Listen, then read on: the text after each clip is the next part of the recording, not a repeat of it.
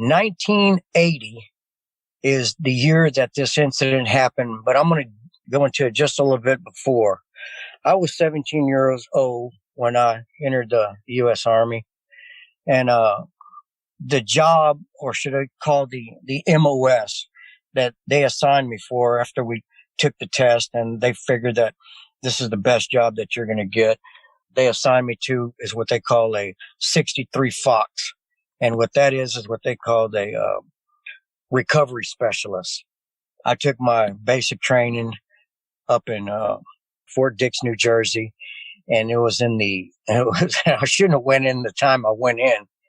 It was 2 days before Thanksgiving. And that was probably I never knew, or I had never ever seen snow in my life. And did I ever find out about the cold up there? Got through basic training, and that was 13 weeks. And right after that, we took what they call your MOS training, which was in Aberdeen Proving Ground, Maryland, where they give you a recovery specialist. And this is almost another 8-week course where they show you how to do the job that you're going to do.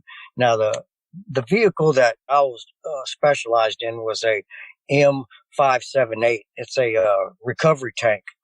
And what this big tank does, it has a turret on the top of it, and it has a crane in the front of it, and it swings around, and it can pick up enormous things. It can pull motors out of APCs. And the unit that I was assigned to was special mechanized infantry that was in Fort Polk, Louisiana. But let me get back to where I was at, because I'm still in training. I was there probably for about another maybe 8 weeks, graduated out of there, and then I got assigned to my permanent party duty station, which is in Fort Polk, Louisiana. And did I ever find out about hot weather and the largest mosquitoes that I've ever seen in the world? But other than that, it was a beautiful post. It was nice. I got to meet a lot of great friends. And the unit that I was in, it was all a mechanized infantry. So what I mean by that, Vic, is that the infantrymen that would come out of these vehicles were what they call a M114. They're called APCs. And these vehicles carry about 6 men on one side and 6 men on the other.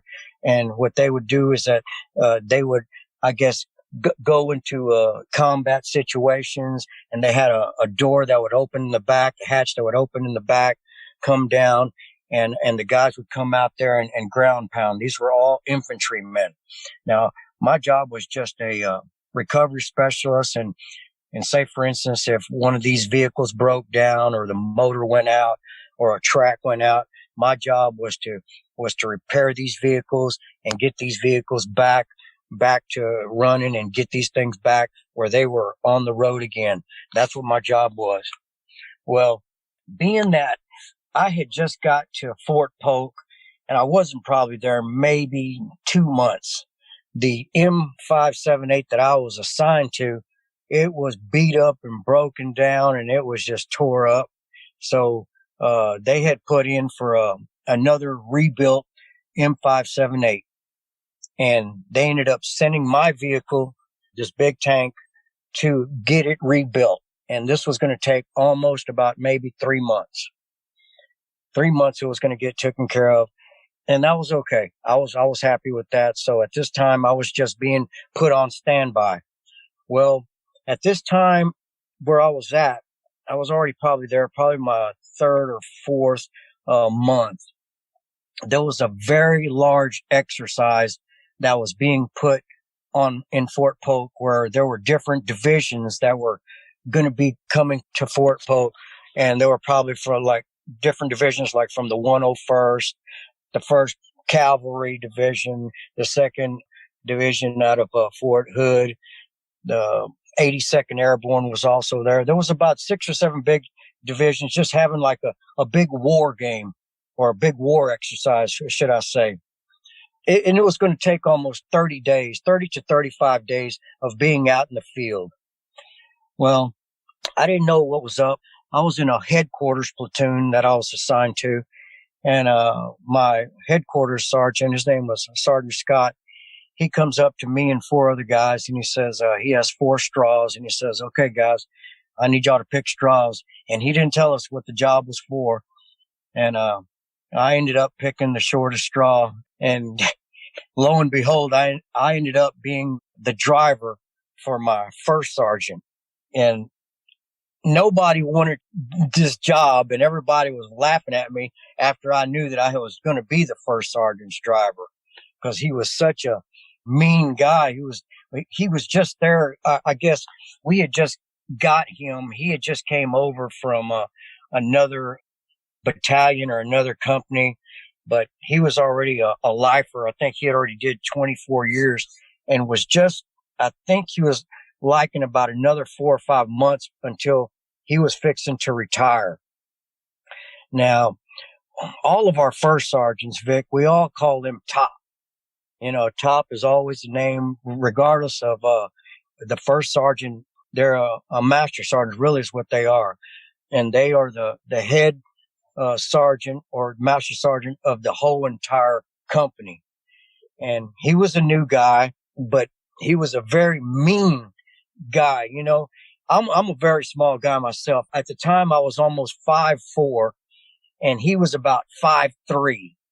And I still think to this day that this man had a short man complex, because he was just a very mean guy. I didn't know what got into him. Nobody did. Nobody in the company really understood why he was so upset. Maybe something happened when he was over there in Vietnam. I don't know. I don't really know what happened, but I know that he just was a mean-spirited guy.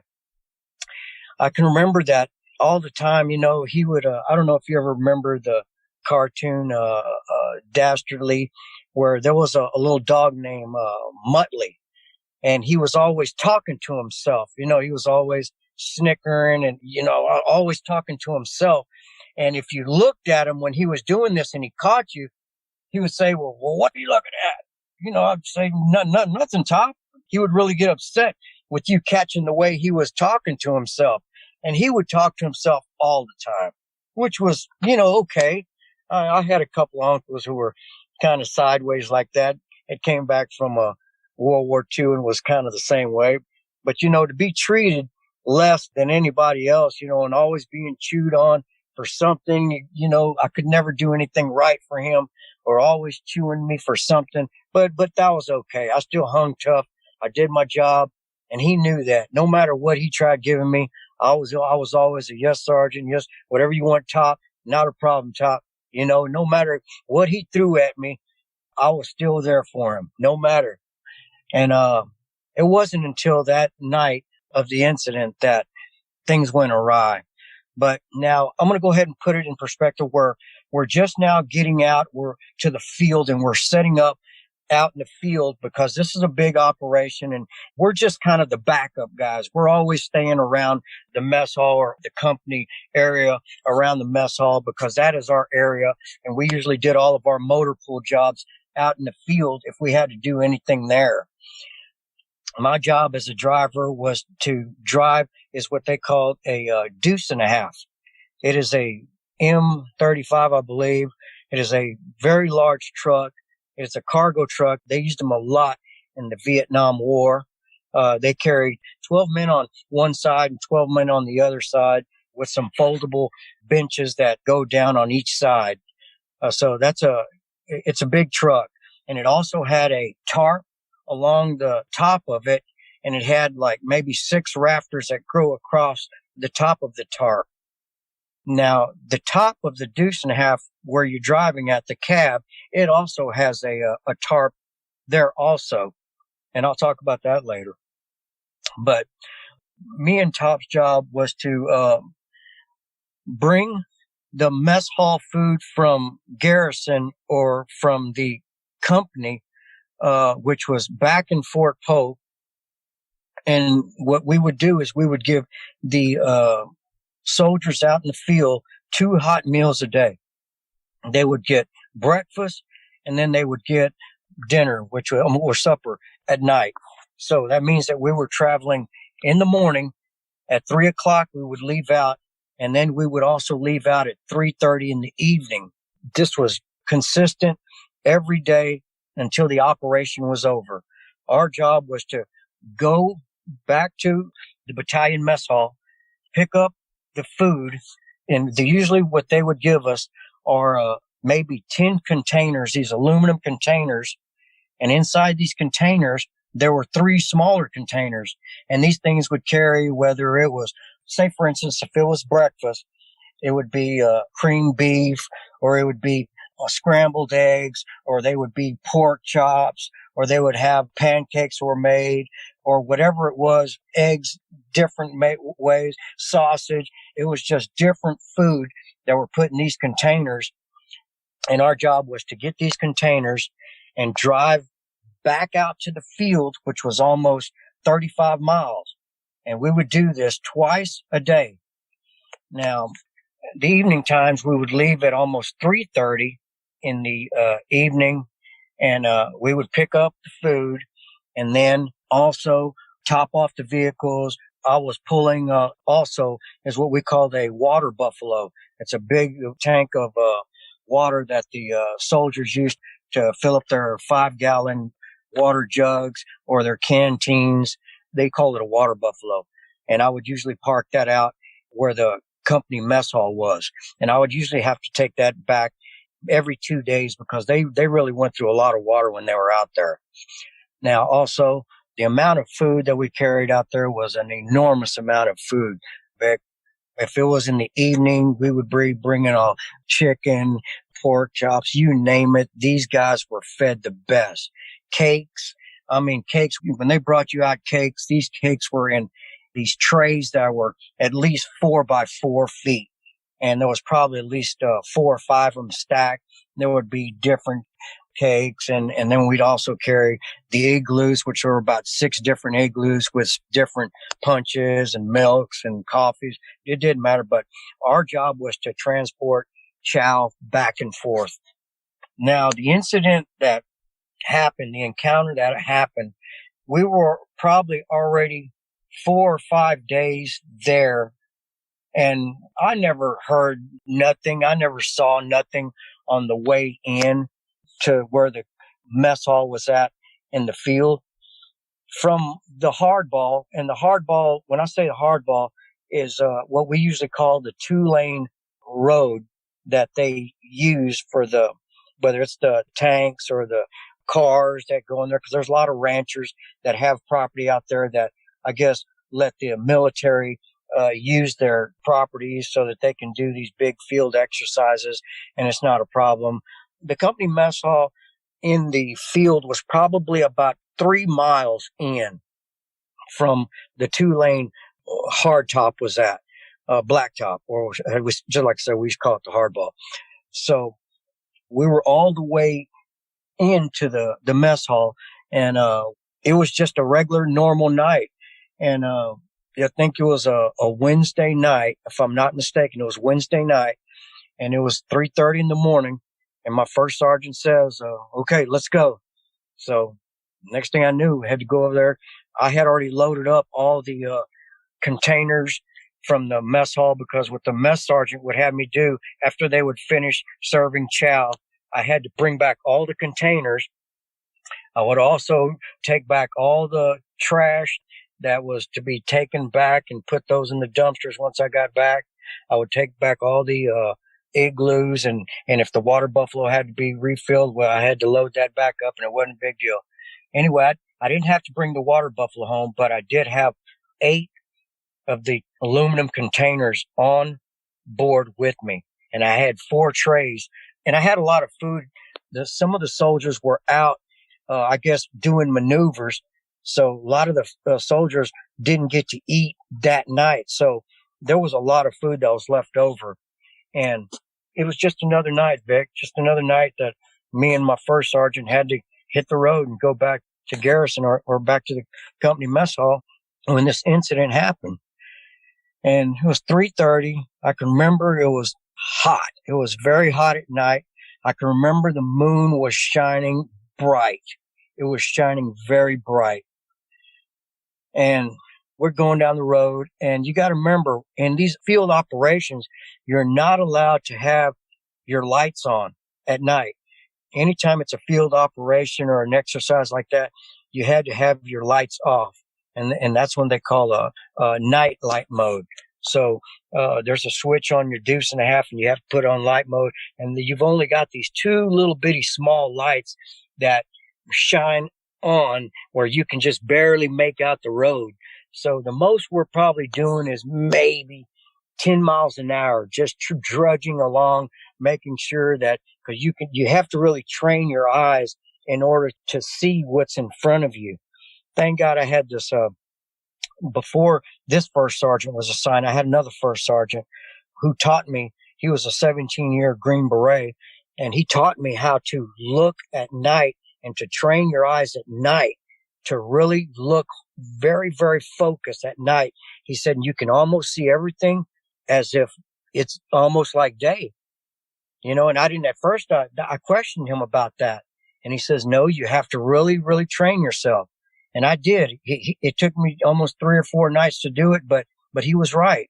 I was able to almost get that truck up to about maybe 10, 15 miles an hour before, Top would say, slow down, you're going too fast. I can't see what you're doing, but I knew what I was doing.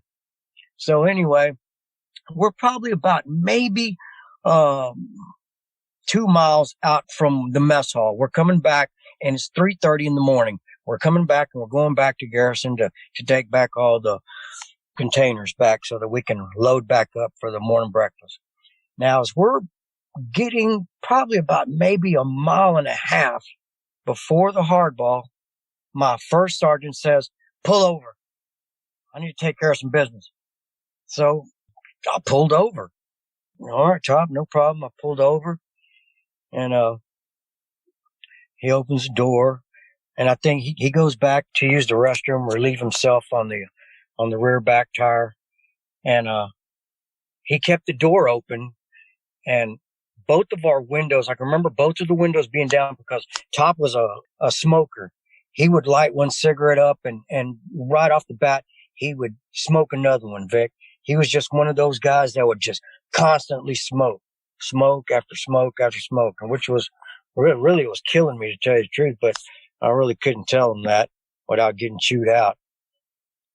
Other than that, he was using the restroom, and out in the field to the right of me, I could see something out there making some type of noise, like I don't know, like maybe sound like air brakes going off, Vic. It sounded like, but it was consistent. And I was asking my first sergeant, I said, Top, you hear that? And he didn't reply. He didn't say nothing back to me. And I was looking out there, and, and back then, Vic, in the military, you're assigned these, little flashlights that look like a 90-degree flashlight, and they don't give you much light. I think you can probably, the most you're going to be able to see is probably 20 feet with your flashlight on if you had a good pair of batteries in there. But I shined it over there in the field, and I could see, there had to be at least 8 little lights. There was 8 little lights over there, and I could see something, and I could tell Top. I said, Top, do you hear that? And he still doesn't hear me. I guess he's urinating on the tire, and he's over there talking to himself. I could hear him over there mumbling like he always does, and he's over there talking to himself, and he's smoking his cigarette at the same time he's relieving himself. And he also has his M16 strapped across his back. So I'm looking at the field, and I got my flashlight. I'm looking over there to say, what in the world's going on over there? And at this time, Vic, I see something just start barreling. I'm talking about barreling, and it is mowing down trees, brush, shrubs. It didn't matter what was in the way. And I thought it was a big bull. I said, what could be coming that fast, making that type of a noise? And and it's probably I'd probably say 30 feet from where it was. Now it's probably got about another 60 to 75 feet, no, 75 yards before it gets to us. Now I'm telling Top, I said, Top, and I'm getting louder now. So I said, Top, I said, do you see that? Do you hear that? And he's getting mad at me, saying, what? And I don't want to repeat what he said, but he said, what are you saying? I said, Top, I said, there's something in the field coming. And he doesn't mind me, but he's got a cigarette. And what he does, he turns around, Vic, and I'm kind of looking at him at a sideways a little bit, cause I'm kind of poking my head out the door where he's at. And I'm saying, I said, Top, do you see that? I said, something's on. By that time, he turns around and he throws his cigarette. You know how you throw a cigarette, like you thump a cigarette, Vic? Like you throw it like like where you're kicking a little football, like if you're kicking a little paper football, like how you kick a cig. That's what smokers do. They can throw that cigarette, and it flew. It probably flew about 15, 20 feet. And you know how it lands? It looks like a little firecracker. The flame, like all the cigarette ends just bursted into like a little flame. Not so much a flame, but like a little flicker. I saw that, and I saw my first sergeant. All I could hear him say was, "Go, go, go." So at this time, I see him, and I think he slipped first because he tried to get some traction, and I think he's zipping up his pants and threw the cigarette at the same time. And at first I thought it was kind of funny because he was he had already fell and he was trying to get back to his feet. And I forgot to mention this, Vic, is that he wore these big Coke bottle glasses. Back then in 1980, they didn't have the great glasses that they have now, like progressive glasses, and the real small, thin glasses. No, these were some really super thick glasses. And poor guy, he tried getting into the truck. Well, now I already cranked this truck up, and I don't know if anybody knows this about a deuce and a half. Well, you got like this granny gear that's in first gear, and it's really made to climb when you're in the ditches or you're in a really high going up a hill or something. You put that thing into that low gear, and then you go to second gear, which is really, a lot of guys say that's first gear. But anyway, as he's saying, go, go, go, I had already busted off of first gear, and I was tearing up some dirt. I was tearing up the rocks. Now, the road that we're on, it was these red, brown rock. They're kind of like a big, I wouldn't say like a limestone, but they're like a big brownish rock that were just all the way probably from where the hardball was at, probably maybe a mile before they stopped and before we had to go into dirt to get back to the mess hall. But I was getting it, Vic. I was already in second gear. Now, my first sergeant is trying to get in. Now, he's trying to get into the truck, and he slips on this step, and he throws his M16 on the floorboard of the deuce and a half. Now, I could see he is struggling. So I leaned my hand out. I pulled my hand off the gear shifter, and I leaned it out to him, and he grabs my arm, and he's trying to get in the best he can because he's all over the place. His glasses have done fell off. He's a world of a mess, and I don't know what he saw. All I saw was what appeared once he was trying to shut the door. Now, whatever was there had placed the hand in between the door jamb of the truck and the door. Now, when Top shut that door, all I heard was a howl. All I heard was a howl, a scream, whatever it was noise. I felt it almost broke my eardrums. But I didn't see this. I didn't see it. But whatever it happened, he had smashed And now I can call it a Dogman because I didn't know what it was then. I thought it was just an oversized wolf that had drank some uranium or something. But it had placed its hand there. Top had shut that door on it. And Vic, you may not believe me what I'm telling you right to this day, but that Dogman opened that door with the other hand that it had. I am not kidding you. Now, when it was smart enough to open that door, is where I tried telling Top, I said, Top, shut the door and throw the lock down. I said, put the door handle down, that way it locks it and you can't get in. He didn't know this because he was going back and forth with this Dogman. This Dogman is trying to open the door and they're trying to go back and forth. Now, at this time, after the Dogman had already got his hand, I guess, crushed, he's trying to grab on to the mirror. Now, in a deuce and a half, we've got these really large mirrors that stick out. It places its hand, not the hand that got smashed, but it put its hand on the mirror and it tried to step on there's a step there that you step onto. And I guess it slipped off too because it didn't matter. It didn't matter. It was running with us, Vic.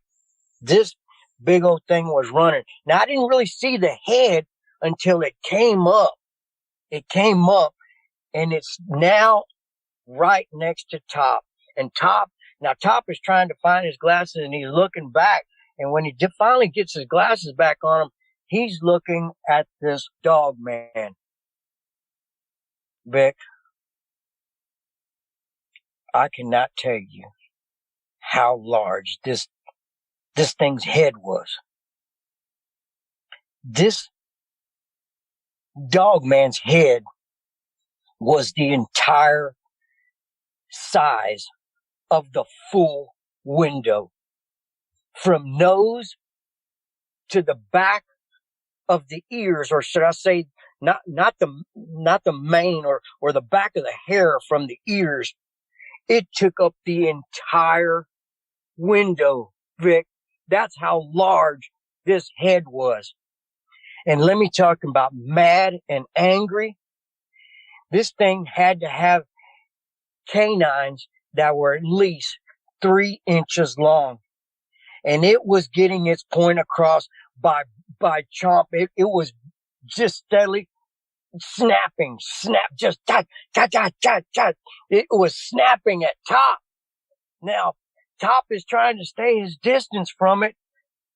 And now, in order for this thing to hold on, with its other hand, it puts the other talons or claws or whatever straight through the top of the tarp on the cab. It just put him right through there. It put him right through there as if it was hot butter. Now it's got a real good, now it's really hanging on because it's hanging on from the mirror and it's hanging on through the top of the cab.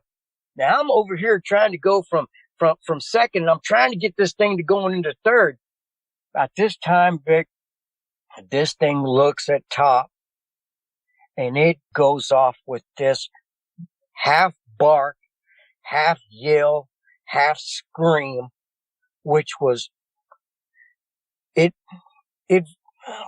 vibrated my chest, it vibrated the entire cab when it howled. It was so loud, Vic. I thought that it broke my eardrums because I couldn't hear it. It's as if, you know, when you hear a large explosion and it goes there, beep. Well, that's what I had heard after it had did this. Now I'm going to tell you how loud this thing was. My first sergeant passed out. And what happened is that he slumped over and he fell on my hand and the shift gear. So now I'm in third and I'm trying to get to fourth, but I can't get to fourth because he's on top of me and the shift gear. Now I'm trying to tell Top, get up, Top, move, Top, get up. Now this thing is still just steadily there, just chomping after he yells this bark or this yell, it must have yelled for about, it felt like, oh man, maybe 30 seconds of just a, I don't want to say, you know how these young fellas nowadays got these train horns? It was so loud. It was so loud. And like I said, I don't know how I was still even able to drive, you know, and at the same time, I'm in second going, trying to get to third. I'm trying to move the deuce and a half where I can, you know, shake them off or get them off the side of this big old truck. But it's nothing to him. He's hung on this thing like a monkey on a banana. You know, I can't shake this thing for nothing, Vic. He is on me. Now, just as, and I still don't know to this day why I looked to the left. I looked to the left just for just a smidge of a second because I thought that I had heard something hit the window or something had placed something on the window. And what it was another female dogman who had placed her hand on the window of my driver's side. Now I am looking at this female, and I can tell she's a female because you could tell that she had breasts. You could tell that she is keeping up with the truck. And I figured at this time I'm doing at least 35, and I'm trying to get it into 40 if I can get this thing out of third and going into fourth. But Top is laying on top of me like a big, and he's out. He's passed out from this thing that just howls and just screams. And I'm really now focusing on this female dogman. Now, what was so captivating, Vic, and this is what totally blew my mind today, and I don't know why this happened, but this female dogman, she looks at me, and I can remember her ears. Her ears, Vic, were almost they weren't at a 90-degree angle, Vic. They weren't perfectly standing straight up. They were just a little bit cocked backwards. They were just a little bit. And she is looking at me. She is looking at me. And she's she's trying to tell me something telepathically. You know, she's trying to give me something, like mind telepathy, should I say. She's trying to tell me, like, chill out. Be cool. Everything's going to be all right. Everything is going to be okay. Vic, she didn't even open her mouth. I seen the canines, and they were at least probably 2.5, 3 inches, but her mouth was shut, Vic, and she's keeping up with the truck. Now, you got to remember, all I hear from her is the gait of her feet. And really, when I looked down to see her, it looked like she had kind of rabbit feet, you know? They were so, you know how rabbit, got, the haunches kind of, they were so large that, but they were just huge. They were just big. But she was keeping up with the gait, and I can remember just chang, chang, chang, chang, chang, chang, chang, just keeping them. And those are her claws. That's what she's hitting the rocks with. And I can remember the gait that she is running with. She is just running at a beautiful pace. Now, what I can remember so vividly, Vic, are her eyelashes. I could see her eyelashes, Vic. And she's looking at my eyes. You know how when a woman kind of looks at you and they close their eyes very slowly, like, captivating, slow down, take it easy. And she really has me captivated. She has me paying really a lot of attention to her. Now, at this same time, she looks at me and her demeanor totally changes. Now her ears are going back. And now I'm looking back and forth at the road, and I'm trying to keep going. And at this time, Vic, night lights, I didn't even worry about night lights. I turned on the lights and I didn't care about what military operation was going on. I was turning on my lights, and I was going to get out of there as fast as I could. Night lights, I didn't care about no night lights. I had them headlights on, and I was getting out of there, Vic. Now I still have this female Dogman, and I can see her, and I can see her demeanor has now changed. Her ears went from the position they were, and now they are all the way back, Vic. And now she's trying to keep focus with me, but now I feel the back of the truck as if somebody has just landed in the back truck, as if I'll probably figure 1,000 pounds just landed in the back of the truck. Something has just landed in the back of my truck. Something has gotten the back of the deuce and a half. So while this female is got me captivated over here, this other Dogman that was over there tantalizing my first sergeant, it done went from the right side, and it done jumped in the back of the deuce and a half. And what it did, it starts throwing out. Vic, it tore the entire tarp. It tore the rafters clean off. Well, I guess with the talons or the nails that it had, it ripped that entire tarp off the back of this truck. I'm talking about it took out the rafters. It broke the sides. It just tore up everything. Now, it threw six of those containers out. 6 of those containers out. I had to answer for those containers. That'll get right down the story. Now, at this time, I am looking back at this female, and I can see her demeanor is changing now. She has went from this beautiful looking Dogman into now a vicious dog. But I could see she's not looking at me. She is looking at Top. Top has now awoken from his funk or whatever he was in, and he comes up with his M16 and points it at this thing. Now, mind you, we have no live rounds. We have no ammunition. This fool goes out and aims this M16 at this Dogman with nothing in it.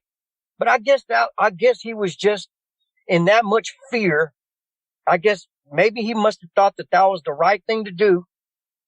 But as I look back and I seen her that she was fixing to probably break that window. Oh, good Lord. I thought she was going to break that window, Vic.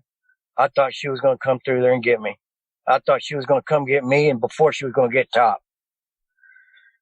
But anyway, I grab Top's M16. I get my hands off the shift gear. I grab Top's M16 and I lower it. And he is in shock. Vic, he is in shock. He doesn't know. He is just in shock. I lower the weapon down. I look back to the left because I'm thinking this old Dogman's fixing to rip me. Vic, when I looked there, she was gone. She was gone. The Dogman was gone in the back. I guess they had, I don't know, maybe they signaled to each other. We got it. But I could tell that in her mind, she told me, she said, this is what I was taking in from her. Slow down. Everything's going to be okay. We're hungry. That's what I was getting. Now, I couldn't tell you that for sure, but I know one thing. They sure got the rest of all that chow that I was going to take back to the mess hall. Now, Top is a mess. My first sergeant is a mess. He is a mess. He has already done defecated on himself. He has already done urinated on himself. He is a hot mess. And he is just crying. He is compulsively crying. He was a bad shape. He was in real bad shape. And he asked me and he pleaded with me. He said, please, after all this cussing and all this being mean to me, Vic, he told me, please don't say nothing. Don't say nothing about this. Don't say nothing. And he doesn't understand. I have to go back to the mess hall and I have to go deal with the mess sergeant and say, well, I don't have your containers, Sergeant. What am I supposed to do? So we get back to the company and he has me drop them off right in front of the company. I've never drove in a deuce and a half on front of the company. We always go to the back of the company where we're supposed to drive, but he had me drop them off in the front. I come out there and my lieutenant runs out and he is jumping all over my butt. What are you doing driving this? I said, Lieutenant Miley, I said, he told me drive it up here. He is trying to ask Top. He just runs by because he is now trying to find out information and he wants to know what's going on. And I don't know whether I should do what my first sergeant said and don't say a word, but I have to say something because he sees the deuce and a half tore up. And what they thought that I ran up under some trees. They thought that I tore up this deuce and a half, which was we had just got this deuce and a half. It was just rebuilt. In other words, it was a brand new rebuilt deuce and a half. It was probably 3 weeks old, Vic. And just to see it tore up like that, man, they sure weren't happy with me. But I explained to them. I told my lieutenant, I said, Lieutenant, sir, I said, a couple of big wolves attacked us. And he laughed at me. He said, I'm going to ask you again. What happened out there? I said, sir, you can go in there and you can ask Top. You can ask Top. They tried to knock on Top's office door and he wouldn't answer. I guess Top called his wife, from what they told me. He called his wife and he went home. Can you believe that? He went home on me. So now I have to answer to everybody. I have to answer to the mess sergeant. I have to answer to the lieutenant because they have an OIC. He was the OIC that was in the company. They always leave an OIC and an NCO that's always there at the company. No matter, even if there are field operations going on, somebody always has to maintain the company perimeter. Always. That's always it. And I'm trying to tell my lieutenant, I said, sir, I'm trying to tell you the truth. And there is nobody else to help me collaborate with my story. So now I'm a mess myself, but I know that I have to get that chow, that morning breakfast back out to those soldiers for morning chow. So I drive the truck around, back up to the mess sergeant, back to the mess hall. Oh, I'm sorry, Vic. I forgot to mention. After this incident had happened, I had to stop the vehicle about maybe 2-3 miles after we got on the hardball, because what happened is that I was dragging the entire tarp that this Dogman had tore off, rafters and all, and I was dragging it on the road. I could see that. So what I ended up doing, I stopped the truck, and he didn't want me to stop.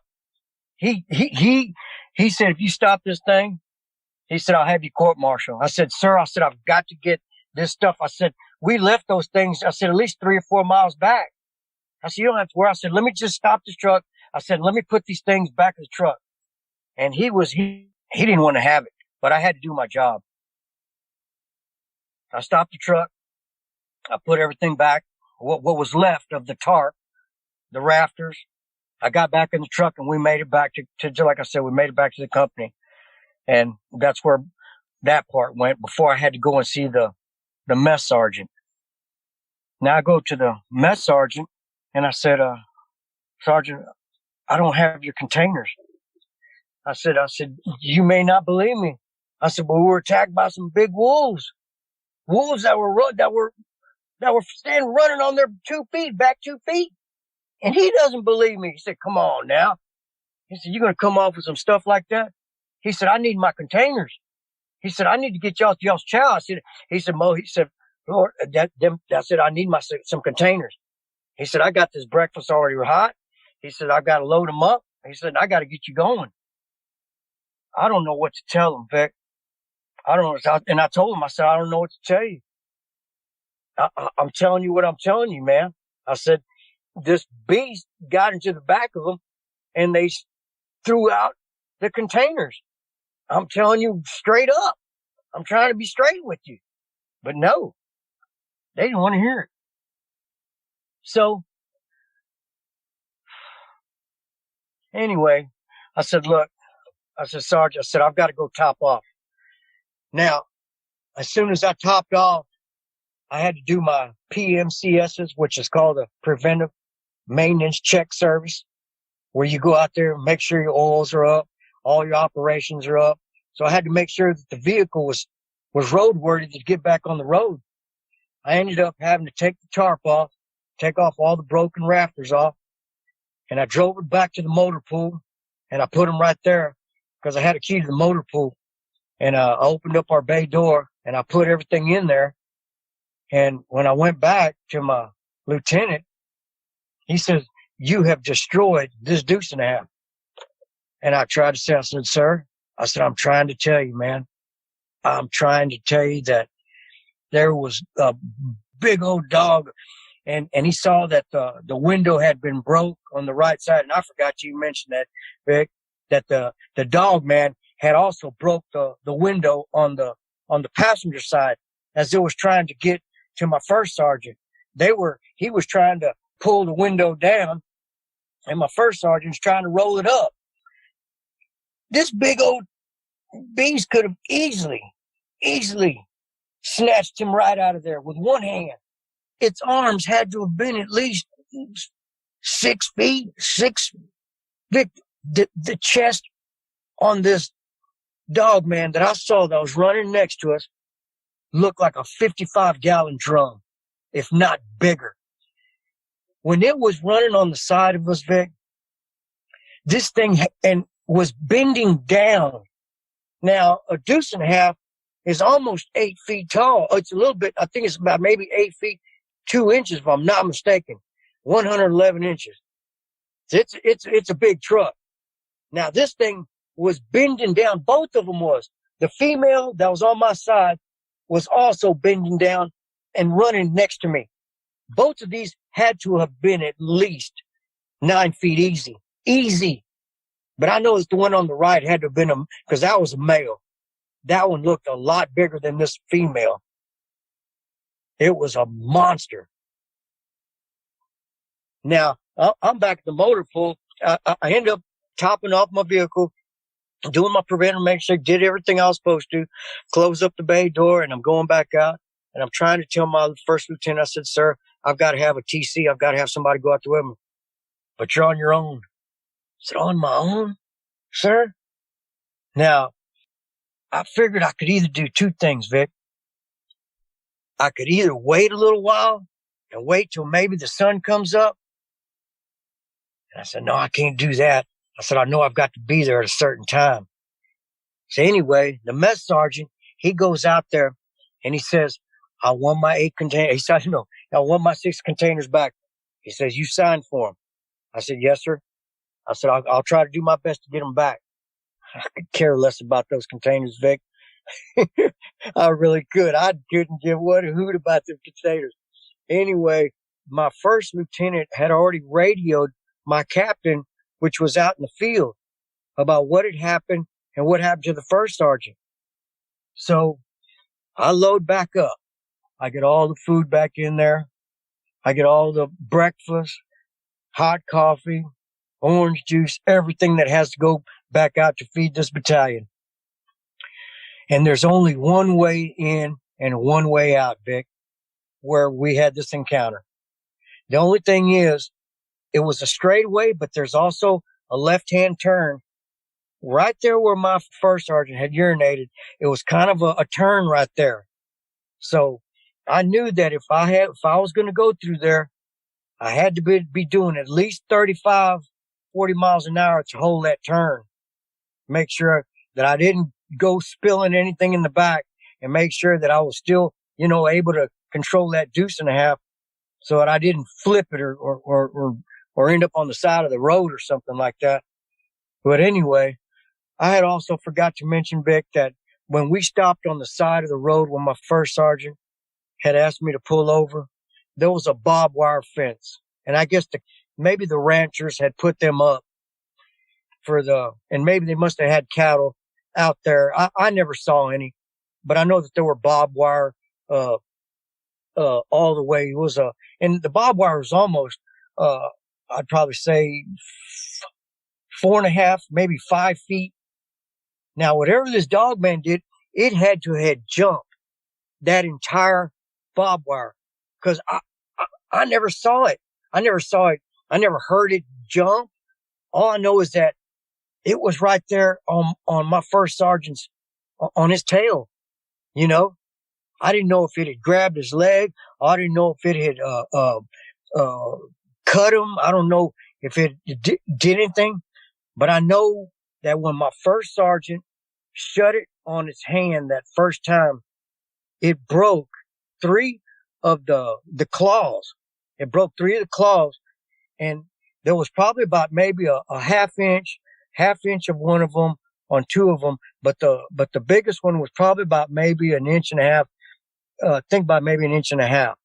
So that was the only thing that helped me collaborate with the story, besides the blood that had came off on the nails, and also the window that had broke when I got back out to the mess hall. Because when I got there, my captain had ordered me, get over here now, emergency right now. When I went and seen my captain, he the same thing. I want to know what happened. And I told him exactly what happened. So he goes out there, and as a matter of fact, they had 2 or 3 captains that came out there and looked at the truck. They saw that whatever that had stepped on the side of the step that was on my first sergeant's side, had to have at least weighed 1,000 pounds, because that step is a pretty sturdy step, Vic. I mean, you can put an easily 800 pounds on it. It ain't gonna bend. But I know that thing was almost all the way down to the ground. They thought that I wrecked it. They thought that I hit a tree with it. And I was trying to tell them, I said, I did not hit nothing, sir. They saw that the mirror was bent down, and they thought I hit a tree. They thought that I tore the whole back. That they thought that I went up under a low-lying trees. And it took a while for them to understand what really happened. And thank goodness, it took 2 days before my first sergeant. I don't know what kind of strings he pulled. I don't know what he pulled or how he pulled it, but I know I was in trouble. I knew I was in trouble big time. If it wouldn't have been for him coming clean, and I guess he must have talked to somebody that was way up there in brass, because they sent some guys out there, and they came out and they talked to me. It must have been 2 or 3 days later. But I swear, Vic, for almost 2 days, I went through a lot of scrutiny, because they thought I was lying. They thought that this never happened, and I see at the time, I couldn't understand why they wouldn't believe me. I was just a PFC, but my record was clean. It was exemplary. I had never been in no trouble. I was a straight shooter. I did exactly what I was told. And that's what they knew about me. So they knew that I was a good guy. But they said, just tell us what really happened. And I tried to tell them. And, my captain even told me, he said, well, why don't you show me where these things are at? I said, sir, I'm not going back out there. I said, I'm not going back out there. I said, you're not going back out there without some type of live rounds. I'm not going back out there, sir. I'm not going to do it. I'll tell you where it's at. I'll show you where it's at. I said, I'll even run by there and show you, but I will not stop there. I said, I'm not going to do it, sir. I said, I've done seen what's out there and I can't do it. I said, what's out there is going to get you too. And they really thought I was a nut. They actually thought I was really joking with them. I couldn't believe it. But Vic, I mean, that is the true skinny that what had happened until the Men in Black had came out. And that was when 4 military black Suburbans had drove up. And I can remember this as if it was yesterday. I was there sitting in the truck because, when during the day, I've really got nothing to do but just wait on myself to go get chow and to go, make sure that I'm cleaning up, policing up the area, making sure that I'm making sure that the water buffalo is taken care of, making sure I bag up all the trash, making sure that I put it, in the truck, making sure I do my daily job. And when these guys showed up, these 4 trucks showed up, they were clean. They were beautiful trucks. You would have never expected them to be, out where we were. And the first thing they did, they came and got me. And I can remember everybody looking at me, and they put me inside of a Suburban and gave me about 90 questions. What happened? Where did it happen? Why did it happen? How did it happen? And they took over from there. They cleared me of everything to do with the truck. They went to my captain and they said, don't worry about that truck. We're going to get everything, taken care of on the truck. Whatever was taken or whatever's gone, we're going to replace. Don't worry about nothing. Now, what they wanted to know was who I talked to, what I told anybody. Anybody that I had told had to be debriefed. Everybody that I had mentioned anything to had to be debriefed. So I guess everybody got debriefed and was said that none of this had ever happened, and that's just the way it was. And that's the way it was. That's funny how it happens, but they asked me, these guys that came out of these trucks, these guys were just not no regular guys. These guys were suited up to do some damage. I can remember back then in the 80s, they had those military Uzis, and they were all packing those. They had all kind of machineries, looked like some kind of a radar machine that they used. Now they were pointing when we got back out to where them little dogmen were at, and they were hunting. I guess they're hunting down, and no matter what I would ask them, they never gave me an answer back. I could ask them 2 or 3 times, well, what are they? Why are they? Who are they? Now they just said the same thing. You asked too many questions. So I figured, who are you? Who are you to tell me? I almost got killed by these things, And the same, they kept giving me the same thing. They said, well, they didn't kill you, did they? I said, no. I said, but they could have. They said, but did they? I said, no. I said, but they could have. And that went on for a while. I just wanted some answers, Vic. Is it too much to get some answers? I mean, I went through a nightmare. I went through a travesty over here. But you know what? They don't see it like that. And it was a good thing, Vic, that one of them was, I believe he was a lieutenant colonel. He comes up to me. He pulls me in there and he says, look, I understand you're frustrated, you're angry, you're upset, you want answers. He says, but you're not going to get them. He said, these things have been around for a long time. He says, we need them as much as we need you.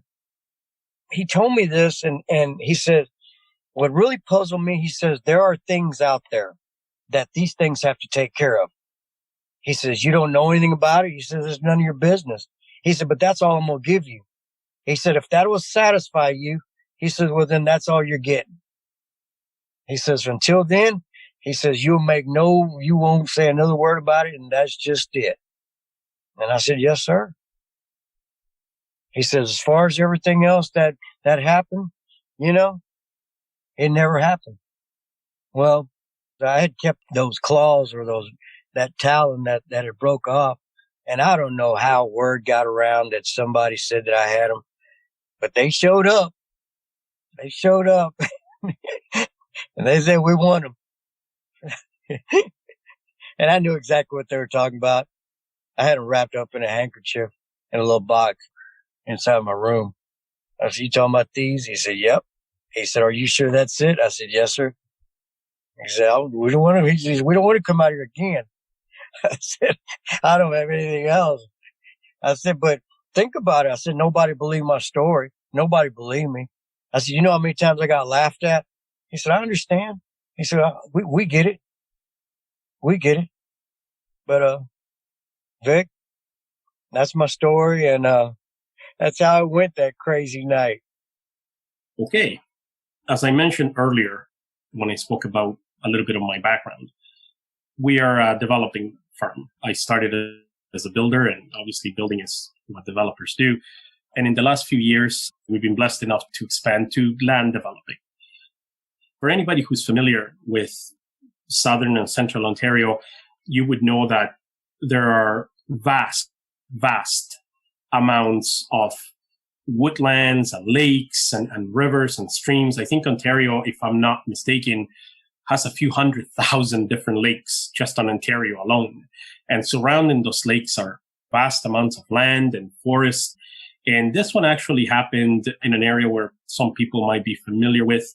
It's a small place, and I'm just going to mention the areas, not exactly where it was, but it was very close to a place called Barry's Bay, which for anybody who's potentially on the south of Canada listening to it, you probably heard of a place called Algonquin Park. It's one of the largest national parks in Canada.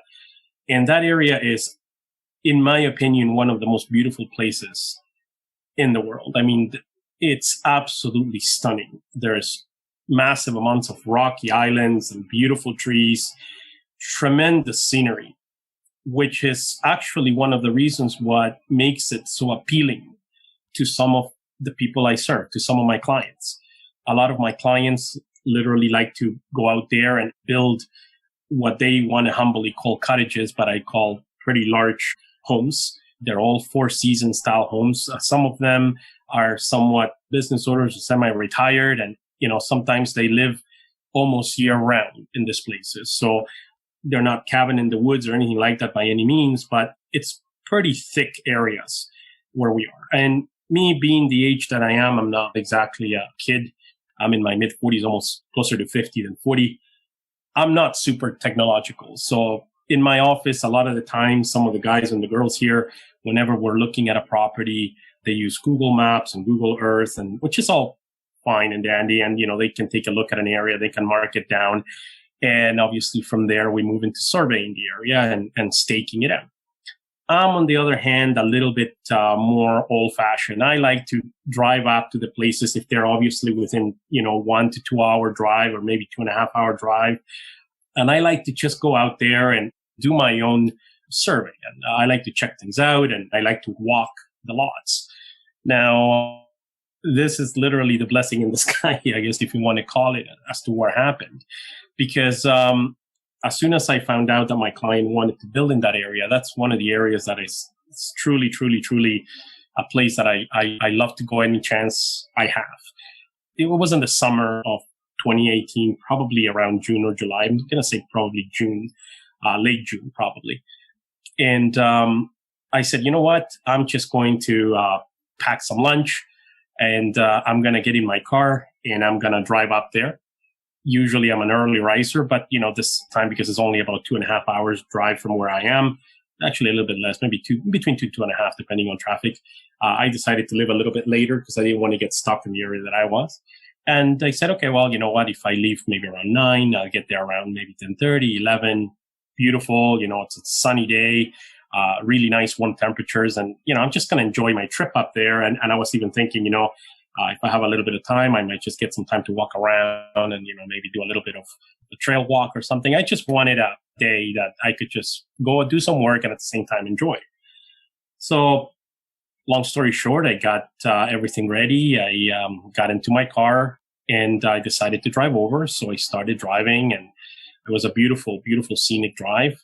And I got to basically the lot. Now, these lots are usually hard to find because they're not exactly in already developed areas.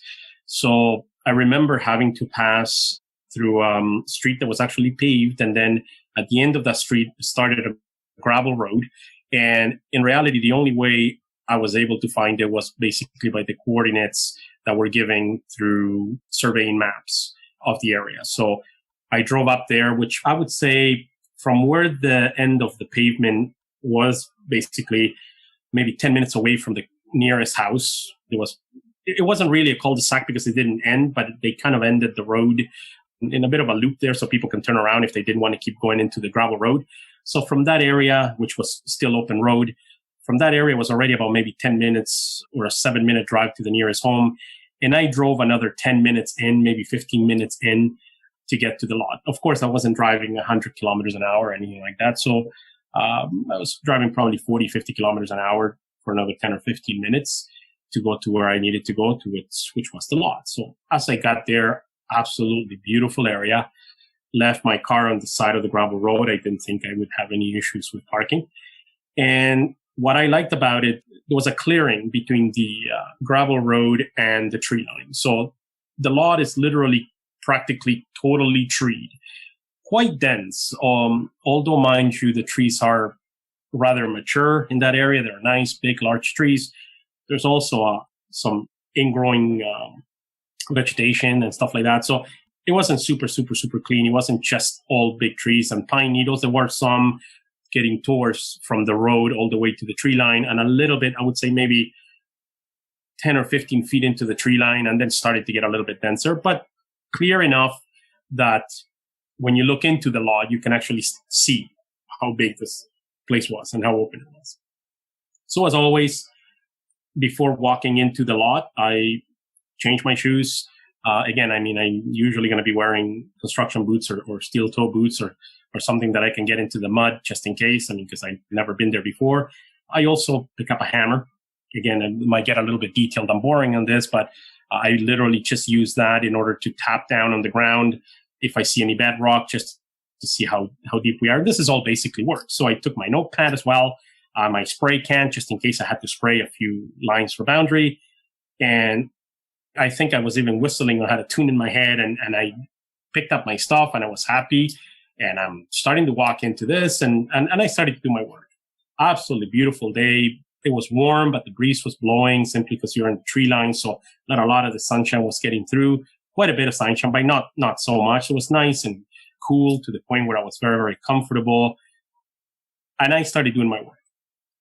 Obviously, as you're working, whether you work inside or outside, when you have something in your head, you're literally concentrated on that. And I was just working, marking, tapping, and all this process took approximately, I would say, probably just shy of an hour or just a little bit over an hour, but around an hour, I would say. One of the things that I do whenever I take a hammer in my hand or I take a pad in my hand, I always take off my watches and stuff like that, especially if I'm going into the woods, simply because I don't want to scratch anything.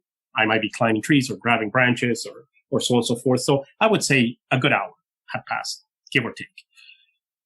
I was almost done. I walked out closer to the outer edge of the tree line, which was a nice little area there. I stood there for another 5 or 10 minutes taking some notes out of the things that I wanted to remember in order to obviously tell my client. One of the reasons why I do what I do is obviously if we're going to be designing a property for a client, we want to know what type of recommendations we can give them.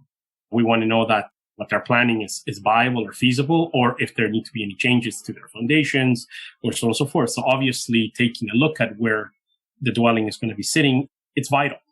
So I said, you know what, I'm going to take all the questions that are going through my mind. I'm going to write everything down. So when I have a meeting with my client later next week, I'll be able to bring up a few pointers and so on and so forth. So this is just boring type of work stuff, but nevertheless, that's exactly what I was doing. So once I finished taking notes and basically writing down all the stuff that I wanted to write on, I was literally standing almost outside the tree line. And I did notice how quiet it had gotten. Not eerily quiet. I don't think it was just such a beautiful sunny day that, in my opinion, nothing could be eerie or spooky about it, but it was unusual. I guess I could say it was unusually quiet. Again, having been in the woods practically my whole life and growing up in a farm, it's pretty much common knowledge that if there's any large animal or predator around, usually the woods get a little bit quieter. Now, all this could be simply because I'm walking around. Like I said, I mean, I'm not a small guy, and that area is pretty much untouched. So, as beautiful as it is, except for the road, it doesn't have sewers. It doesn't have not even driveways to get into these lots. It's literally just ditches and then 20 or 30 feet worth of open spaces and a little bit of overgrown grass, and then it's the tree line. So I didn't think too much of it. I figured, it's me, but it was enough. It was quiet enough that I did notice it. So I guess that's the point I'm trying to make. So I said, okay, well, I'm pretty much done. Took another deep breath of fresh air. I mean, it was just so beautiful just to be out there. When you come from the city to be out there, you just don't want to leave. It's contagious to stay up there. But I said, okay, well, look, it's getting on time, and maybe I want to go grab some lunch, and then maybe after that, I have a little bit of time to take into a trail walk or something. And I just wanted to somewhat get it done and move on. So I started to walk out from the tree line, crossing that about 25 to 30 feet, I would say, worth of flatter area just before climbing up about 1.5 to 2 feet onto the road, which is a little bit higher than that area and the tree line. And as I started walking, I get right to the top of the road where my car is parked. I do what I always do. So I open my door. The first thing I'm doing is I'm going to change my shoes. I do remember opening my door and reaching out for my cooler and actually taking a sip of water because it was a little bit hot, even though it was nice and cool. It was still after an hour worth of work. I did take a sip of water, went to the back of my vehicle, leaned on the trunk when the trunk was open, and I started to unbutton and take off my boots. As I'm taking off my boots now, obviously it's just me taking off my boots. I still noticed that it was still very, very quiet. You can feel the breeze blowing, but nothing else. No cicadas, no crickets, no frogs, no squirrels running around. So again, not spooky, but definitely noticeable to the point where I was like, I wonder what it could be. I pick up my head and took a quick look around, making sure that there was nothing in my vicinity, at least, that could cause the quietness in the woods. And I'm looking towards the back of the car, which is opposite to where I was facing, which is the front of the lot, and nothing in the back. So bottom line is, finish changing my shoes, close the trunk, and as I'm walking towards the front door of my car, I noticed something maybe about, I would say, about 100 feet away or so, right in between where the tree line ends or starts, any way you want to put it, and the open space before the road. I noticed what and I always describe it this way, and it's kind of odd. It looked like a fur ball, like a big, gigantic fur ball, brown, a little bit of reddish, and definitely black. The reddish was mostly in the bottom part, and the black, really, really black, was in the back and the top, and a little bit of reddish, a little bit of brown coming up from the reddish. So from the reddish into the brown and the brown to the black, which was at the top. But I noticed that it was somewhat crouched down, or it had its head down. It just looked like a massive, imagine the size of a beach ball, but just a big ball of fur. Now, like I said, I'm not a young buck anymore, so I somewhat squinted to see what was going on out there, and I said, I wonder what that is. In my mind, I said, well, maybe it's a bear cub or something like that. I said, it's summer. They could be around here. I mean, there's a lot of berries. There's a lot of stuff there that they can be eating. And I wasn't sure whether there's black bear or brown bear in that area. I'm not sure. Definitely probably not brown bear. Black bear could be. So I said, okay, well, it could be something like that. So it got my curiosity. I said, I'm just going to very, very gently take a few steps toward it. Very, very cautiously, of course. I mean, it could be a wild animal. And even if it is a small bear, I'm not saying that they could be dangerous, but, there's always a risk that they could charge or they could attack. But what got my attention the most was that it seemed to be whimpering, if I could call it that. whimpering, whining, definitely either distressed or injured. It wasn't screaming by any means. It was not like the loudest thing I've ever heard, but you could definitely tell a whimpering. I don't know. It kind of sounded like if your dog misses you and you're not around, or it's outside scratching your door and wants to get in, that type of whimpering. It may be a little bit lower key than a dog, but definitely a whimpering. And at the same time, so it was lower, like not guttural at this point, but also at the back end, it was somewhat pitchy, if that makes any sense, to the point where it got my attention. It's definitely distress of some sort. So I must have taken maybe 3-4 steps towards it, still keeping an eye on how far my car was, just in case. I'm not afraid of things like that, but also you don't want to be, there's bravery and then there's, not being safe. And that's not what I wanted to do. So I just said, you know what, I'm just going to see if I can get a glimpse of this thing, whatever it is. So like I said, I must have taken about maybe 3-4 steps, maybe 5. I was probably about altogether 10 or 15 feet away from my car, between that distance. And I guess at some point when I took my last step, I must have crunched gravel or something, and I could tell that his little head perked up. He heard me. Now, as his little head perked up, or whatever, the front was somewhat facing at me. It was somewhat looking into the woods, but towards my direction in a bit of an angle. And he looked up. And at the moment it looked up, I knew without a shadow of a doubt, this is not a bear. I had no idea what it is, but it's not a bear. One of the very strong characteristics that it had is that it had a muzzle. Like, it definitely looked canine. But I didn't know what kind of canine, because it just did not look right. So I said, it's either, it looked like somewhat mangy, because the whole front of it was somewhat hairless, where the snout and all that was, and the front of the face, and then the rest was really, really furry. So I'm thinking, okay, I wonder what it is. But again, I was not super, super clear on it, because I was far enough that I was still squinting, but clear enough that I could see that it was definitely not a bear, and it definitely hurt me. And as it did that, it put his head up even higher. And at this point, I knew he was on to me. Now, here's where things started to get really odd, to say the least, to the point where it was just scary. It reached out from the ground, because I guess it was actually in all fours, probably facing forward. It reached out and it grabbed the tree trunk. And as it grabbed the tree trunk, it started to pull itself up. And noticing the arm, now that I think about it, I mean, it's been that kind of a reaction. The arm just looked a little bit too long to be a bear. Now I'm starting to put things together, obviously. As it reached out, it started to pick itself up. I realized there's no way in heck this is a bear. It's just not happening. But I was absolutely sure that I did not know what it was.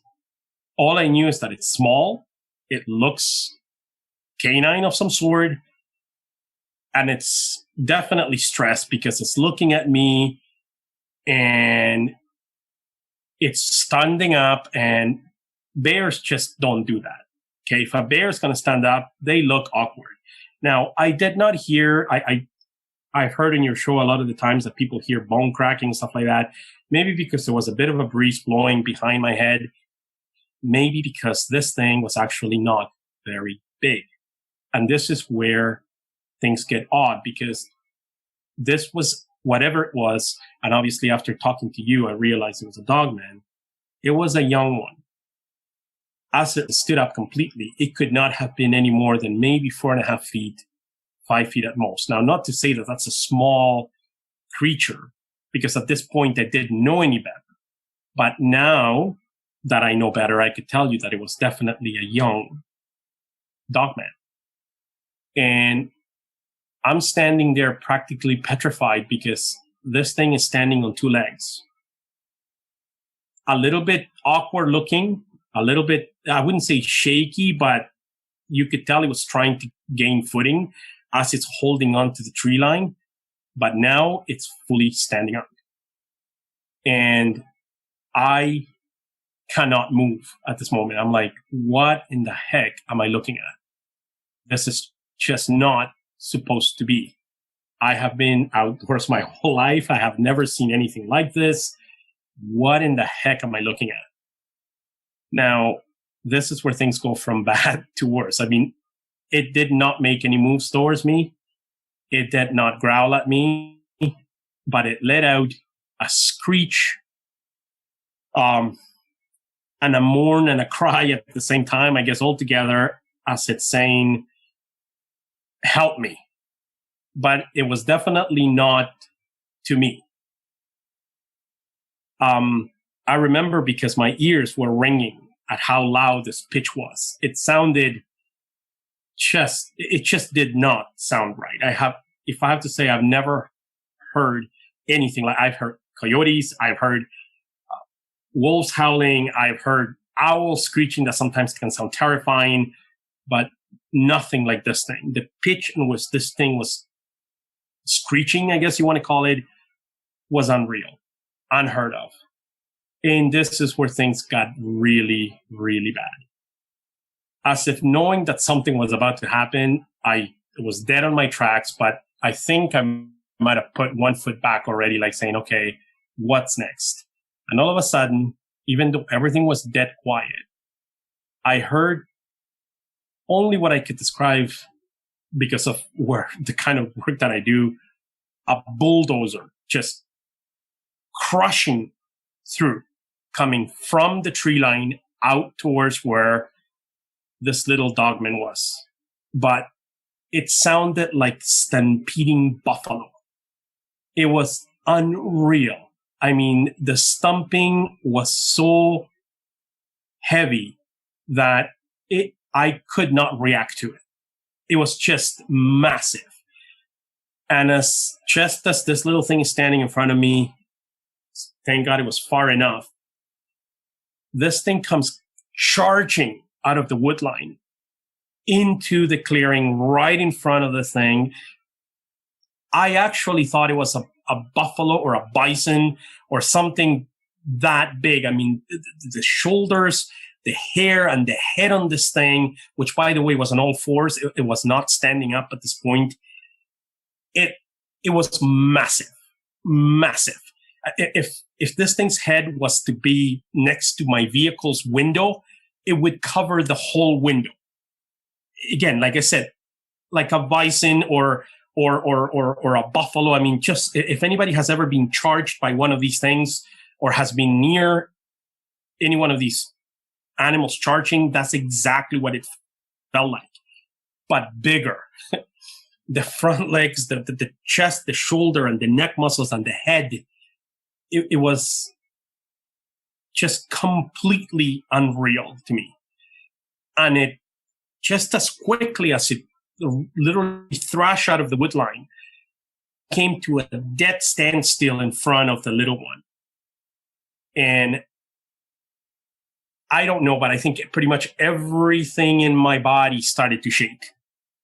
I thought I was going to fall right there and then, like fall on my knees, because there's just no way that what I'm seeing is right, or what I'm seeing is happening right now. And I could have sworn that I saw my life flash before my eyes. I said, I'm not going to live here today.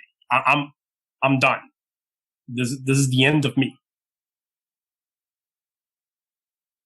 Anyhow, I'm completely engulfed by the picture that I'm looking at right now. And this thing puts his two front arms, legs. It looked completely unproportionate, to the point where his front was significantly higher than the back, the shoulders, the arms. Because it was standing at the beginning, was standing on grass, so I couldn't see the hands or the claws or whatever you want to call it.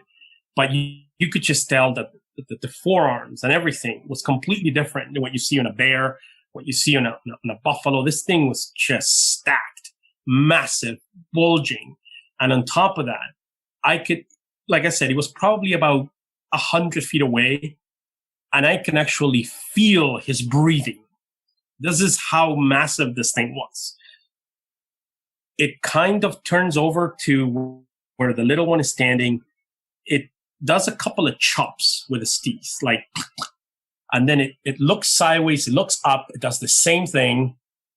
And as it does that, the little one kind of drops down, and I lose it for a second because this other thing is somewhat standing in front of it.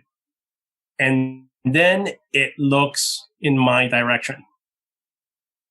And at that point, the most terrifying thing I've ever seen in my life was its yellow eyes. They were not glowing. I know a lot of people say they glow and stuff like that. And maybe because I saw it during the day, but they were definitely yellow. They were definitely huge. And they looked very, very angry, if I'm going to use very basic words. It looked like it was totally livid. It did not want me there, and it did not want anyone around. And it looked at me, and it sent out a bit of a growl. And I'm saying a bit because of just by looking at the shoulders, the neck, it could have done a lot worse. But I always felt it, that it went from my feet. The vibration of this growl went from the sole of my feet to the pit of my stomach. That's how bad it was. That's how powerful it was. And in a flash, it went in one leap from where it was standing to on top of the road. I could not believe it. The moment it did that, so one of his front hands, now I could see the hands, and these things are massive.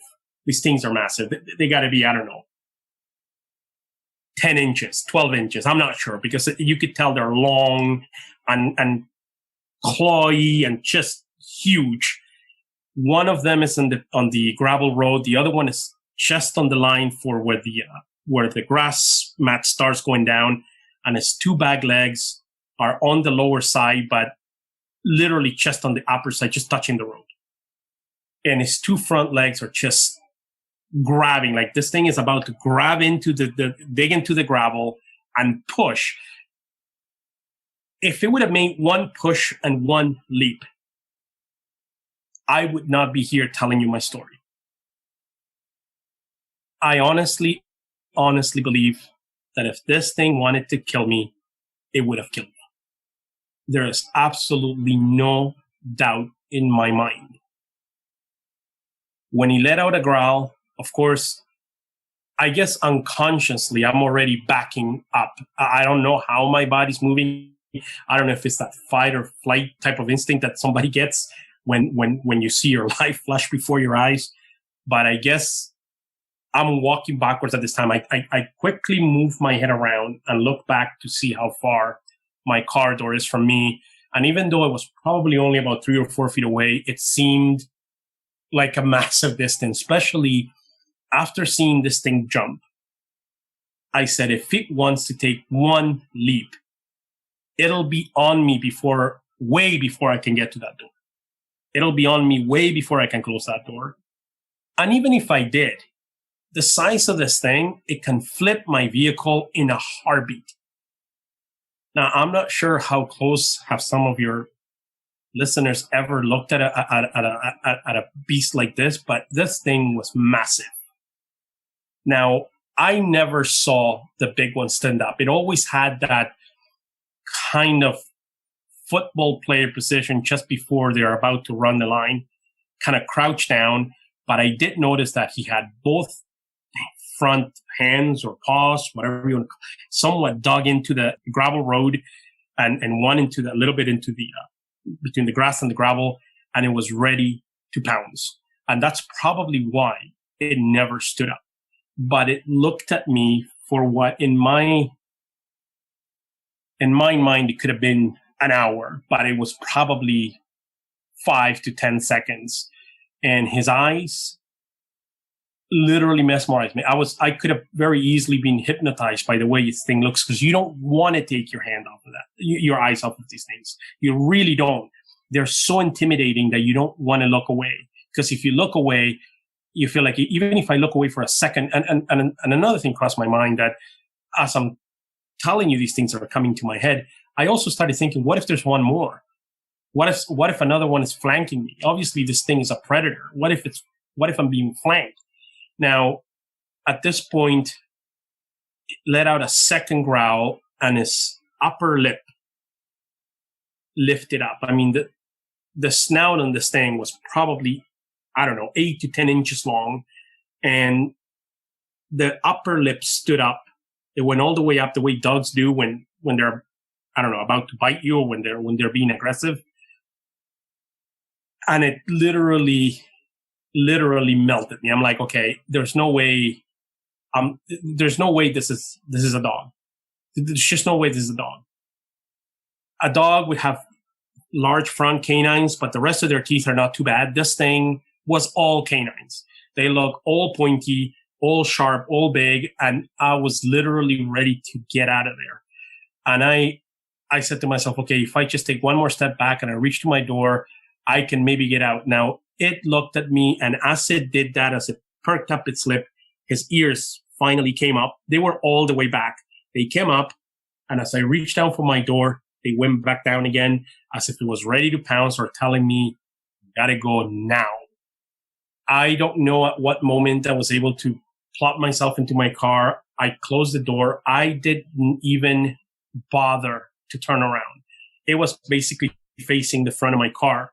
And my car was in a bit of an angle, not exactly straight, but I remember putting my car in reverse and driving in reverse. To be honest with you, I don't know how I did it, because I was not taking my eye off of this thing, even driving in reverse. And here's the thing. Here's the thing that actually matters the most. It never came after me. It stood there and it was quiet.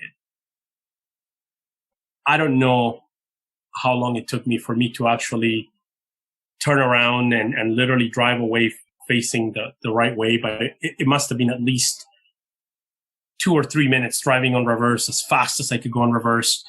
I have no idea how I managed to stay on the road without looking. I mean, I guess subconsciously I was looking at my reverse camera on my dashboard, but I did not want to take my eyes off of this thing, because it was literally brutal. And I remember feeling my heartbeat on my throat, and my ears were kind of clogged. I'm not sure if that makes any sense. I felt like I was underwater, or I felt like I had a bowl of water in my head, and I was looking at things through, through something else, but it just did not feel normal. I was so shaken up that I had to spend about at least a couple of hours sitting at a coffee shop until my nerves came down enough that I was able to rationalize, or somewhat try to rationalize what happened, and get in my car and try to drive 2.5 hours or 2 hours back to where I needed to be. Needless to say that ever since that day, things have not been rosy. I would lie to you if I told you that I didn't have any nightmares about this thing, because I had plenty of them. The more I searched, the more I understood. Obviously, like I said earlier, carved out the term Dogman. I knew, for example, from the beginning that it could not have been what people call a werewolf or anything like that, simply because I saw a young one. And usually werewolves, I mean, it's not that it couldn't be a young werewolf, but I mean, you could tell that this thing was a pup, if there is such thing, or was definitely a young one. So I never looked for werewolves or anything like that, or wolfman, because I knew that, this had to be an animal. It had to be a flesh and blood animal. I could not come to terms to what I had seen, and why had I not seen anything like this in my life before, in my almost 50 years that I've been alive. especially going out in the woods and doing what I do all the time. But I tell you what, I wouldn't want to be in front of one of these things again. I understood after a conversation that obviously, and even just as I stood there, I understood that if it wanted me, it could have had me. There was no doubt about that. But I definitely don't want to give it another opportunity. If I don't see another one of these things for as long as I live, it'll be too soon. It changed the way I looked at things. Like I said at the beginning, I used to do tournament fishing. I remember that summer before even going fishing, because I remember the bass season opening actually starts towards the end of June. It's the last weekend of June that starts here in Ontario. I did not go a single time. As a matter of fact, I sold my boat, which was a boat that I had been restoring for almost 2 years. It changed a lot of things in me, and it made me wonder. It made me feel really small. It made me feel like, you know what, we're definitely not the alpha predator. We're definitely not the top of the food chain. If these things want to be, they could very easily be. So that's been my experience. This is what I've lived through, and I'm glad to say I lived through it. And I hope if anybody's listening, I hope it helps them if they ever had to deal, and I hope nobody ever does, with anything like this. Myself and Mark, we had gone round to another friend's house, and for the sake of this interview, I'm changing his name also to Jim. We went round to Jim's because Jim also played in the band with us, and we're talking about some new material that we want to try out. As myself and Jim, we actually collaborate on writing the songs, and Jim also has a pool table in his house. Jim also is single and he likes it that way. He can do what he wants in his house. So we have a pool table. We go around, we drink copious amounts of coffee, and we play pool whilst talking about music. We'd actually gone round to Jim's. It was still Friday the 4th. When we left Jim's house, it was around 1 a.m., maybe 1:30. So that was the morning of the 5th of September. And the distance between Jim's and my apartment is at most 8 minutes of walking. And Mark is another 2 minutes away from mine to his home. He looks after his dad because quite recently Mark's dad had a fall, broke his hip. He's had 2 metal plates put in his arm. He just had a nasty fall. But anyway, we left Jim's house. We were walking home, just general chit-chat, nothing special, nothing in particular, just chatting away. And it's a relatively long road. I don't know, 1,000 to 1,400 yard road. And the street lamps are there, but they aren't the brightest of street lamps. And as we were walking down, there's a house on the left. And the guy that lives there, he's an oldish guy, he's retired. Him and his wife breed border collies, and they keep them outside in special kennels. Now, I'll try to lay the picture of his house. Where the street light is, it's not directly outside his house. So, as you walk onto the driveway, he's got a small front garden, but he's had that flagged over, and he's got a car park there. So that's in front of his living room window. And then as the driveway runs up the side of the house, once you get to that where the house is and go up that part of the drive, you're in pitch black because the light from the street lamps does not penetrate the blackness. It is incredibly dark. But what we could hear, and we thought nothing of it, was some of the dogs were whimpering. We know one of them had pups, and they were whimpering, and we just thought, we thought it was normal because well, he's a dog breeder. And there must have been some movement up the drive as myself and Mark were just crossing over the road. And as there must have been movement up the drive, he does have security lights, but he doesn't have any cameras. And the security lights all came on. Now, he's got some that illuminate the backyard. He's got some, obviously, around the kennels as well. They illuminate all the way down the side of his house to light up his driveway. And the last one's on the front corner of the house, so it illuminates the rest of the drive. And as the security lights have come on, and myself and Mark are kind of halfway across the road at this point, two huge black shapes just seem to move at an incredible speed. And it's like everything goes into slow motion. And it did with my first encounter. Everything slowed right down. I mean, the whole thing could have only took 90 seconds, but it felt like it took 10 minutes. And the first Dogman couldn't avoid us. And it was bigger than me. It must have been between 6 foot, well, 6.5 foot and 7 foot. It was big. And it collided with my friend Mark. And like I've said, Mark's only small, he's only light. And he went down hard. He smashed the back of his head on the asphalt and he skidded backwards.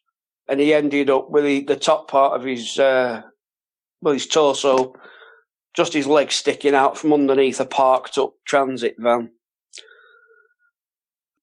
As I've kind of drawn my eyes back to this black shape that's coming, it was even bigger. Now, this one that collided with me did damage. With my previous occupation as a bodyguard, with my first encounter, back then, I was 21. I was in the gym all the time when I wasn't working, and I weighed in between 330, 340 pounds. Nowadays, and with my back injury, I can't train as heavily as I'd like to, and I've dropped a lot of weight. I've come down now to about 260, 270. But this Dogman was bigger. I'd say it was around 7.5 to 8 foot tall. But as it hit me in a position, if you can imagine an NFL player when they go down into the scrum, and when they come out of the snap, they spring up at each other. So they're going in an upwards motion towards each other. Well, that's how this one hit me, but it's hit me with its left shoulder. And its left shoulder hit me square in the centre of my chest. And as it's done so, its nose has hit me in my left eye. And one of its teeth has punctured my cheek just under my left eye. But also with the impact, it lifted me off my feet. And I ended up hitting the van, which was about 15 to 18 feet behind. I hit the passenger side, which in this country is the left-hand side. I hit the left-hand passenger side door of the transit van, and the back of my head smashed the window. So I had a lot of glass in the back of my head. And with the impact, it dislocated my left shoulder. And I ended up on the floor in kind of like a sat-up position, but leant against this van. And I didn't see which way, where it went when it got to the top of the road, because I know which way it was running, but when it got to the top of the road, I don't know, because I was unconscious at that point. And a taxi had come into the end of the road where we were headed towards. And that taxi driver saw me sat in the road with my back against this transit van. He also saw Mark's legs sticking out from underneath the van. So he's got out of his taxi, he's come running over. I don't remember any of this at this point because I was unconscious. And he pulled Mark out from underneath the van. Now, Mark wasn't knocked unconscious, but he did suffer a concussion. And he has got a small cut on the back of his head. And he also broke his right wrist in the impact. And the guy whose house it was where the Dogman came from, the dog breeder, he'd heard all the commotion. He came out of his house. He came over and he was trying to help me. Now, I was coming in and out of lucid consciousness, and it felt like I'd blinked, and I closed my eyes at one point with just being the light of the taxi driver's car, his headlights. And then I opened my eyes and there was a lot of blue flashing lights. So the police had turned up. The ambulance had turned up. We both got taken to hospital. I was pretty much in and out of consciousness for the next hour or so. When I woke up, I was in a lot of pain, obviously with a dislocated shoulder. That had been reset for me. They'd put that back in. And they'd also put a Steri-Strip stitch over the cut on my cheek, which is a tiny, tiny little cut. It could have only just been the slightest of nicks that this tooth has managed to get me with. That's pretty much what happened. And I've not suffered any psychological damage. It was just physical. I hold no ill will to the Dogman. It was a case of wrong place, wrong time. 30 seconds later, it had probably run past me and Mark, and, we wouldn't have had the physical contact. As it happens, it was painful, but I don't blame the Dogman.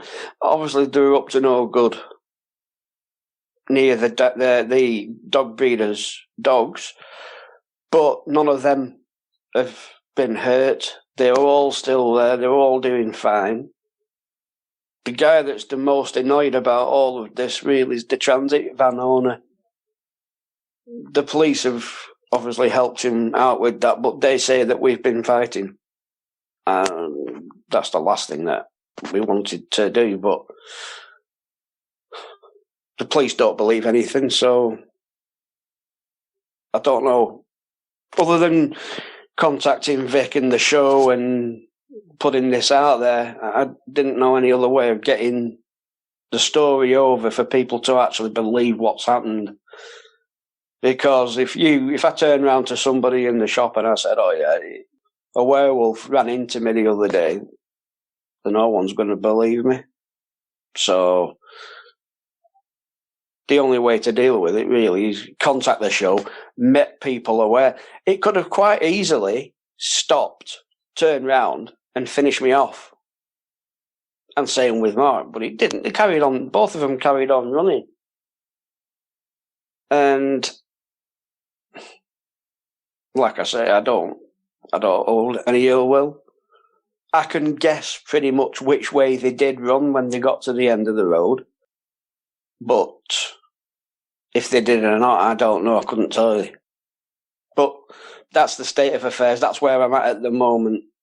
It was a painful encounter, but it is what it is.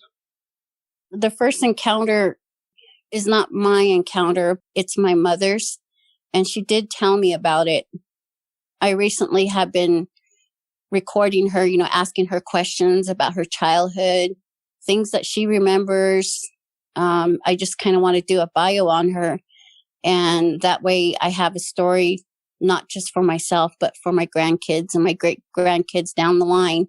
So that way they know where they come from. And so, I had this encounter and being Native American and knowing about skinwalkers and, what goes on and why that's here or why people do bad things. Like skinwalkers used to not be used for bad. It used to be used for good.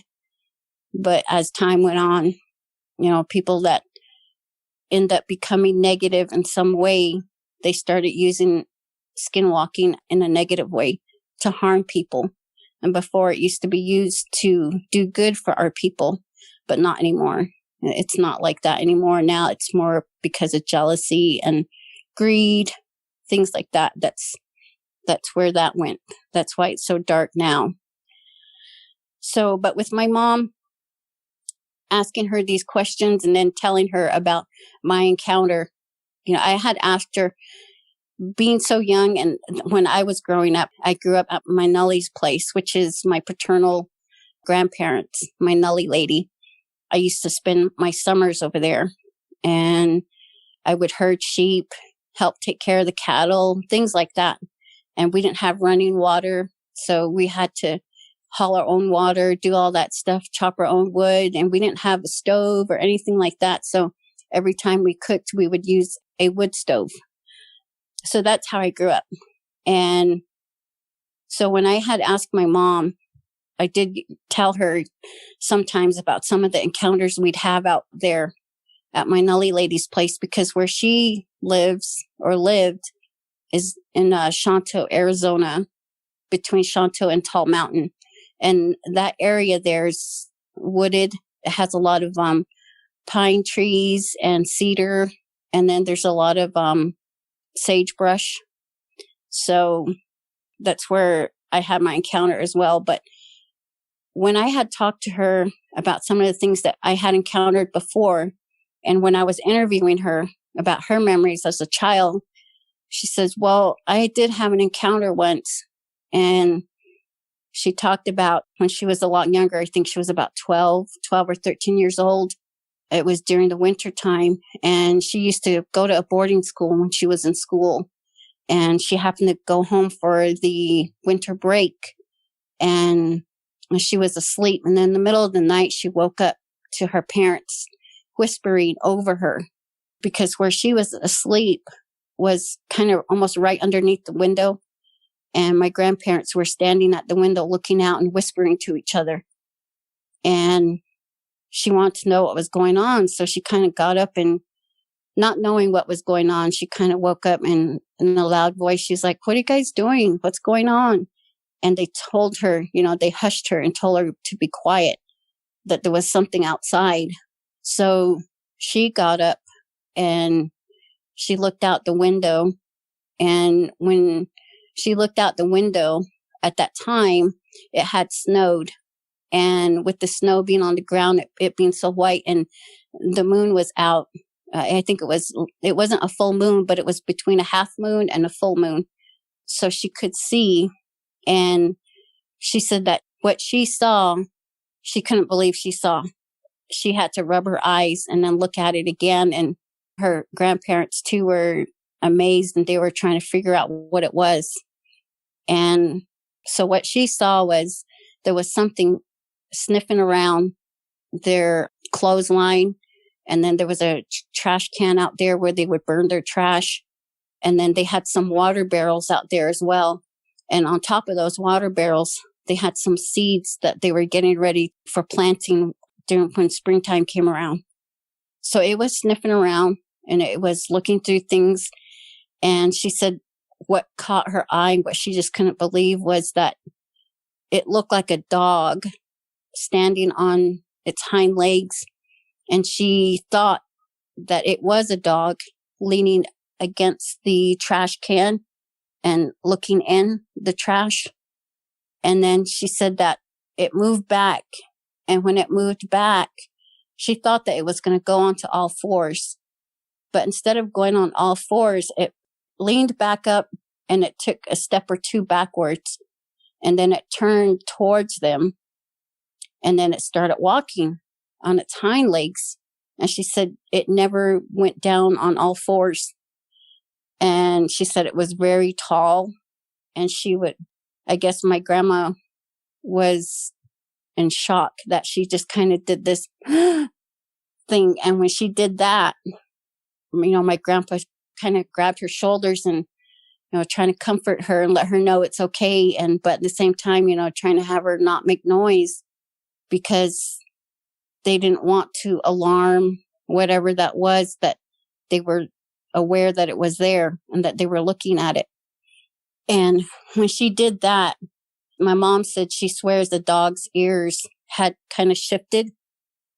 And so I think it hurt my grandma when she did that thing with, her voice and kind of just gasped and eyes. And she said that it had sniffed around the water barrels and then it just went on. And where they were living at the time was a VCA mine where they mine uranium, and that was near Mexican Hat in Utah. That's like in southeastern Utah, kind of near Monument Valley, that area. And that's where they had seen it. And so there were other families that lived near there too as well. So it just seemed like it was looking through things and sniffing things out. So that was her encounter that she saw. And she said after that, her and her parents, they just kind of chucked it up to being a skinwalker because of the way it was walking on hind legs. But my grandfather always had this thought that it wasn't a skinwalker. And I remember a lot younger when I would see like my grandparents or even my nullies, if we're being naughty, sometimes they would tell us, if you don't quiet down and sit still, and this would be at night, they would say, well, Native Americans, they do believe in Sasquatch. Most of them do, at least. And I think some of them do know about Dogman.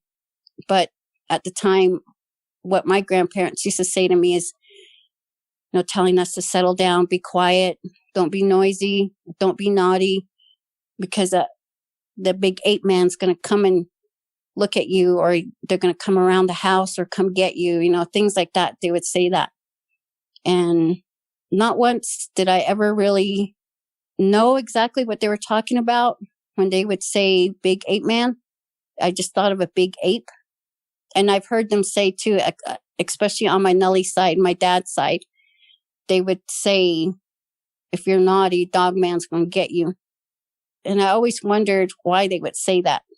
Because at the time, I never really seen anything like that. And my parents never even really told me anything about stuff like that until I heard about the show, and then just kind of putting my experience, thinking about it resurfacing. And now I know, back then when I was a lot younger, at least with Navajo people around there, some of them that are willing to talk about it and willing to admit it, they've had encounters with dogmen before. And then maybe they still do. But I know that being younger, my grandparents, when they would talk about the big ape man, they would talk about, leaving things for him. And they knew that it wasn't mean or wasn't vicious or anything like that. It was more curious. It seemed to be more attracted to women and children.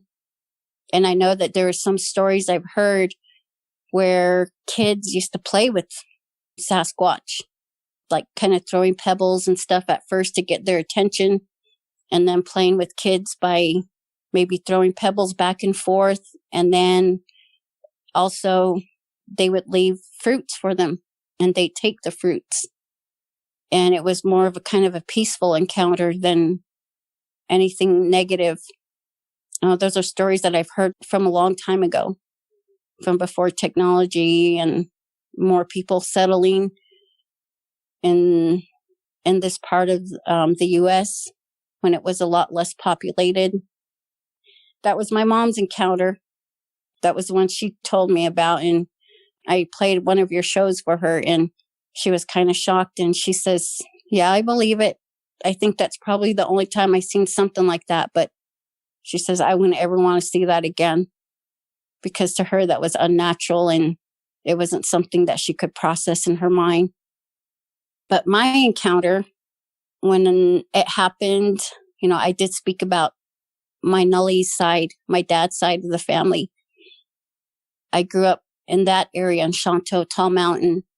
Growing up, my summer times, I would stay there and I'd help my Nully lady herd. She do whatever it is that she needed help with out there.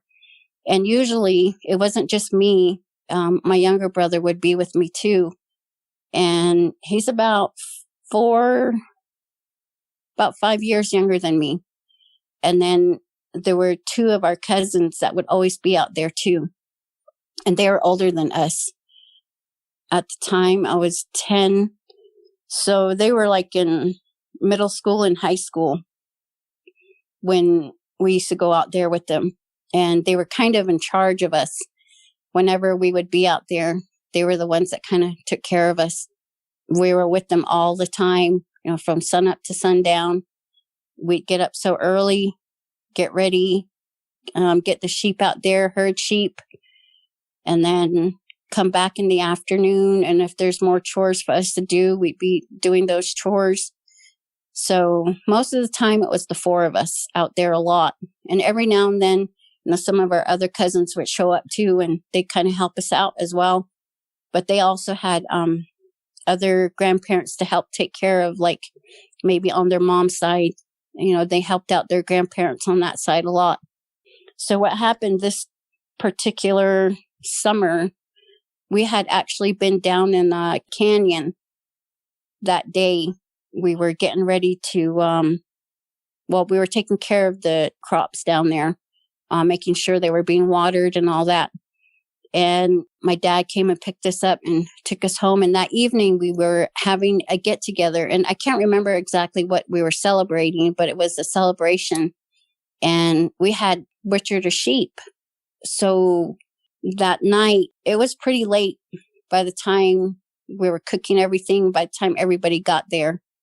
And we had a fire going. We had 2 fires going. One was more of a bonfire where it lit up the place so that everybody could see where they were walking and what they were doing. And then we had another fire going for the cooking. And when we got there, it was already kind of late. It was dark. And my cousins and I, we all kind of sat down. We were hungry and we started eating. And everybody else, some of them were still eating. There were other people just kind of, walking around and talking. And then all of a sudden, let me back up a little bit. When we got there, I remember my dad and my uncles and my nully lady, they were talking about a situation that had been going on prior that week. And I do remember what they were talking about. At first I thought, what are they talking about? Because all of this was being talked about in Navajo. And they were talking about, for a week, they would hear in the middle of the night, they'd hear some howling. And it wasn't like normal coyotes howling. We have coyotes around there, but you can tell the difference between a coyote and a wolf. And this wasn't a coyote. And I don't think it was a wolf either, because I remember hearing that howl that they were talking about. It was so loud and just like strong, and just, it just sounded scary too. And they had been talking about some people saying that there was a wolf going around killing some of the people's cattle or their sheep, or getting into their chickens that they had. And then they're kind of talking about that. And then, they just were trying to make sense of it. And then all of a sudden, out of nowhere, there's this pickup truck coming in so fast. And he literally almost ran into our bonfire. And everybody was just, they were so surprised, because the way he came in so fast, they're just like, whoa, whoa, whoa, whoa, what's going on? And he slammed on his brakes and put his vehicle in park and jumped out. And he was kind of yelling around. And my uncles and my dad were trying to tell him, calm down, what's going on? And he was sort of out of breath, and he looked so scared. And he started saying, there's a wolf getting into my bull, it's killing my bull, it's eating my bull. And I could just remember him saying that it was as big as a bull too. And I remember this man did have a bull, and people did talk about his bull. It was pretty big. And so when he was in shock like this, he was wanting my dad and my uncles to follow him back because he knew that my dad and my uncles had firearms. So that's why he came down. But then all of a sudden, it kind of got quiet. Everybody talking and just everything just shifted from being a celebration to just being dead quiet. And everybody was just kind of scared. And I remember one of my uncles saying something like, be quiet, because they heard something. And all of a sudden, everybody just kind of looking around and not where I was sitting with my brother was sitting beside me on my left side. And my cousin's sister was sitting on my right. And then my other cousin was standing beside my brother. And we were sitting on a bench right near the fireplace and we were eating. And during this whole time that this was going on, everybody started getting quiet and just the atmosphere was changing. Just the feel of everything was changing. And I remember all of a sudden I could feel my brother sort of shaking. And then I heard somebody saying in Navajo, look that way. There's something over there in the woods. There's something over there in the woods. It looks like a dog. And, everybody started kind of get scared. And the way that the bonfire was going, it was bright enough to see kind of into the woods, but, we could only see the tree line, the front of the tree line.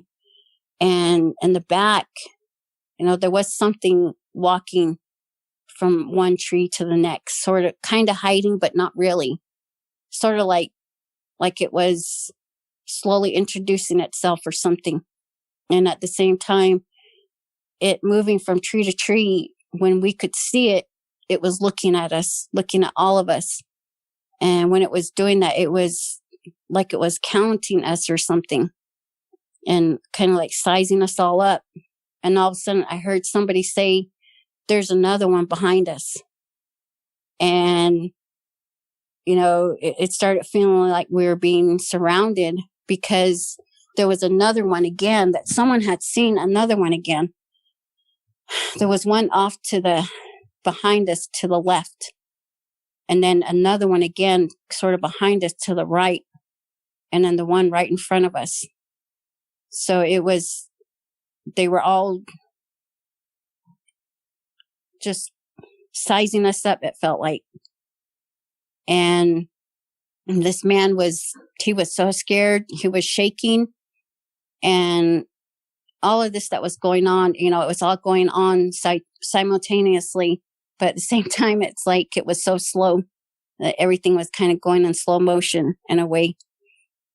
And just seeing this thing, it looked like a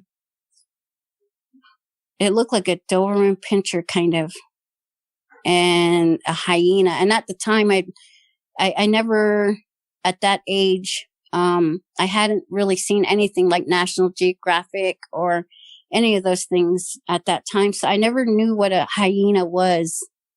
But now that I've seen a hyena and know what they look like, and I can think back on what I was looking at, it had like a hyena's face, the snout and everything. And just kind of the way that it was hunched over, and it was on all fours. And it was far back into the trees, only to every now and then you could see its body when it moved from one tree to the next. And it looked so not like an animal either. The hairs on it, you could tell that, to me, I was thinking to myself at the time, it looked like a sickly coyote or something with, the hair on it wasn't full. It wasn't like a full jacket or like a full coat. It almost looked like a balding person's head, sort of. You could see that there was skin underneath it, and the hairs were long, and you could see the muscle definition under it. And that's why, in a way, to me, when I think about it, it was like a coyote losing its hair or something like that. And just looking at it and it looking back at us, it was making this noise like a growl. It just felt like it was shaking it was so loud enough that it was like shaking your chest, your soul or something. It was just vibrating in me, at least where myself, my brother, my cousins were sitting. We were sitting closer to it than everybody was where surrounding that man's truck, all kind of standing around right there. We were a lot closer to it. So when it was making this noise, you could just feel that vibration in your body. And I think it felt even worse because I was so small. And I was in shock because I didn't know what the heck I was looking at. At first, I just thought I was looking at a really big, mean Doberman that was ready to come eat us. That's what it looked like to me at the time. And the way that everybody was scurrying around and scared and just hearing the different things that people were saying. And all of a sudden, everybody was rushing around, getting into their vehicles. We need to get out of here. And normally, if we need to do something, I was always in charge of my brother, making sure my brother was okay. And at that time, I think I was just in shock that I was just sitting there that whole time. And I was so scared too. And I had forgot to mention this on our interview, Vic, that since I had been sitting there in shock and just being so scared, I remember I wet myself. And I remember sitting there feeling that and just feeling that everybody was scared too, especially your parents, your people, the adults around you that are supposed to take care of you, knowing that they're scared too. That scared me even more. And everybody jumping into the vehicles and taking off. For me, I was just frozen. All I could see was it just looking at us. And it just looked like it was waiting to pounce or something. And to me, I thought, is this smiling? To me, I would kept thinking, is it smiling? Is this thing smiling at us or something? Or maybe is it just showing its teeth? And to this day, I can't really tell. And maybe that's why I had all the nightmares that I used to have. And in those nightmares, it was so scary. It felt like it was just right there, right on top of you at times. Sometimes it was so far away that you could barely see it. And within seconds, it was right in your face or right behind you. You could see it. You could tell it was just right there and it was ready to get you. And I've never had nightmares like that to where it felt so real and it was something coming to get you. And it just scared me so bad because it made me feel so small. And this thing was just so big and it could just swallow me up in an instant. And I was lucky that I had my dad tell me if I ever have a nightmare, how to get myself out of it. Because my mom told my dad that we were having nightmares and that she would have a hard time trying to get us out of those nightmares. And all our nightmares happened after our encounter. But going back to the encounter, what had happened is everybody got into their vehicles and what I had remember, was just sitting there. And all of a sudden, somebody grabbed me from behind and I was being thrown in the back of the truck, in the back seat of the truck. And I remember my Nully lady saying she didn't want to leave because of her sheep. She didn't want to leave her sheep behind. And my dad made her get in. And I remember him telling me, put your seatbelt on. He's kind of yelling at me. And we took off and we were going so fast on the dirt road that at times it sounded like, I don't know if it was the truck bed that was banging around or what, but I think that it might have been chasing us and hitting us. At least hitting the truck. If not hitting it, maybe it jumped in, I don't know, and it was hitting the cab of the truck on top. And my dad was so scared, and my Nully lady was too, and they were praying. I remember my Nully lady praying in Navajo and us taking off.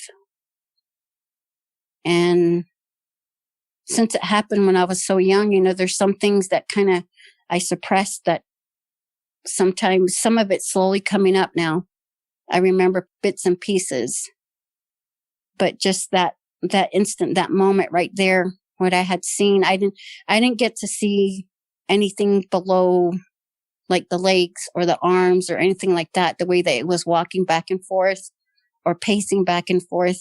I could just remember seeing the top of the body and the way that it looking like a hyena or a Doberman, and the way that it had been looking at us, and its eyes, you could see the light of the fire in its eyes, and it was so yellow, like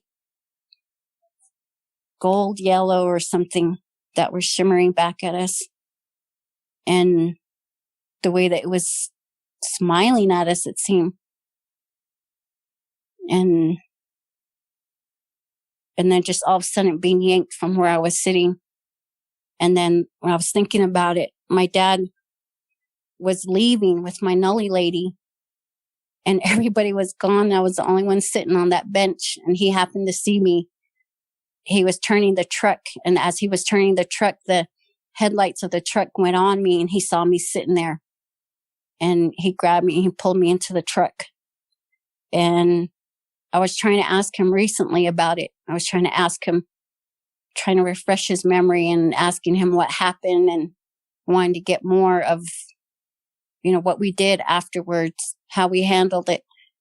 But he didn't want to talk about it. He just kind of started saying, you don't know what you're talking about. You don't remember it. He says, you don't remember it, right?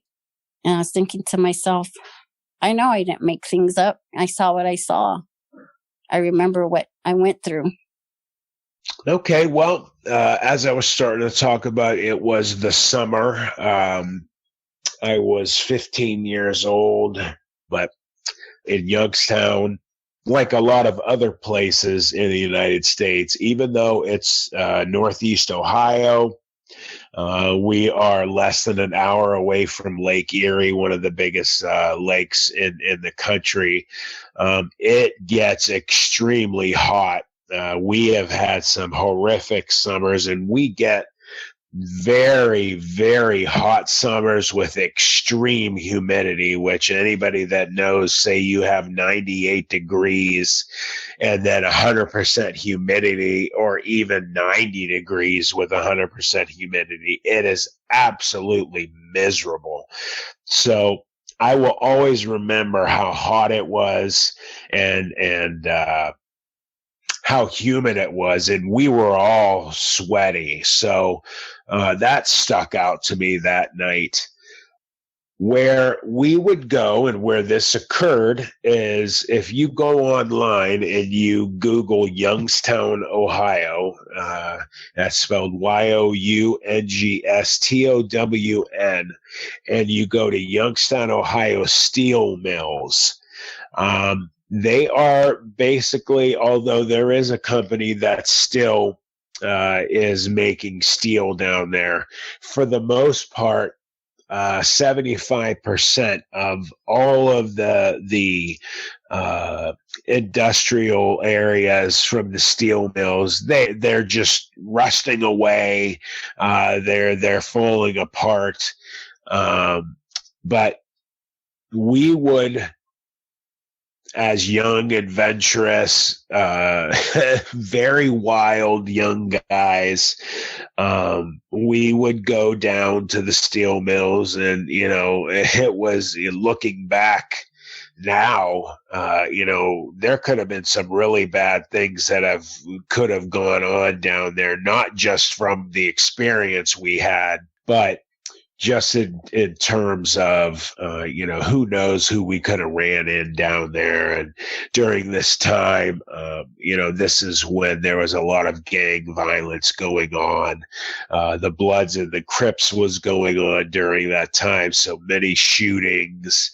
And we're young and in our kind of bubble that, when you're young and you have your buddies, you guys all kind of just, the rest of the world doesn't really exist and you guys just do your thing. Well, looking back as a parent, oh my God, if I found out my daughter was doing something like what we did, I would have a heart attack and never let her out of the house again. But if you Google Youngstown, Ohio steel mills, and go to images, you will get a great idea of what it looks like down there. And they have aerial views.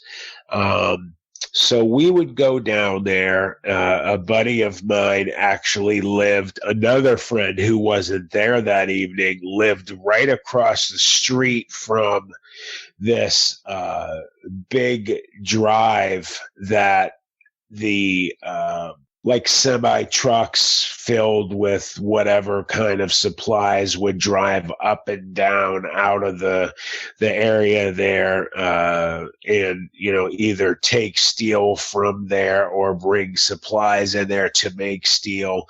Well, this drive was across a highway that would take you right down into the steel mill area. And we would go down there and we would stay there all day long. There's this one building. So you would go down the hill and you would come up to railroad tracks. Well, before the railroad tracks, there were these big, huge piles of dirt and supplies to make steel, like they call it coke. And it was just this stuff that they would mix or use to either heat. I'm not sure exactly what they did with it, but they would utilize it to make steel. And they had these gigantic piles of it, like small little hills, literal hills of them. And these hills were giant. I mean, some of them probably went up 30 feet in the air. And after you would you'd get up and go back down the other side over these hills. There were railroad tracks and they were still in use. In fact, to this day, I believe they're still in use. You would cross these railroad tracks, and we had to be careful because the train would come through there, and on these trains they would have railroad security that not only protected the trains, they were also tasked with, if there's people down there that should not be down there, with, either calling the police to take care of them, to get them out of there, or they themselves would, shoo off whoever was down there. These guys were armed, and, they just would cause unneeded problems for us if they would catch us. And for the most part, they never really did. So if we heard the train, we would take cover somewhere. So after you cross the railroad tracks, there's a number of buildings. This one building, we kind of made it our own personal headquarters, so to speak. And basically, there were wild dogs that lived down in that area and just that lower part of Youngstown, Ohio.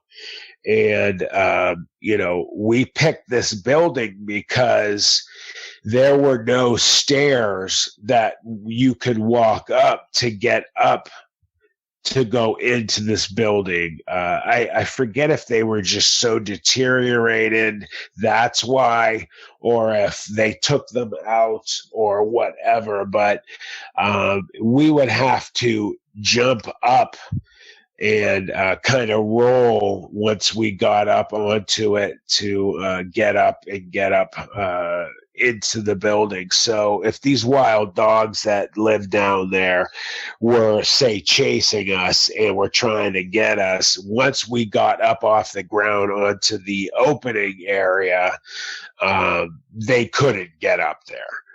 So, as I said, we made this kind of our headquarters, and on the inside, it was cavernous. It was huge. And what they had in there was, so they had all these, it is kind of crazy because they left so many different types of things there at these buildings. Now, maybe they were still storing them, maybe they were still utilizing them, and they just left them there, and they would come take whatever they needed if they ever needed it, or they just said, we don't need it anymore, and just let time take it. Well, imagine taking, say, for instance, a big oil drum and cutting it in half. So you have, kind of like a U shape.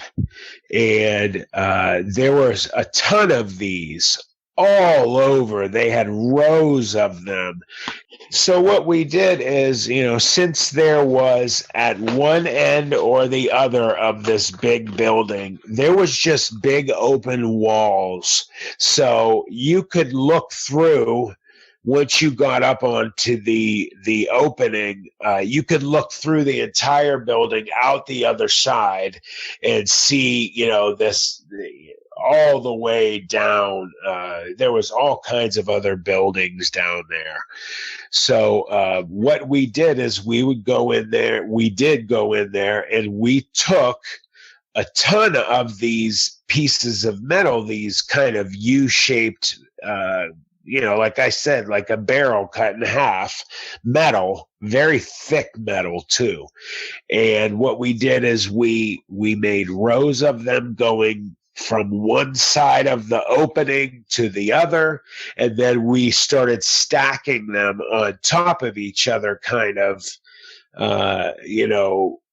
so that we had a wall going side to side and up and down, and we helped each other.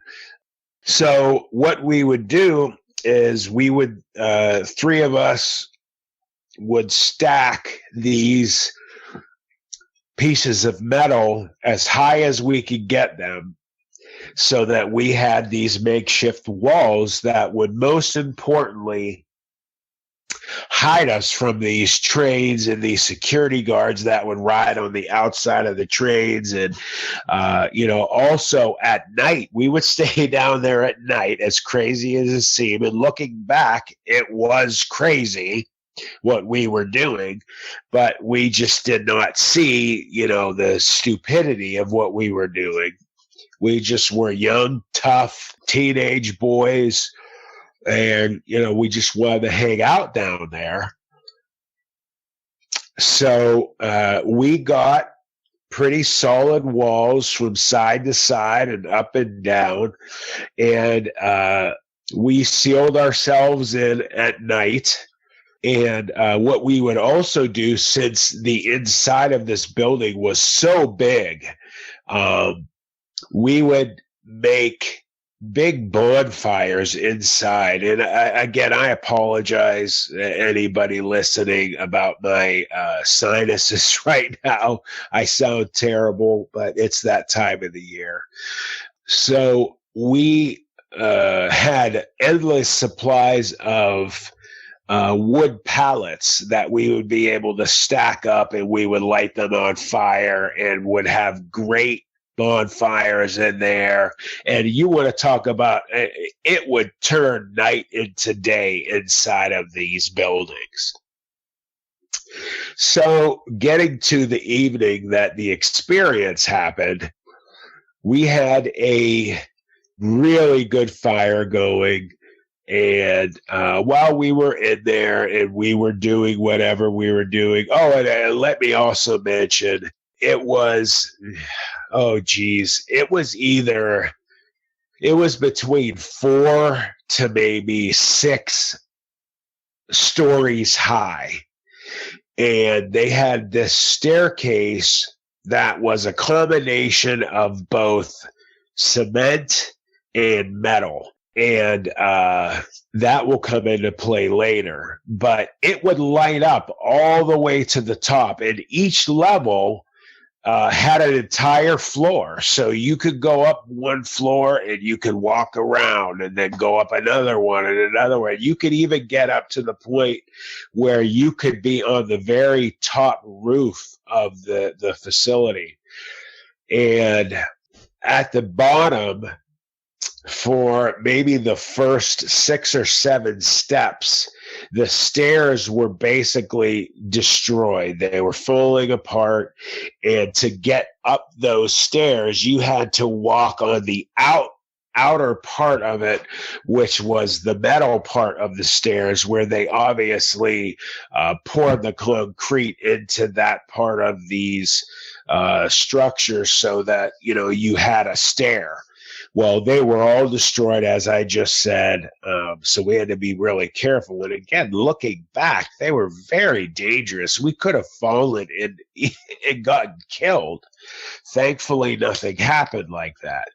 So this evening that this occurred, we were in there, and all of a sudden we hear a group of these wild dogs, a pack of them. And there was a big pack of them. So what we did is we went, when we heard them, because they were right outside of the building we were in, we walked outside. We moved this makeshift door that we had made, and we went outside to see this pack of dogs. And I believe there was probably about 5 to 6 dogs that were in this group, and they were chasing something. We thought maybe it was, like a rabbit or a cat or something. We were trying to see what they were chasing. We did not see it. So what had occurred was, whatever they were chasing, they went up that hill of that coke material and down the other side. Well, as they went to the other side, the first thing we heard right after we lost sight of them was a couple of the dogs were barking, growling. It sounded like they were either fighting with each other, fighting with something else. But what occurred next was you heard a few of the dogs yelp as if they were in pain, scared, something along those lines. And they really, let out some loud ones. And not long after that, half of them came up over the hill and took off. The other ones remaining, one by one, we saw them. I remember 2 of them got literally launched into the air.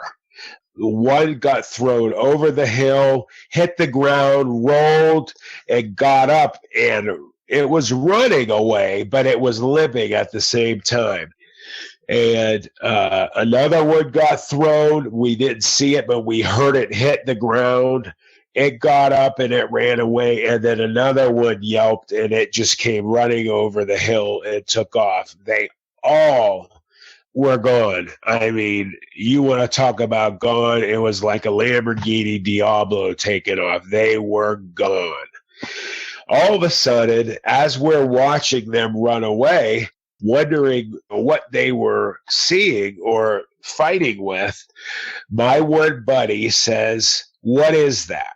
Now, you have to understand, my friend Sean, God rest his soul, was a hilarious guy, but he was also like the Joker of the crew. And for better or for worse, he always was trying to pull one over everybody, so he would try and scare people, and he wasn't scaring us. We didn't get afraid, but he would always be the guy that would be like, "What's that?" or trying to freak girls out or whatever. And so immediately when he says, "What is that?" we right away said, "Man, shut up. It's us. We're not going to buy it." And he says, "No, really, you need to look. What is that?" And again, we're like, "Dude, just shut up. Quit it. We're not buying it. Let's go back inside." And then he really yelled, "What is that?" So we stopped, and I was the next one to look. And I looked, and lo and behold, at the top of this hill, of this material, on all fours, was the shadow of a extremely large dog, basically is what it looked like from where we were. It was maybe between 30 to 40 yards away.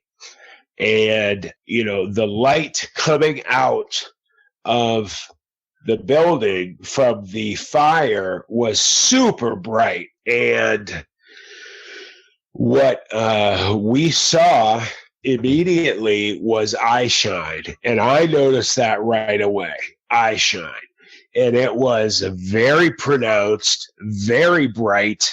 It was orangish red, with kind of a tinge of yellow. So it was in that, kind of fire kind of balance there, those three colors. And it was very bright, pronounced, like I just said. Then my other friends saw it. We were staring at it. We didn't run or do anything. We just were like, it looks like a dog. We're up off the ground. We're not really worried about it. There's things like bricks and rocks up there that we could throw at whatever it is if it tried to come up. And all of a sudden, and, as I'm saying this right now, the hairs on the back of my neck are standing up. On my arms, I'm looking at goosebumps raising as I speak. I still can't believe what I saw that night. This dog, or more or less wolf-looking creature, whatever it was, and as of this moment, we still thought this was a dog. It looked like it was going to sit down. Well, in one motion, it did not sit down. It leaned back and stood up. And I am not kidding. It stood up on two legs. Its legs looked exactly like a dog, with that kind of what any dog's back legs look like. But it stood up on its hind legs and stood all the way up, and it stayed up. And I could not believe what I was seeing. My other friends could not believe what we were seeing. In fact, I remember this. My one buddy, Brian, started laughing because we all thought still it was a dog, and we were like, "What's it doing? Doing a trick? I mean, what's going on?" He started laughing because it looked like it was, just trying to stand on its back legs. But then as it stood up all the way, it was huge.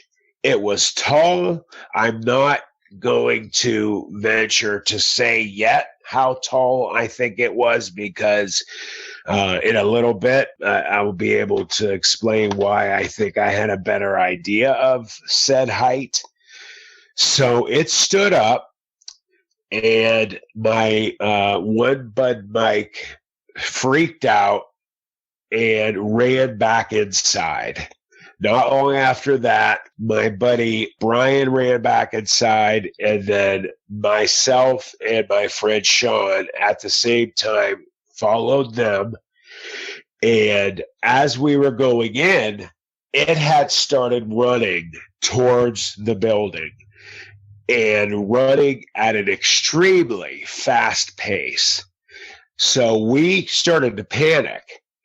And again, this was not running on all fours. It started to, and went back down to kind of on fours at first. It put its weight on its two front legs. It started taking a few strides, and then it was up again, running on its back legs, never going back down. We start panicking, going back inside, and we start trying to, as fast as we can, close off that door area that we had made. And we got a couple of them in the space, and then we started to pick one up to place it on top of them. So we wanted to make sure, whatever this was, if it came up, it would be blocked off so it couldn't just hop over the top of it, because they were probably about 3 feet high, 4 feet at the most. So as big as this thing looked, it could have hopped over one of them easy. Knowing what I know now, it could have hopped over 3 of them easy.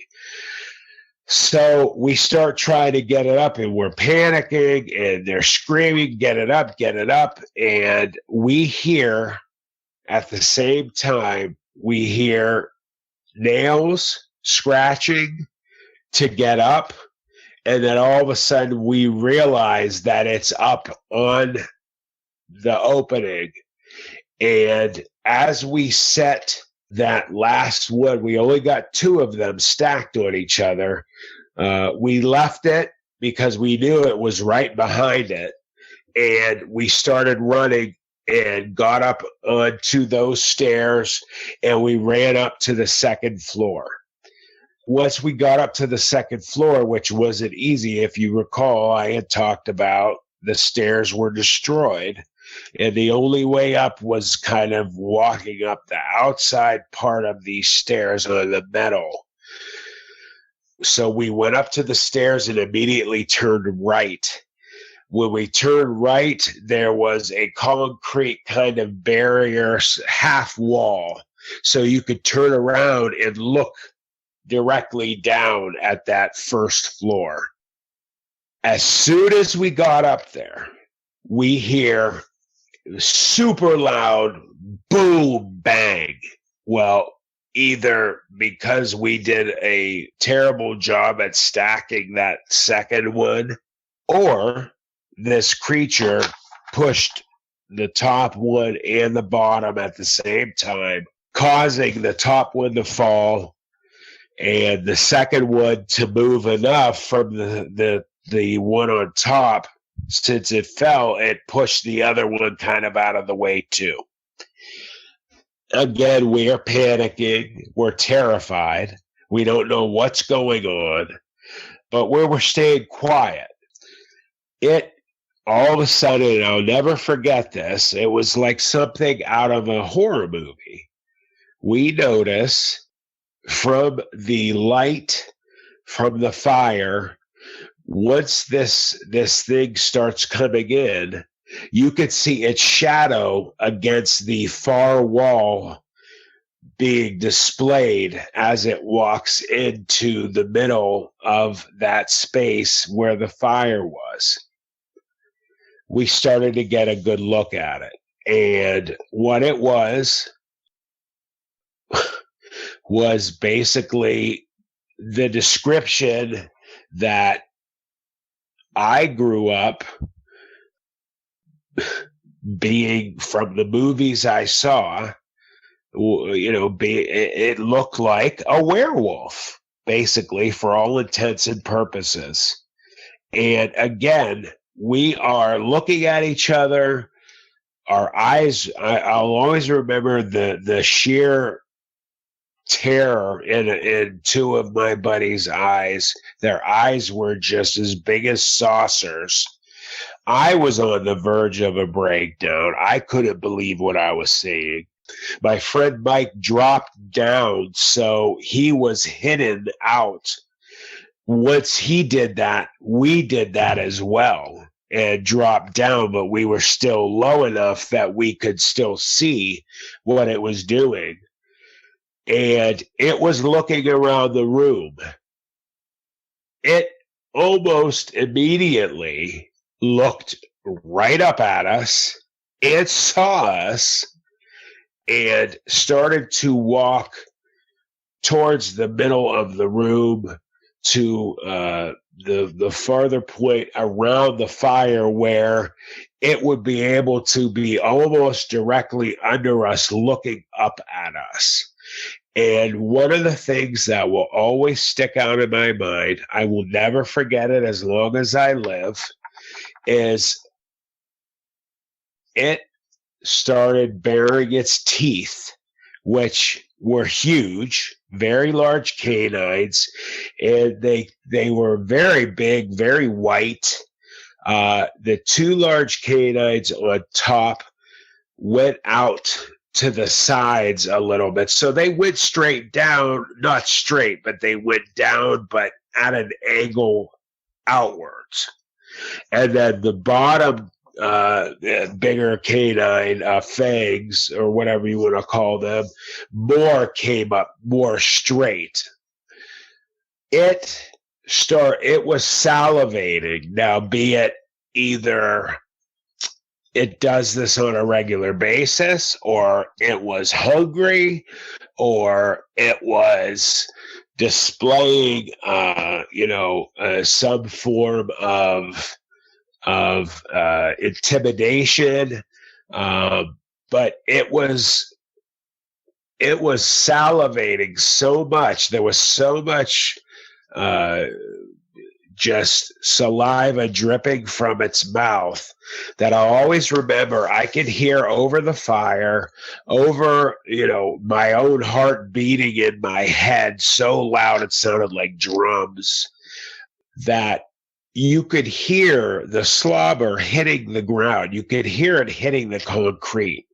And I will always remember that to the day I die. And I remember when I talked to my buddy Sean about, we really went into discussion. My other two friends did not like to talk about it. They don't really, even when I talked to them recently about it, did not really want to get into it. But again, my friend Sean, who has passed away, him and I, we talked about it in depth. We were not afraid to do it. That was one thing that we always said to each other will stick with us. Its eyes were reflecting the eye shine from the fire, from the bright light from the fire. Again, the fiery colors of orange, red, yellow. And so what occurred next was it looks to its left, and you could see it saw the stairs. Well, as it more quickly walks towards the stairs, you have to understand the inside of this building had these 4 giant pillars made out of concrete. And obviously they were the main support structures for this building. And they were huge. I'm sure they were, the circumference of them was at least 10 to 15 feet around. And then height-wise, it went from floor to ceiling. But I will always remember, once it got to the point where it was at the bottom of the stairs, looking at how tall it was. Again, we were looking down, so I can't be exact. I have no ability to know for sure. but I guarantee you it had to be a minimum of between 7 to I would say 10 or 11 feet, maybe 12. But the fact, again, 15 years old, that many years ago, terror going through every part of my body, and looking down at something, it's just so it was big regardless. Another thing that will always stand out to me was the width of its shoulders, the muscular arms, its forearms, its legs. You could even see behind the fur on its chest, in its stomach area, that it was, it was ripped. This thing was built like, and not exactly, but if you've ever seen the movie Van Helsing with Hugh Jackman, he turns into a lichen or a werewolf in that movie. And he was buff as that werewolf in that movie. It reminds me very similar of how that looked. Not exact, but similar. The color, it was mostly solid, but I can't tell you for sure if it was black or dark brown. It looked black, but I always remember it also had white running underneath it on its chest area, under its chin. I think its tail might have had, I can't remember for sure. I think its tail might have had white at the tip. And if I remember right, it had color either blanking out a little here, but it was either brownish or, again, more of a lighter color, maybe tan or white, on its like lower paws, like more towards just the smaller part of the foot, and the hands. It had some lighter colors there. It started to go up the staircase, and it was so fixated on us that as it started to go up the stairs, it either didn't pay attention or didn't care, but it missed getting footing on this situation of the broken staircase and putting its footing on the outside of those stairs so it could stand on the metal. And once it started to try to get up there, we thought for sure it was going to get up. And I'm going to tell you what, if it did get up, and it did not, if it did get up, I am horrified to think what would have occurred, because it could have killed all four of us easily. We could not have protected ourselves from this thing. It was so massive.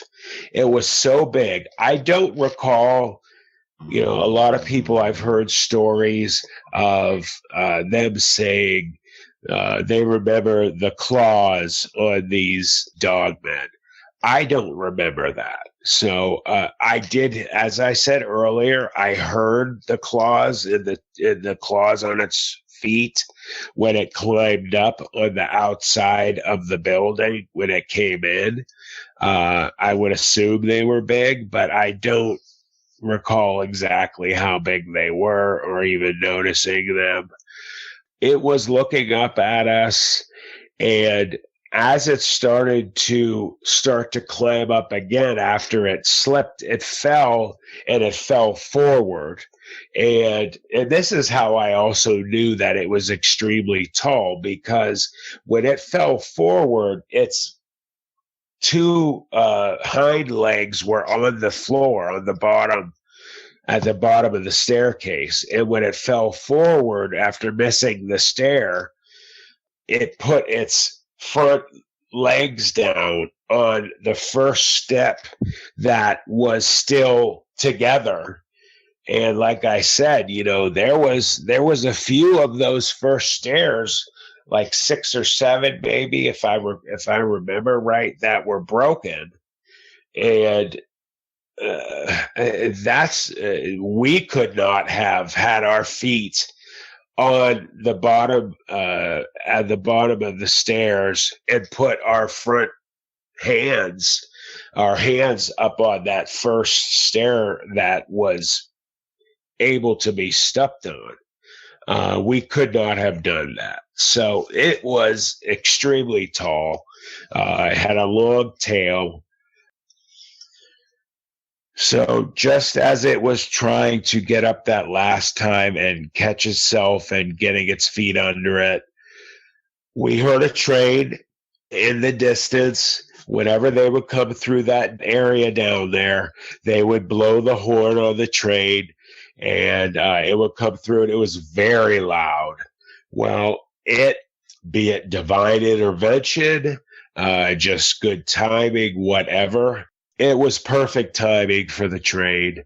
And when it got in front of the building, it turned around and ran out of the building.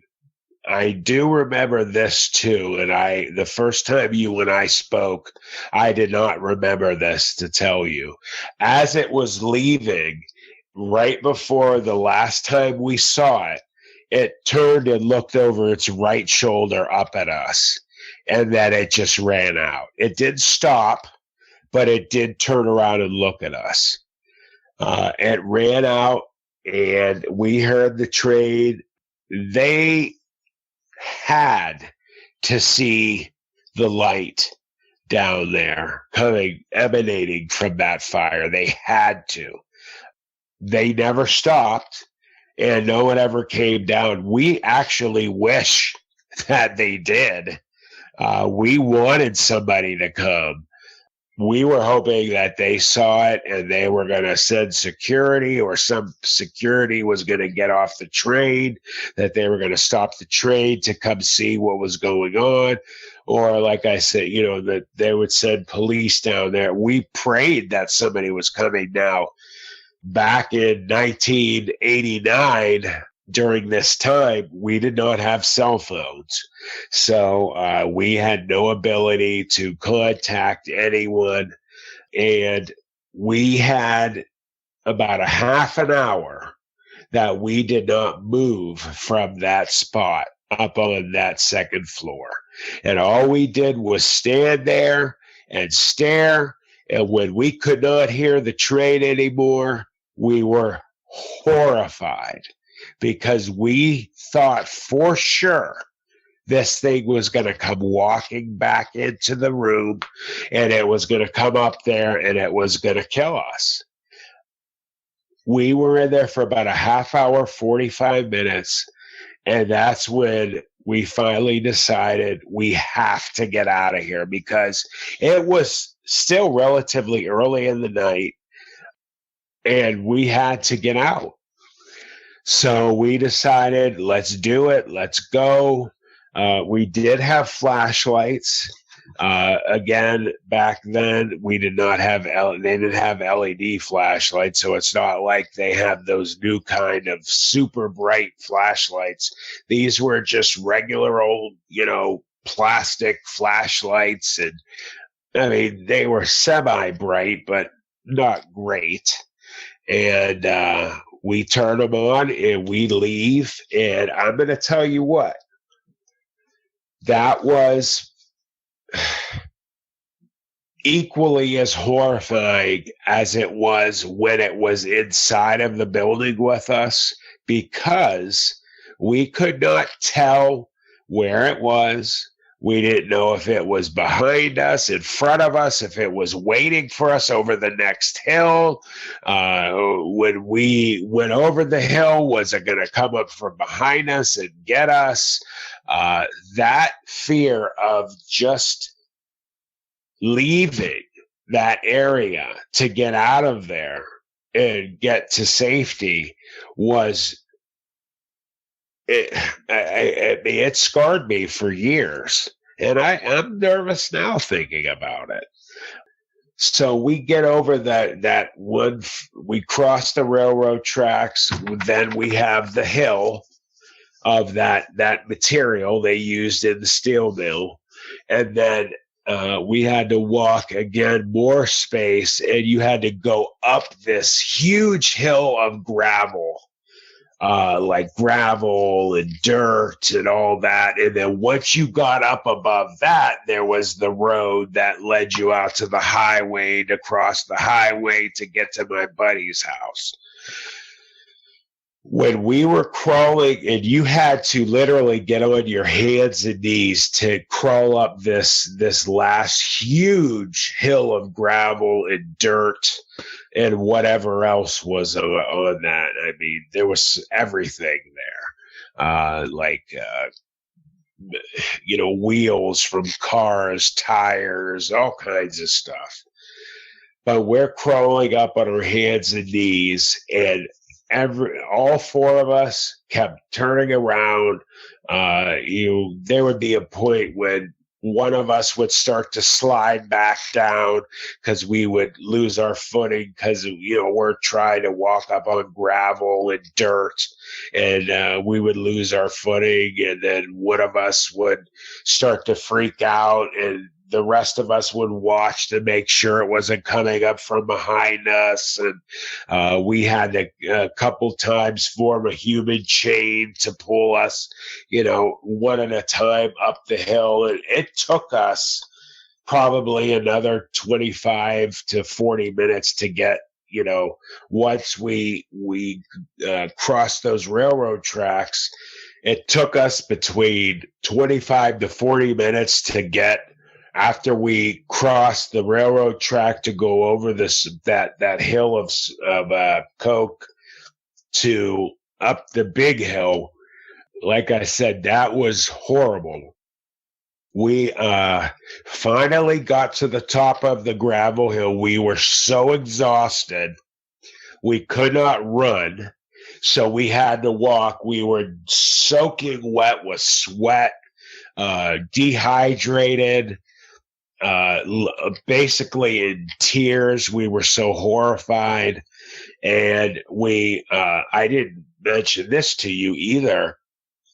Once we got across the highway and got to my buddy's house, who lived down there, who was not with us, his name's Clint. He also, unfortunately, God rest his soul, is not with us anymore. Him and his family were not home. So we couldn't go there and have him let us in. And so we just, got water from the hose, and we ended up getting on our bikes, which we had left at his house, and we went home from there, which was another, we lived far from that area. So it was probably another half an hour to 45 minutes of bike riding. And it was up big hills because it was at the bottom of a road. That's a real famous road in Youngstown, Ohio, called Briar Hill, Brier. And it's a real famous road in Youngstown. And one of the things it's known for is being extremely steep and high, and it's not easy to get up Briar Hill on some bikes, let me tell you. So when we finally got back to my buddy Sean's house, we were exhausted. We were horrified. I remember once we got there, we talked about it, what we saw and what we thought it was. And, it was basically to the point once we started talking about it, my buddy Brian and my other friend Mike had basically shut down. Me and my friend Sean were the only ones talking about it. They had called their parents to come get them. I ended up spending the night at my buddy Sean's house, but we were messed up. We were really horrified. And even at night, even though we were far, from downtown, even though, it would take long for this thing to find, if it knew where we were, it would take it long to get there.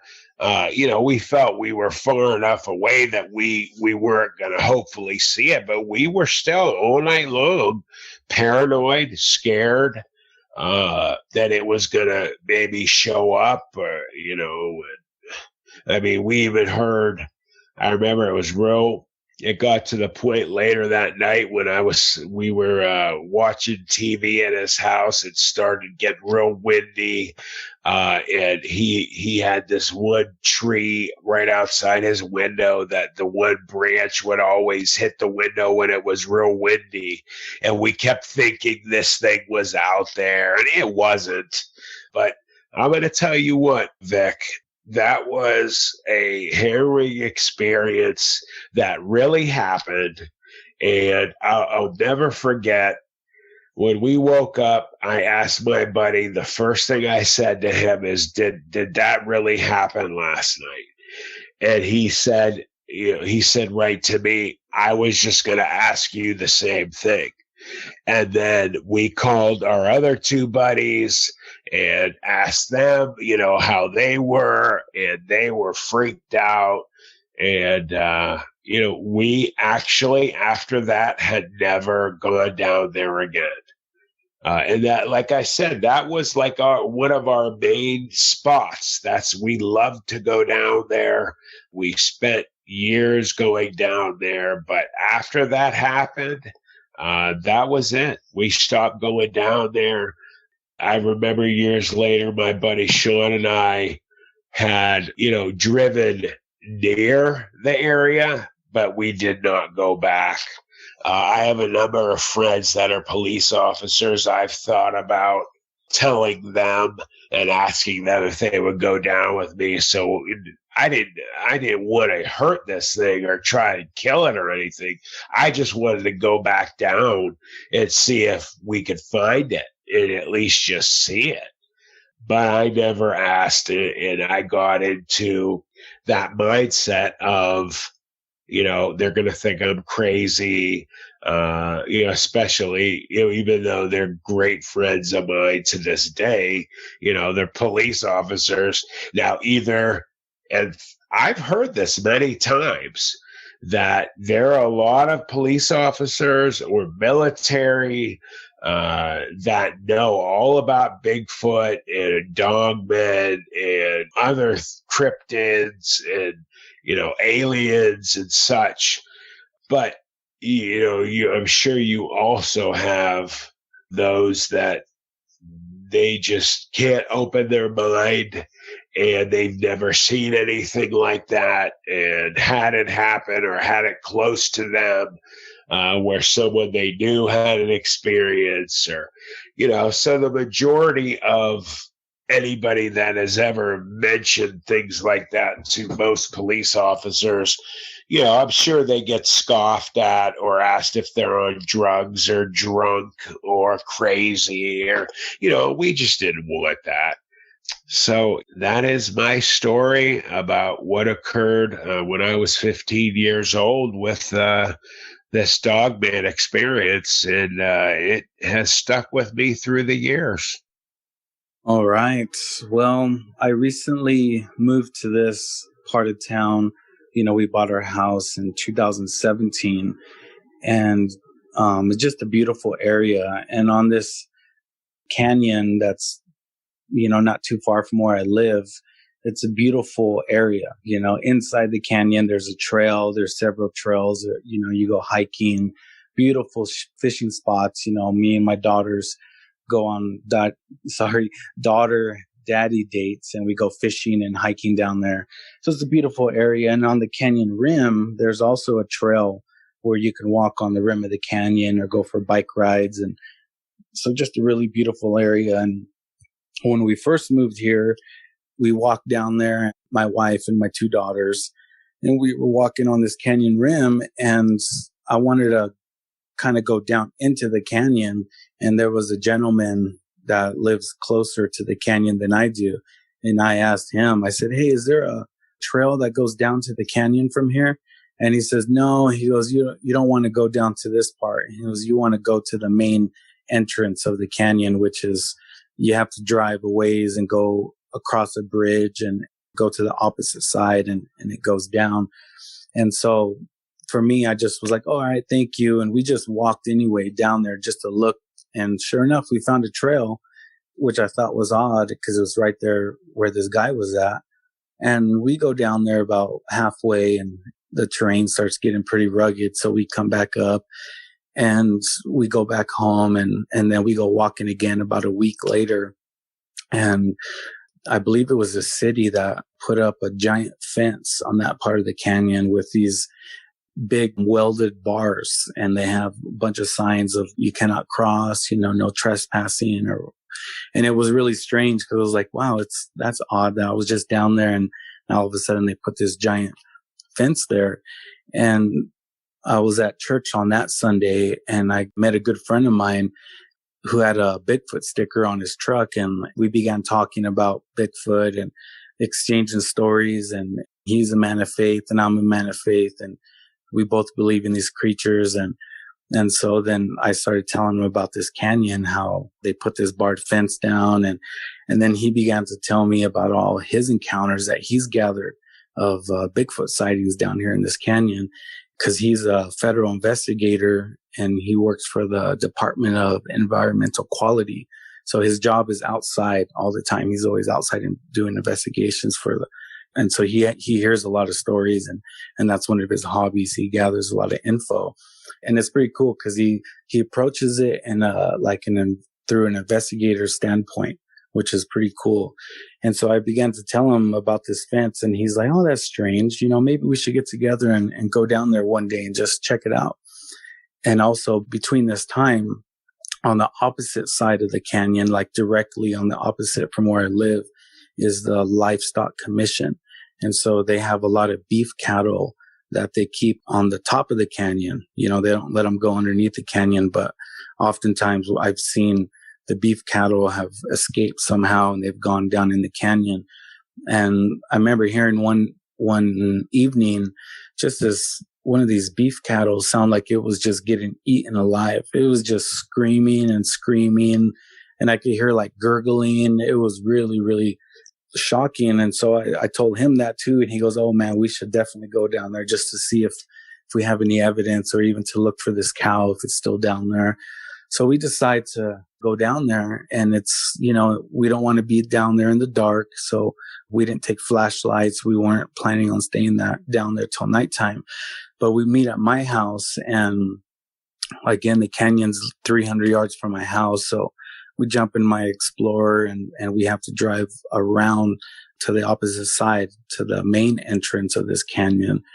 So we drive over there, and we just start walking down. We go down to this canyon, and we go to the general area where I heard that cow screaming and where the fence was put up. And we start going back there, and there's these signs again down there that is blocked off, and it says no trespassing, and a big huge fence. And with him and his job, he's actually gone down there to investigate and to look at the water quality down there for his job. And so he goes, oh, it's fine. We can go down here. If they say anything, he goes, I'll just show them my credentials and we'll be good. So we go down there and we start walking, and we're talking, having a good time. And we get farther and farther into this canyon, and we take these grass. You can pick, some grass and put them between your thumbs, and you can do like wounded rabbit calls or just different kind of creature calls. And so we started doing that, and just messing around. And then we heard this giant growl come from inside the bushes. Like it was farther back there. I'd probably say maybe about 30 feet in front of us. We heard this big growl. And my thought was, I'm like, man, that's a mountain lion, because there are mountain lions down in the canyon. They're often spotted. We recently had one that went into town, in a little town of Kimberly that connects to Twin Falls, from all these forest fires and stuff. And so it actually went into town, and they had to euthanize it So we were thinking like, oh, it's maybe a mountain lion. My thought was, I hope it's just a mountain lion kind of a thing. So we began to back it up. And right when we're backing it up, there's a tree next to us. And I look up this tree, and this tree is just shredded about 10 to 12 foot up. I mean, really, it looks like somebody took a chainsaw to this tree 10, 12 foot up. And so it was really, really weird. It reminded me like of if a grizzly bear were to shred a tree, but we don't have grizzlies in this part of Idaho. They're more in the northern side of Idaho. And so we just decided we were going to back up and go the other way. And so we back up and we go the other way. We didn't hear anything. We just heard the growl and saw the tree. And so we thought it was kind of wise for us to go the other way. So we start walking the other way, and we're having a good time. When you're in good company, time seems to fly by. So that's kind of what happened. And we were about an hour away from my vehicle, and then it starts to get dark. Before we knew it, it was already getting dark. And above the canyon, it could be the sun will be setting, but inside the canyon, it can be dark already. So it started to get really dark, and we didn't have any flashlights, and we had our phones and they have flashlights, but our batteries were really low. So we thought, you know what, let's just let our eyes get accustomed to the darkness. In case we have an emergency, we got to make a phone call. We don't want to kill our phones. So we start walking, and once we get into this canopy area, because there's trees all down there, but there's certain parts of this canyon where it's just completely covered by trees, and it makes this canopy. And inside that canopy, it's really, really dark. The moonlight really doesn't show in there. So our eyes were kind of getting accustomed to it, and we're walking on this trail, and this trail is about 30 feet wide. It has the actual trail itself and maybe 10 feet on each side before the tree line starts. And we're walking down there, and I start getting on edge. I just have this, I like to call it the heebie-jeebies. I start feeling like, oh man, what am I doing down here kind of a thing, And I didn't have a firearm. He had a firearm, and I just had a pocket knife. And so we're walking down there, and I start getting the creeps. And he mentioned something too, like, it's really weird down here, and we didn't hear any birds, because you can hear rock chuck screams, you can hear the birds, the magpies. I mean, a lot of wildlife down there. But when we got in this canopy, it was just quiet. And then the creep factor really started to set in.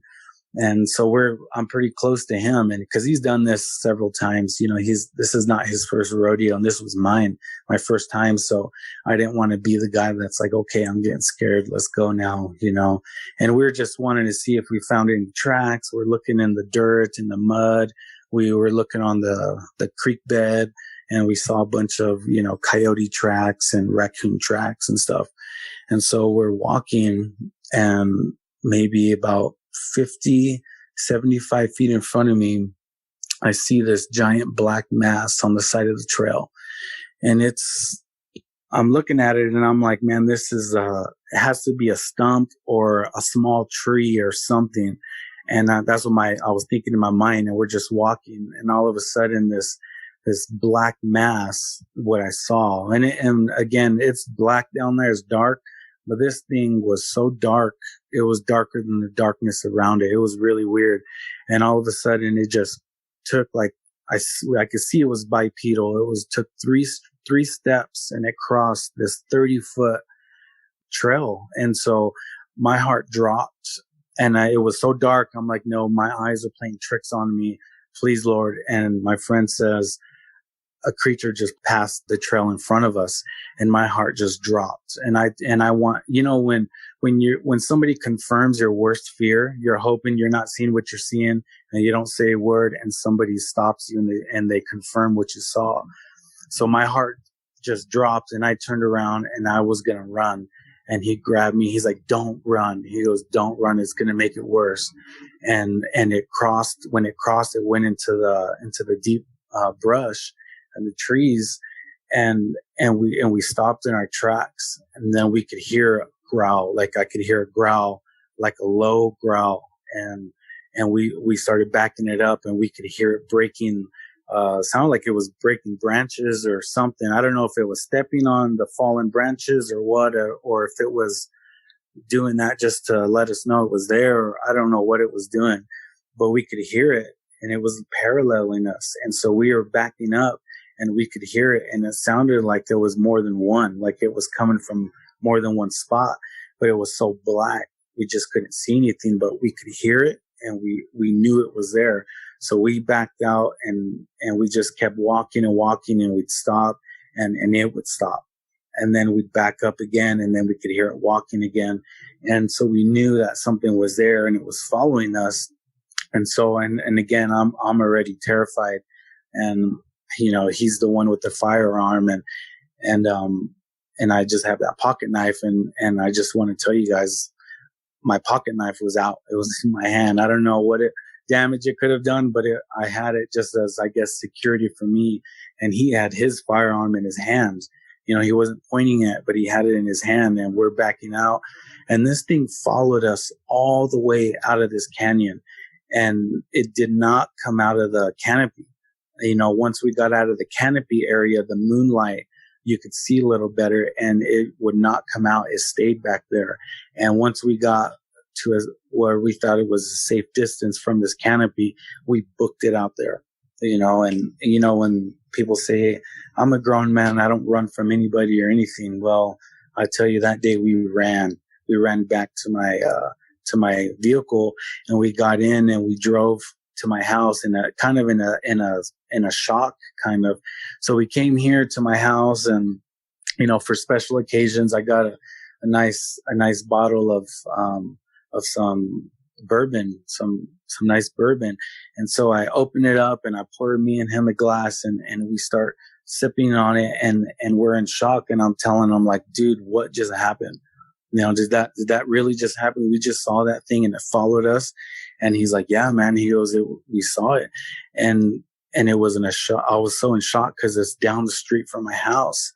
And as we're discussing it, this thing, and we went down there sometime afterwards to the same spot, and we were like measuring how tall it was and everything, and how it could cross that wide of a distance in 3 steps. You know, we're like, man, this thing was huge.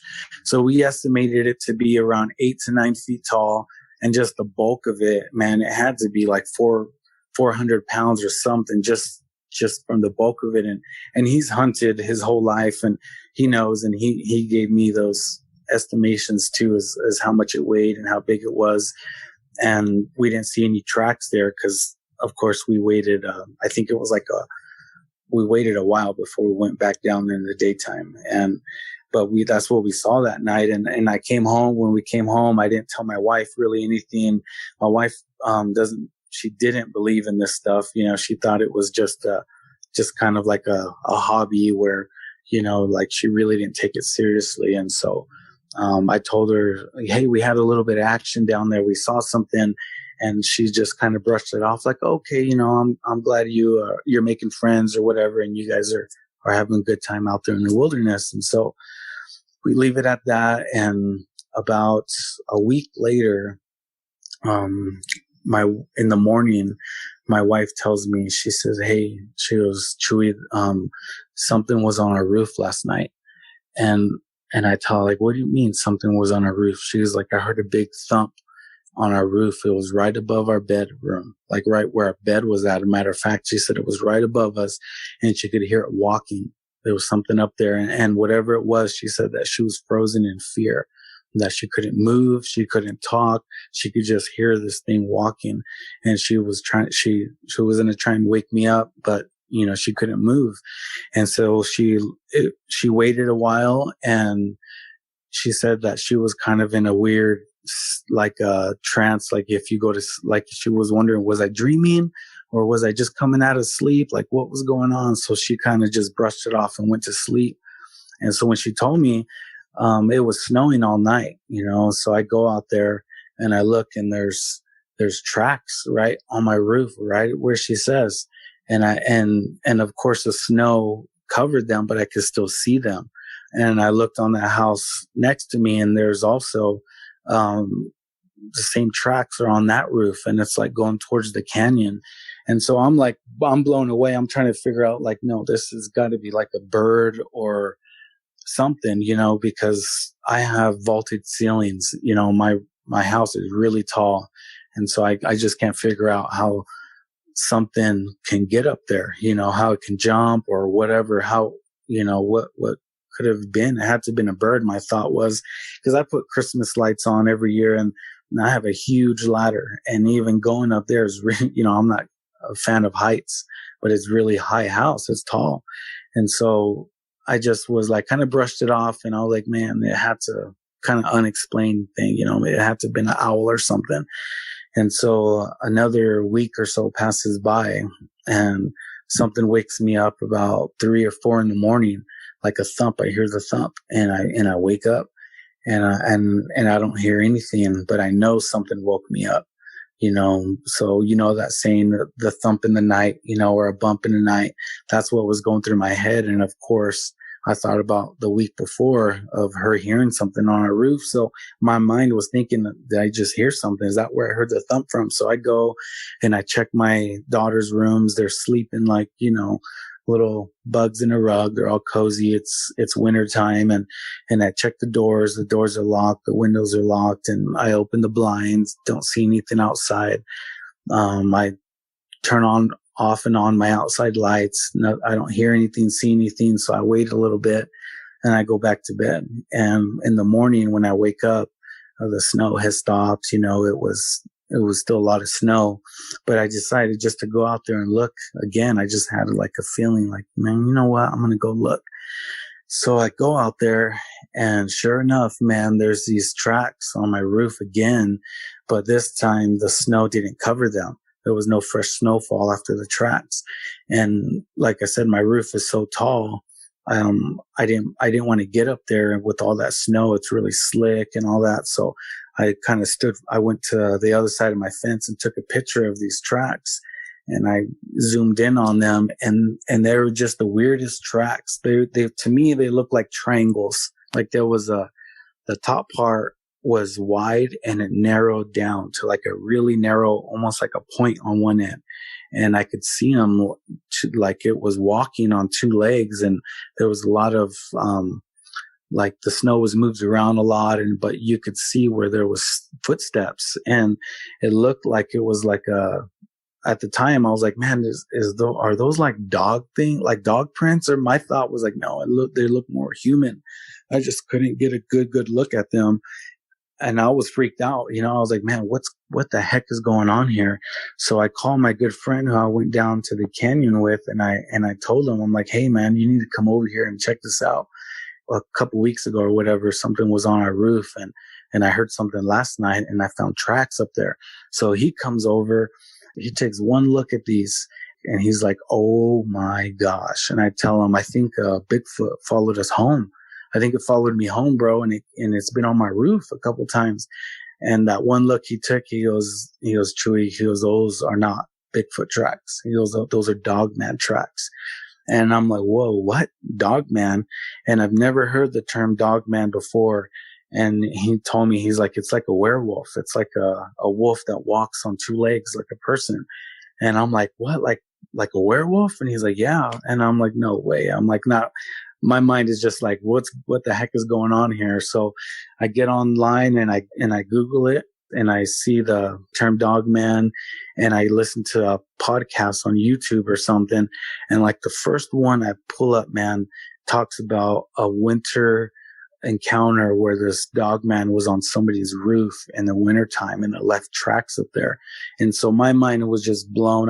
My heart dropped, and I thought, like, what the heck is going on here? I was like, is this real? Like, is really like something was on my roof? I mean, I'm looking at the tracks, but I can't put it together, because I'm looking, I walk around my house. I don't see any scratch marks.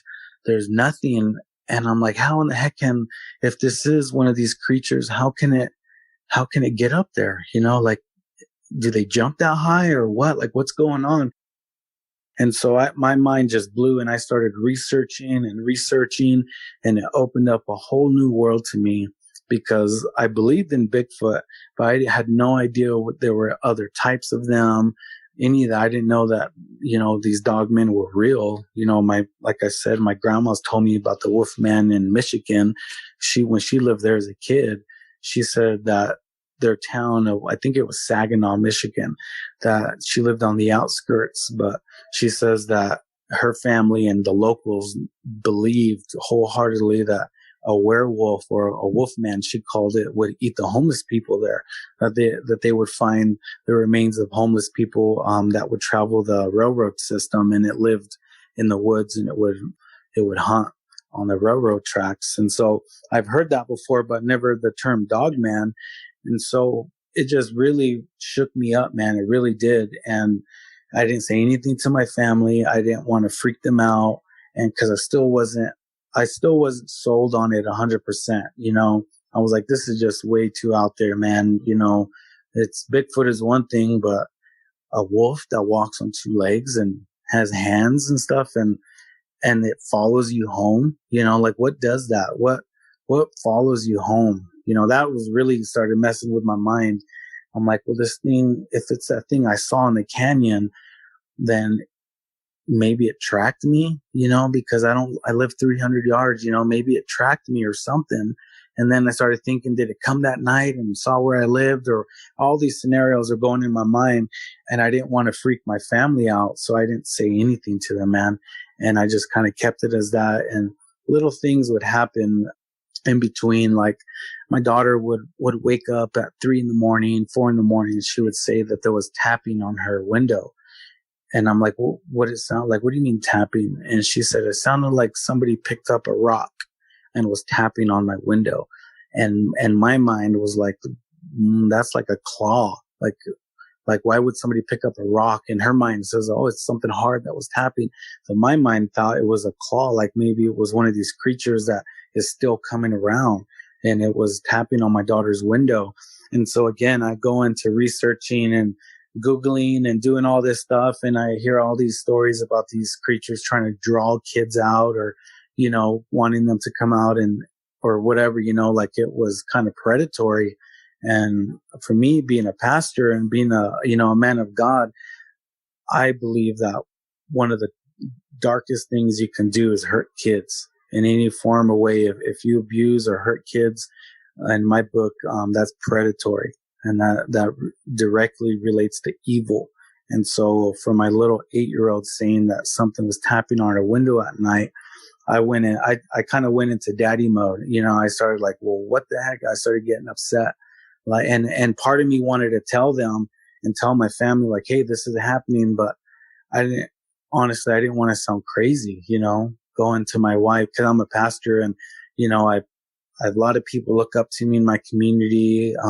I oversee a school that has hundreds of students, and it's just, I can't go to my wife and say, hey, you know what, a werewolf or this walking wolf followed us home, and that wolf was on our roof, and now it's tapping on the girls' window that night and stuff. So I didn't say any of that. I just started praying, and my mind was, the more I learned about it, the more prepared I could be, so to speak. So some time goes by, and with this whole COVID stuff, my wife, she's a teacher at our school, and she was teaching online, stuff on her computer, and she's in the backyard. I built a really nice patio out there because, here in Idaho in the winters are really, really harsh, and I love to grill and barbecue. And so I built this patio for winter time and stuff. So to stop the rain and the snow, so I can be out there grilling and stuff. But she's out there working on her computer, sitting in the chair. And I have a vinyl fence it's at least 7 foot. And I'm here in my man cave, and she comes rushing in, crying, telling me, and to just kind of, I can't understand what she's saying. But I know something bad happened, and she tells me that a big dog head looked at her. It peeked over the fence and looked at her, and she said it was just this big black head, and it had big pointed ears. And she said in the corner of her eye, when she first saw it, it was just black, and then when she looked at it, she seen white. she noticed the white was just its massive teeth, that it had this, she says it had too much teeth for it. Like it didn't look, it wouldn't look right. Like it had so much teeth. And she says she jumped, and she was actually, she had to re-record her lesson because she was doing a lesson. And when this happened, she almost knocked her computer down. She jumped, she screamed. And she said when she was trying to get off the chair, she looked back and it was gone. And she came rushing inside, and she's asking me, she goes, what? And she doesn't use bad language. She goes, what the heck is going on? And she's looking at me, and she's crying, and I'm trying to, comfort her. And I go outside, rush out there, and I'm looking over the fence. I'm looking in the backyard. I don't see anything. And I go to the front, and I go back to look at the backyard, and there's nothing out there. And so I come back in, and she's just hysterical. And then I told her everything that happened, and I felt so bad because I felt like I was almost hiding it from her. And she was so mad at me. She's like, what did you do? She's like, what did you bring to our house, Chewy? And I don't know. I don't have answers. And I'm like, babe, I don't know. I didn't intentionally do this. I didn't think that something would follow me home. And she was just freaked out. And I told, like, babe, our fence is like 7 foot tall. It's over 7 foot. I can't even look over it if I jump. But this thing looked at her over the fence, and she said it looked right at her, and it had a mouth full of freaking teeth. And she associated it with a black German Shepherd kind of a thing, but its ears were like a Doberman Pinscher. How they have these Doberman Pinschers have these, some of them have these massive big ears that are cropped. And she says that's what it looked like, just these huge ears. And it was looking at her. And she was mad at me for a while, man, because, telling me, why would I hide this from her? If I thought it was this, why didn't I tell her? And I was just at a loss for words, man, because as a father and as a husband, my job is to protect my family. And, excuse me, I'm trying not to get cracked up here. Give me a moment. I'll tell you what, Chewy, let's take a break. We'll be right back.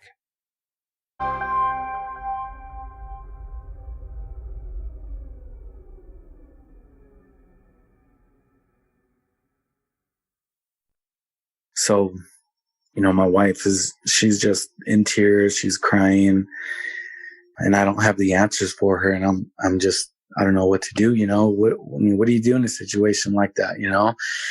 And so, I try to do what I can, and we buy the security system that goes, every door has an alarm, every window has an alarm. I get these massive lights to go outside, and I'm just trying to do what I can do best, to help the situation. And it completely changes her. She will not go outside at night. And even me, when I got to go throw the garbage at night, I'm watching my back. I get freaked out just to go throw the garbage or to get something from the vehicle, or when I go out to warm up my truck in the morning, that this stuff is always on my mind. And so we got this alarm system, and we got some firearms. We did some training, took whatever safety measures that I thought we can do, and so we kind of left it at that, and things were going okay. No more tapping on the windows. It didn't show itself to her. And another time I was here in my man cave and here in my garage. I got a little room in my garage where I do my studying for my church and my school. And my kids come running inside, freaked out, like they're really, really scared. And they said that somebody was pounding on the fence and shaking the whole fence. And they thought it was me that was playing a joke on them. And they were really scared, crying too, because it was really aggressive, they said.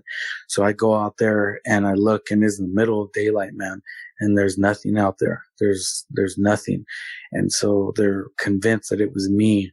And I'm telling them it wasn't me. So I took my older daughter, I put her in the backyard, and I went to the other side, and I shook the fence and I pounded it. I go, is this what it sounded like? She's like, no. She goes, that's not even close. And so I'm shaking the fence, and I guess my hardest try at making this sound and shaking this whole fence didn't come close to what they heard and what they saw. They saw the fence shake and the pounding. And so they were really scared about that. And at this point, I didn't tell my kids about this, and just my wife and I, she's like, uh-oh, she's like, is it this thing again? She was, it's coming back, huh? And I'm like, babe, we don't know. It could have been a prank, somebody messing with us. I don't know. And she's like, well, that's it. Our kids are not going outside anymore. And she goes, we're not going outside. She goes, what are we going to do? And I tell her, babe, I was like, we can't let this stuff control us. This is our property. This is our house, And so little by little, they started going outside in the daytime, and they would ask like, Dad, why can't we go outside at night? I'm like, no, we stay inside at night. Once it starts to get dark, that's our family rule. We come inside. And so they started going outside. It started going well. And about, I don't know, a little bit of time passed. And my daughter and I decide, when things start going smooth, we start coming back out of this. We're not hermits anymore. We're like, okay, let's go outside. And because I live in southern Idaho, man, and I live on this canyon rim, and this canyon is just beautiful. I mean, there's people down there. There's people going for evening walks down there on the canyon rim, evening walks, bike rides. And so finally in the daytime, my daughter and I were like, let's go for a bike ride. Let's go, down our street and we'll go on this canyon rim and just go for a bike ride. And so she's like, okay, let's do it. And so there's this on the corner before we turn to get to this canyon rim, and it's a beautiful paved little trail on this rim, beautiful. And there's this German Shepherd dog. It's like a pup. It's not a big dog. It still has one of its ears down, it's a kind of goofy looking dog. And it's always holding its toy when we ride our bikes or walk down there. It holds its toy in its mouth and it wants us to play.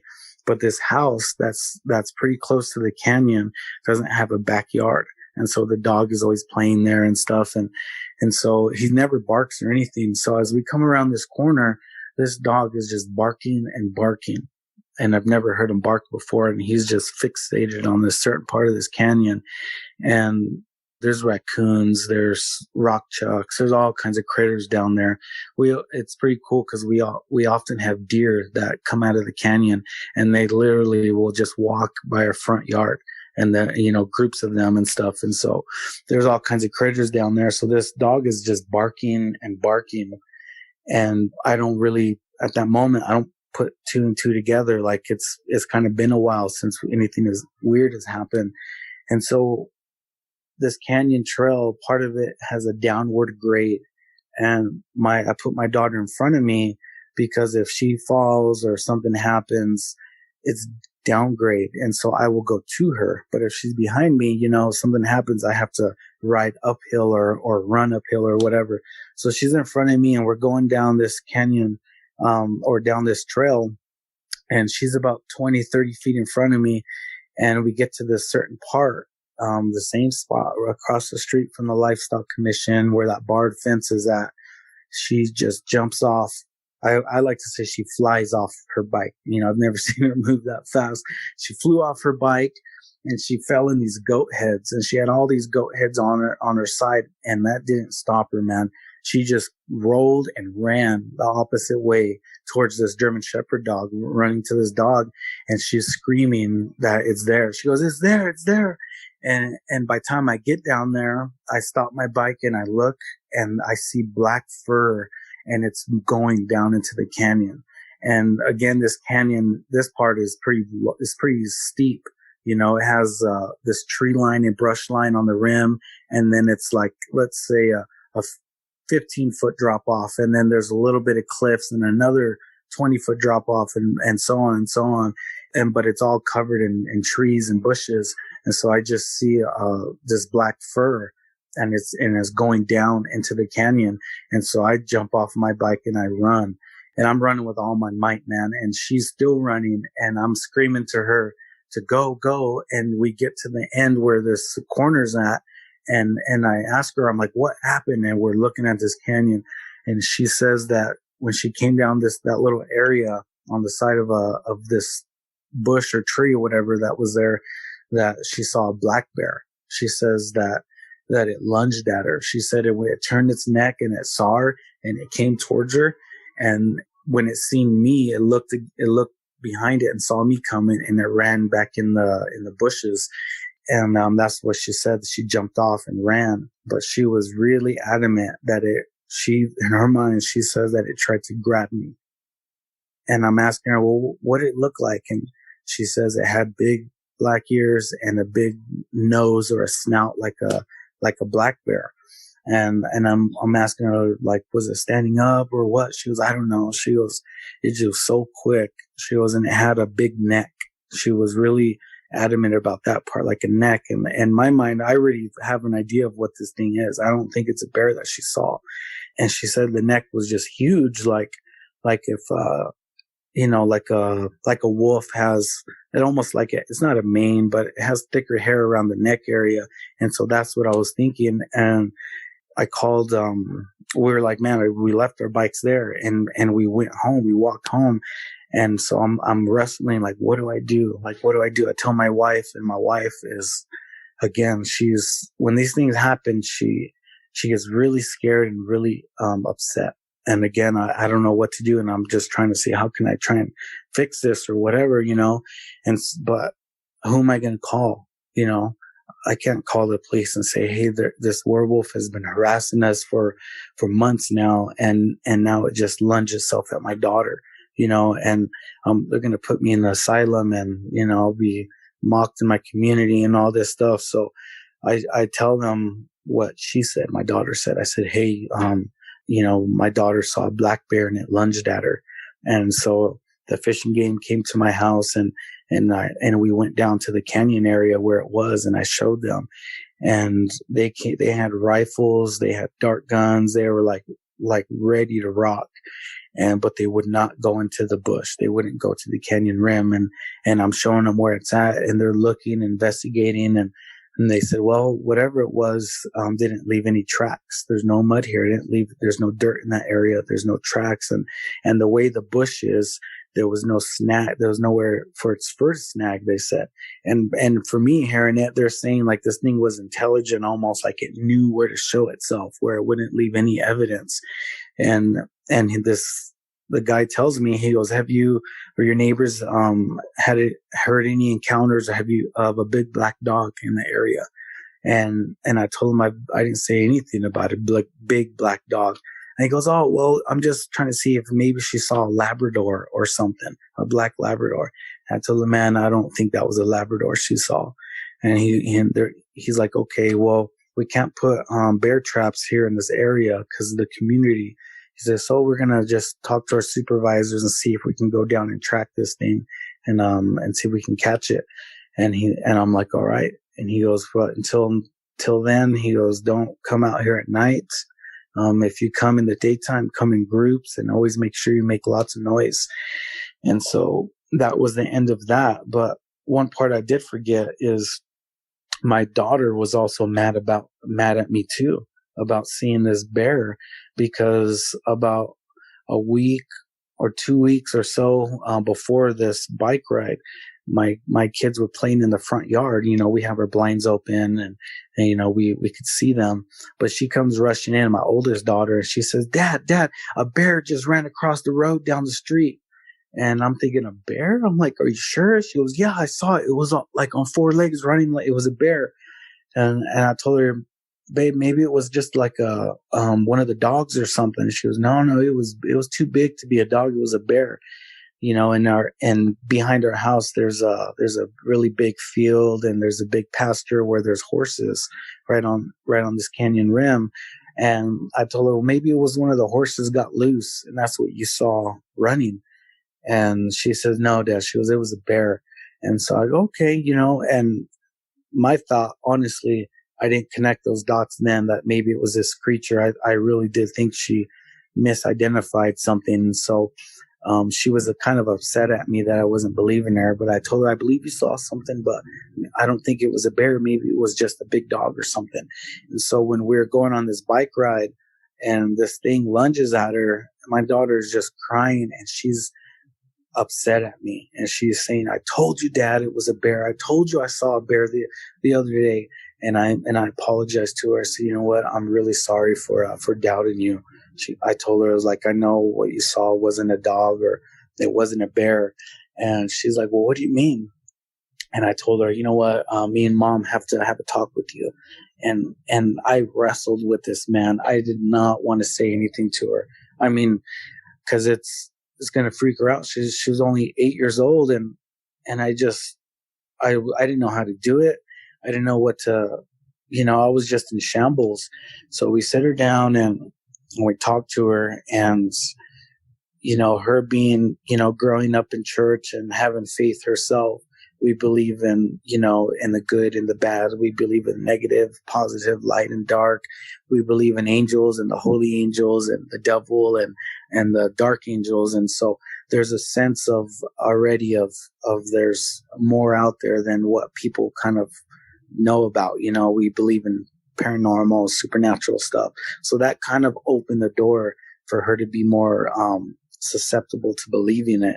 And so I talked to her, me and Mom, we sat her down and we told her, and her eyes are just wide, and and maybe I shouldn't have told her. I don't know, maybe I should have just kept it on the DL and told her it was a bear and, that all these things. But I just felt so compelled, like I had to tell her, and I told her, and she just freaked out too. And I didn't tell her about the tapping on the window. She brought it up. She said, "Was that the thing, or was that the rock I heard tapping on my window?" And I told her, "I don't know, babe. It's like, I don't know if that's it or not." And so our family's just in shambles. We're freaking out. Nobody could help us, more or less believe us. They didn't find the bear. They couldn't find tracks. They never found evidence of it. And so we hunker down in our faith. That's like the best thing I could do was hunker down in my faith. And we decided, we come up with a family plan. All of us go to our backyard, and I break some branches from our plum tree, and we there's 4 of us, me, my wife, my 2 daughters, but we each make a cross out of this plum tree, these twigs, and we wrap them with yarn. And I have anointing oil that I have from Israel, and anointing oil in the Christian faith, it's a representation of the Holy Spirit. And so I often use that when we cleanse homes, because like I said, we believe in demonic possessions, and we perform a Christian version of what Catholicism calls exorcisms. We cleanse homes, we deliver people from these strongholds and attachments of spirits and all this stuff, So I have that, and that's part of my job. What I do, I often go in our community, and we do these things. We pray for people and cleanse homes and whatnot. So we take this anointing oil and we put it all over these crosses, and we pray for these crosses, and we go to the 4 corners of our property, and we bury these crosses underground. And we pray, we lay our hands on, and we pray, and we believe. And we came together and we said, you know what? I think the way this works, if we put our faith into this, that it's going to help us. And so we prayed, and we prayed that God would give us a hedge of protection on our property. And we believed it, and we still do believe it. And we hold on to that really, really tight. Like, that's something we really hold dear to us, is our faith. And also, we believe, all 4 of us, that our house and our property is protected and anointed, and what we like to call a hedge of protection. So we buried them, and we prayed, and we haven't had any situations happen after that. And we, I firmly believe that maybe our faith has something to do with that. Maybe if we just believe in something so much that it's going to happen, that it actually works. And nothing has happened since. We haven't had any more encounters. Nothing has, come to to our fence or on our roof or anything like that, just because it's a property thing. But as far as the canyon, I mean, this canyon goes for hundreds of miles. There's all kinds of crazy things down there. And the last weird thing that happened was on New Year's. We had a fireworks show. I bought some fireworks, and I bought this fountain, a really good fountain, a really cool one. My kids love fireworks. So it's nighttime, and I have the lights on. We go to the streets and we light this fountain, and it's like a minute long, a really long fountain, and it's like screaming, popping, doing all these colors. My girls are giggling and dancing around, having a good time. And during this firework, as it's going off, my wife's like, "What is that?" And I'm like, "What?" She goes, "Do you hear that?" And I could hear this, like a screech, howl, scream, all mixed into one, really, really weird, coming from the canyon. And it was just going, and it started getting louder and louder, and to where it was you could really hear it compared to the fountain. And my kids are listening, like, "What the heck is that?" And then once the fountain stops, this thing is still yelling or screaming, whatever you want to call it. And so it was coming from the canyon. It was the most angriest scream, or like it was mad that we're doing this loud firework. And it freaked me out, because it's like, how can something scream that long? Unless it took a breath in there that I didn't catch and kept screaming, but it screamed louder than the fountain I had on, guys. And so whatever it was just had massive lungs or something. And so my kids are like, "What the heck is that?" And my daughter, we didn't tell my 4-year-old what was going on. I personally thought she was too little to grasp the concept of it. But my older one knew right away. She knew what it was. My wife knew what it was. And I said, "Guys, let's go inside. Our fireworks show is cut short this year." And we came inside, and we were like, man, whatever it was did not like that we were doing that. It just was pissed off. I like to say, excuse my language, that we were doing that.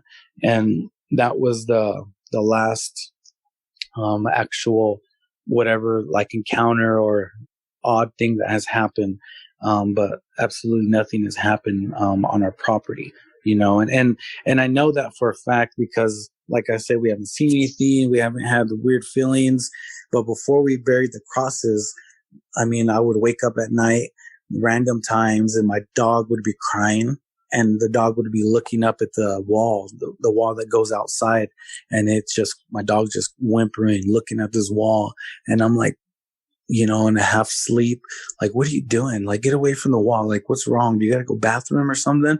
And then I'm like, "Oh, I think I know what's going on. Like, there's something there outside." And she's just crying, trying to hide under the blankets and because she's just a little dog.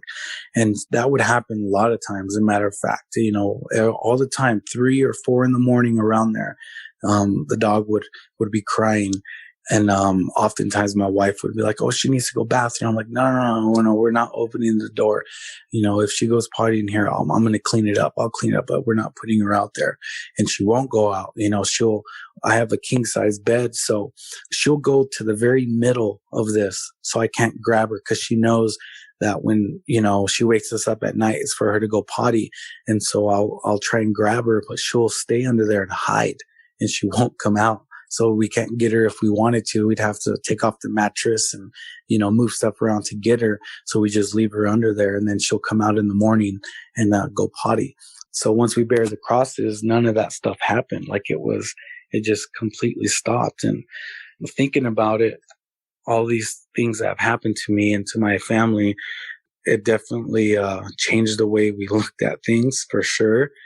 And just looking back at my life, I've had some strange things that have happened to me, and I really didn't tie them together, because, like I said, I didn't know that there was different types of Bigfoot.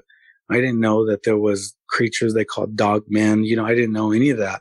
And, I've moved back and forth from Texas and Idaho, my whole life. I'd spend a few years in Texas. I'd come back to Idaho, spend a few years here, go back to Texas. And the spot I lived in Texas is called Hays County, and it's a very unique area. There's a lot of woods, and it's a lot of kind of like a swampy kind of a feel to it.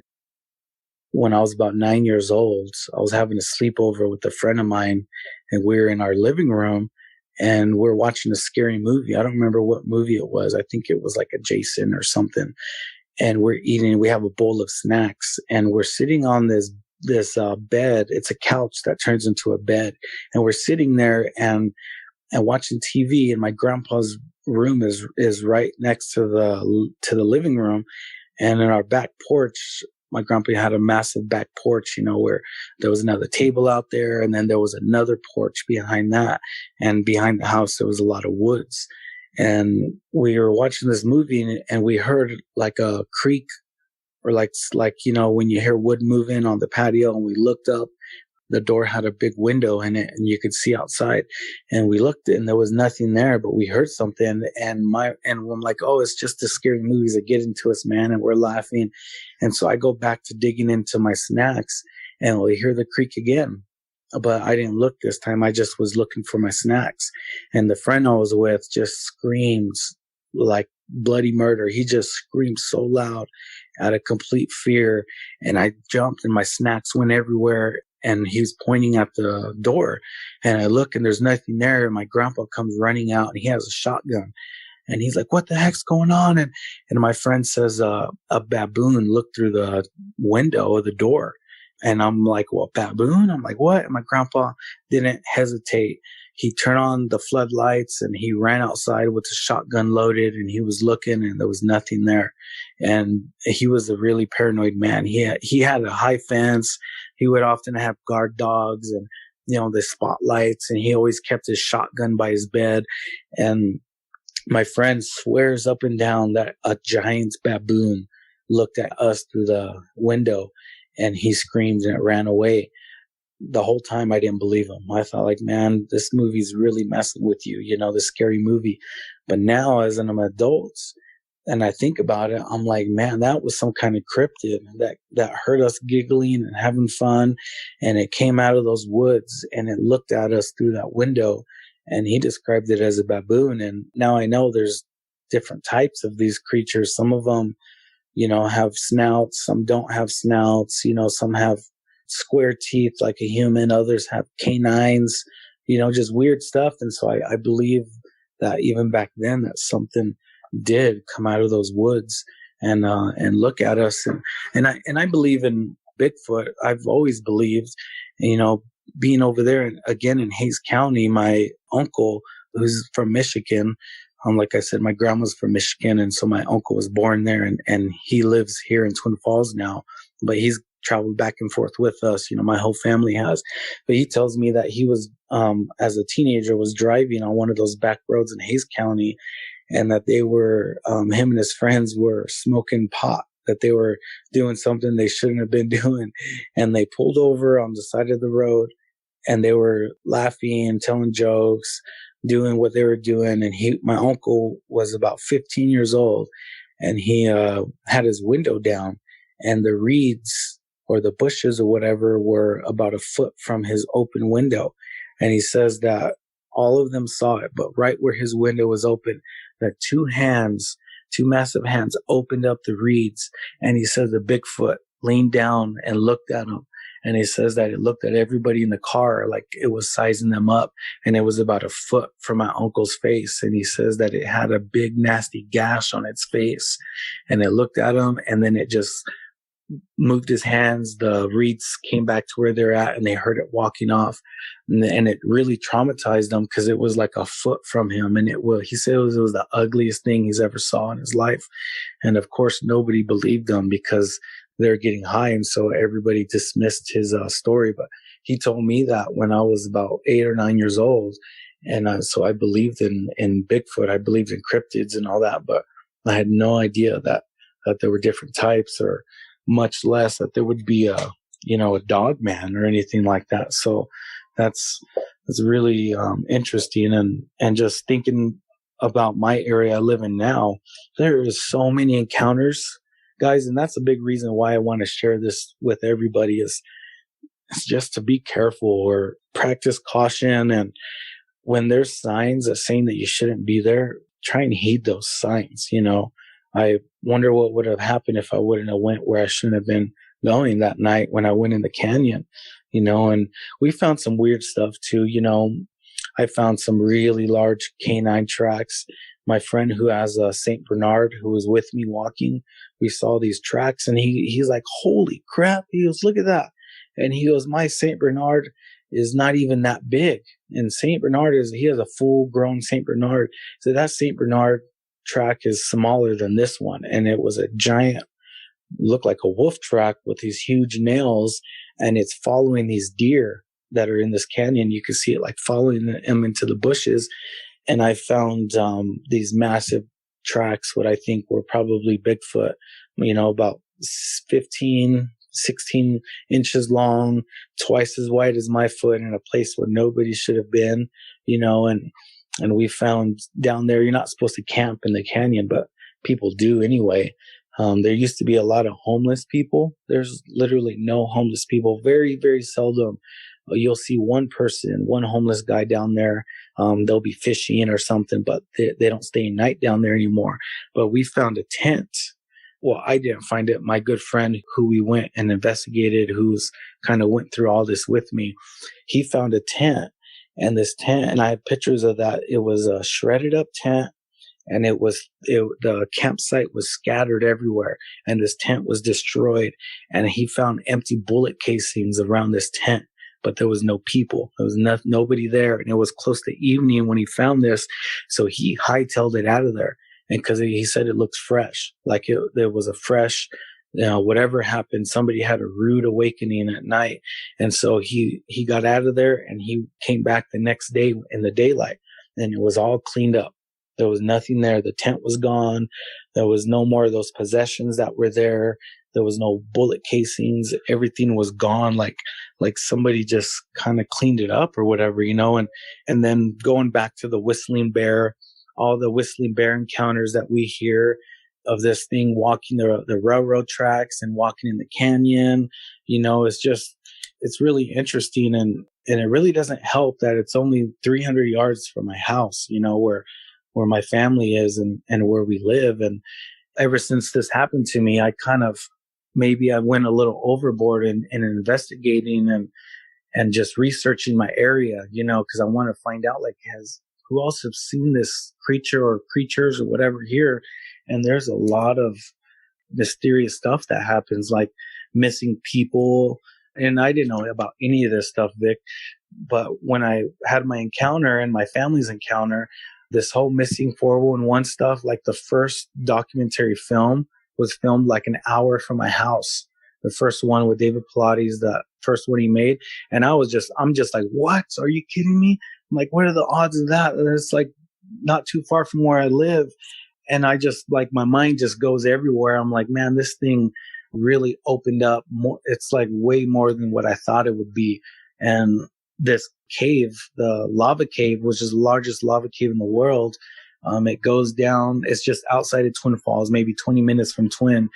And there's another one called the Mammoth Caves that's close to it, where they found the woolly mammoth in there and the bones of it or whatever.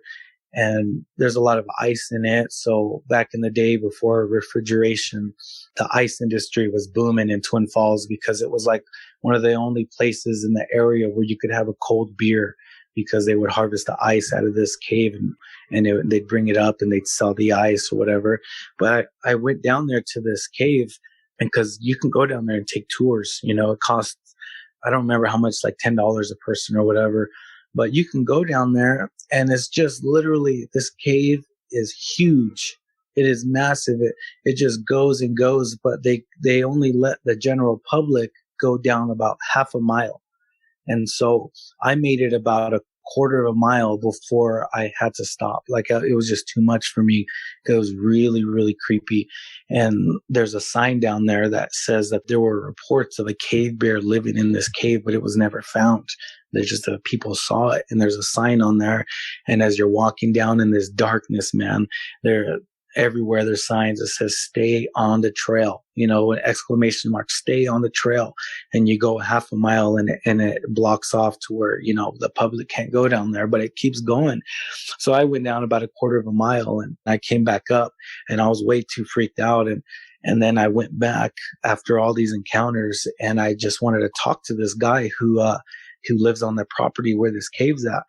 And he told me that a family went down there and they never came out, and that it didn't make the news, that it wasn't in the paper or anything, but that they had a lot of people who came to look for them.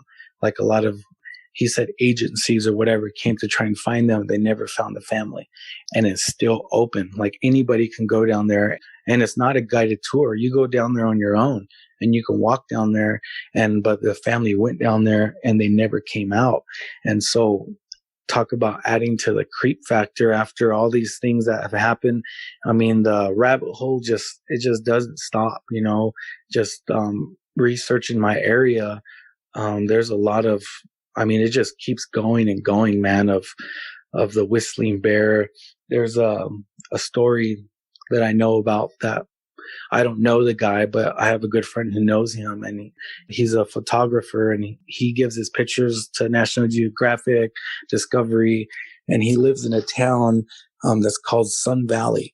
And it's about, I'd say, about 45 minutes from Twin Falls or so. And it's up in the Sawtooth Mountains. Beautiful area. But he has a huge camera, and he'll go out and he'll hike and he'll spend days out there capturing footage of the wildlife. Beautiful pictures and stuff. But he says that he was out there and he found a herd of elk, and he was following these elk, taking pictures.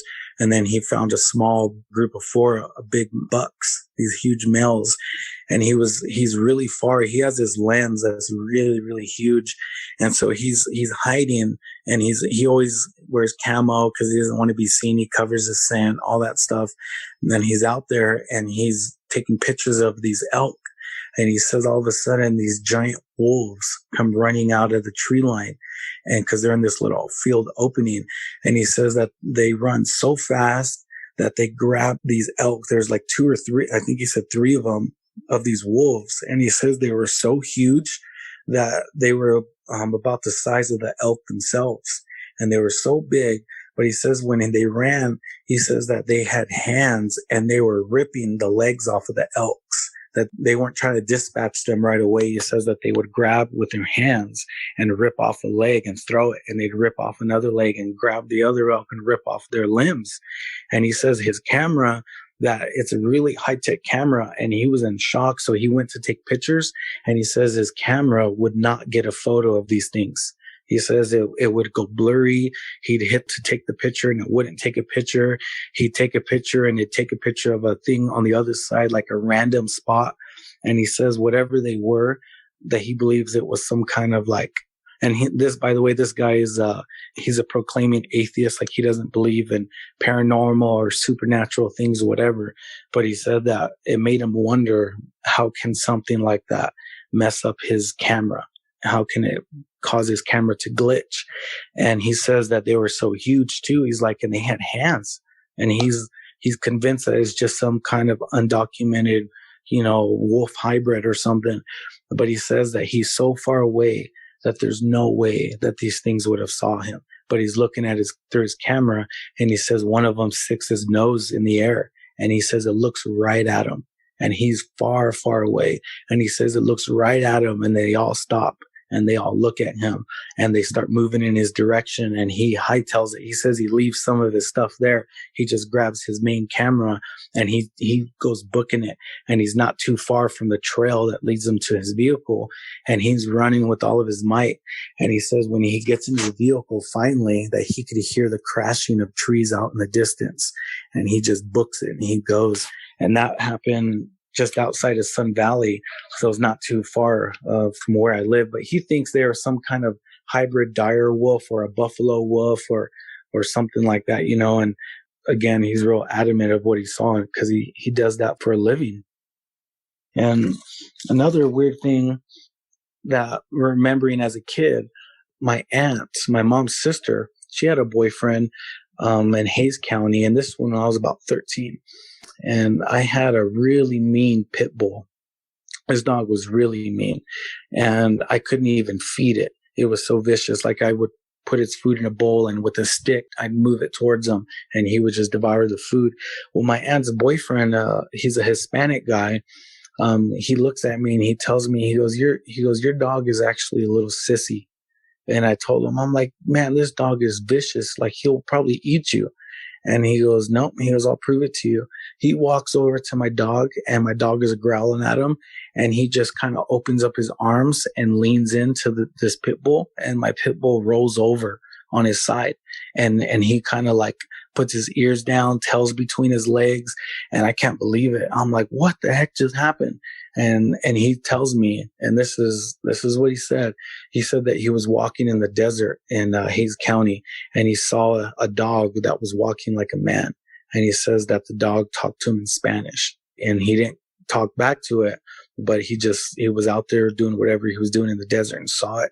And he says, but when he looked into his eyes and the thing spoke to him in his language, he says it really messed him up. And ever since then, he's been able to read dogs or whatever in a different way. And so again, I kind of blew that off as, oh, that's my aunt's crazy boyfriend. He doesn't really, why would he say that? He's just, must have been, on drugs or something, I thought as a kid. But now looking back at it, I'm like, what? I'm like, that is really weird that he would tell me this. And I've heard stuff like that after researching. I've heard of weird things like this, of these things doing odd stuff. And it's weird because they look flesh and blood, but they do really weird stuff. I mean, what follows you home, and what takes joy out of harassing your family and your kids? And it's always like it was one step ahead of me, man. I felt like that, like it was one step ahead of me. It'd show itself. I'd go, there'd be nothing in the canyon. When it lunged at my daughter, it ran and it showed itself just where there would be no evidence left of it, And one night we saw in the canyon this, it was in the evening, this huge buck deer. It was a buck deer, but its leg was twisted off. And like it was just twisted. It was dangling its back leg, and it wasn't running away from us. It was staying close to us. And I remember thinking, I'm like, what the heck? This huge animal is like literally 10 feet from us, and we're walking away, and it's trying to stay close to us. And we notice his leg is just dangling. And so that makes me think, like, what has the strength to twist, a full grown. And here in Idaho, we have really big deer, and the bucks are huge. And so for his leg just to be dangling down, it's weird. Like, what could do that? My mind now says, I know what did that. It's a very weird area how this dogman followed me, and it showed itself. But also we hear a lot of Bigfoot encounters, the whistling bear, all these encounters down here. So it's like, I don't know if they live in this canyon area or if they just travel up and down, because like I said, it goes for hundreds of miles. And thinking back about weird things that have happened to me in my life, there's a town called Wendell and Gooding. It's about an hour, maybe 45 minutes away from Twin Falls, and it's in the Magic Valley. And people who know my area will know exactly what I'm talking about. But my mom's ex-boyfriend, his nephew, he's like 2 years old, came up missing. He's still missing. He's on the Idaho missing kids thing here in Idaho. Like you can still see him. His last name is Morales. I forget his first name, but you guys can look him up. His last name is Morales.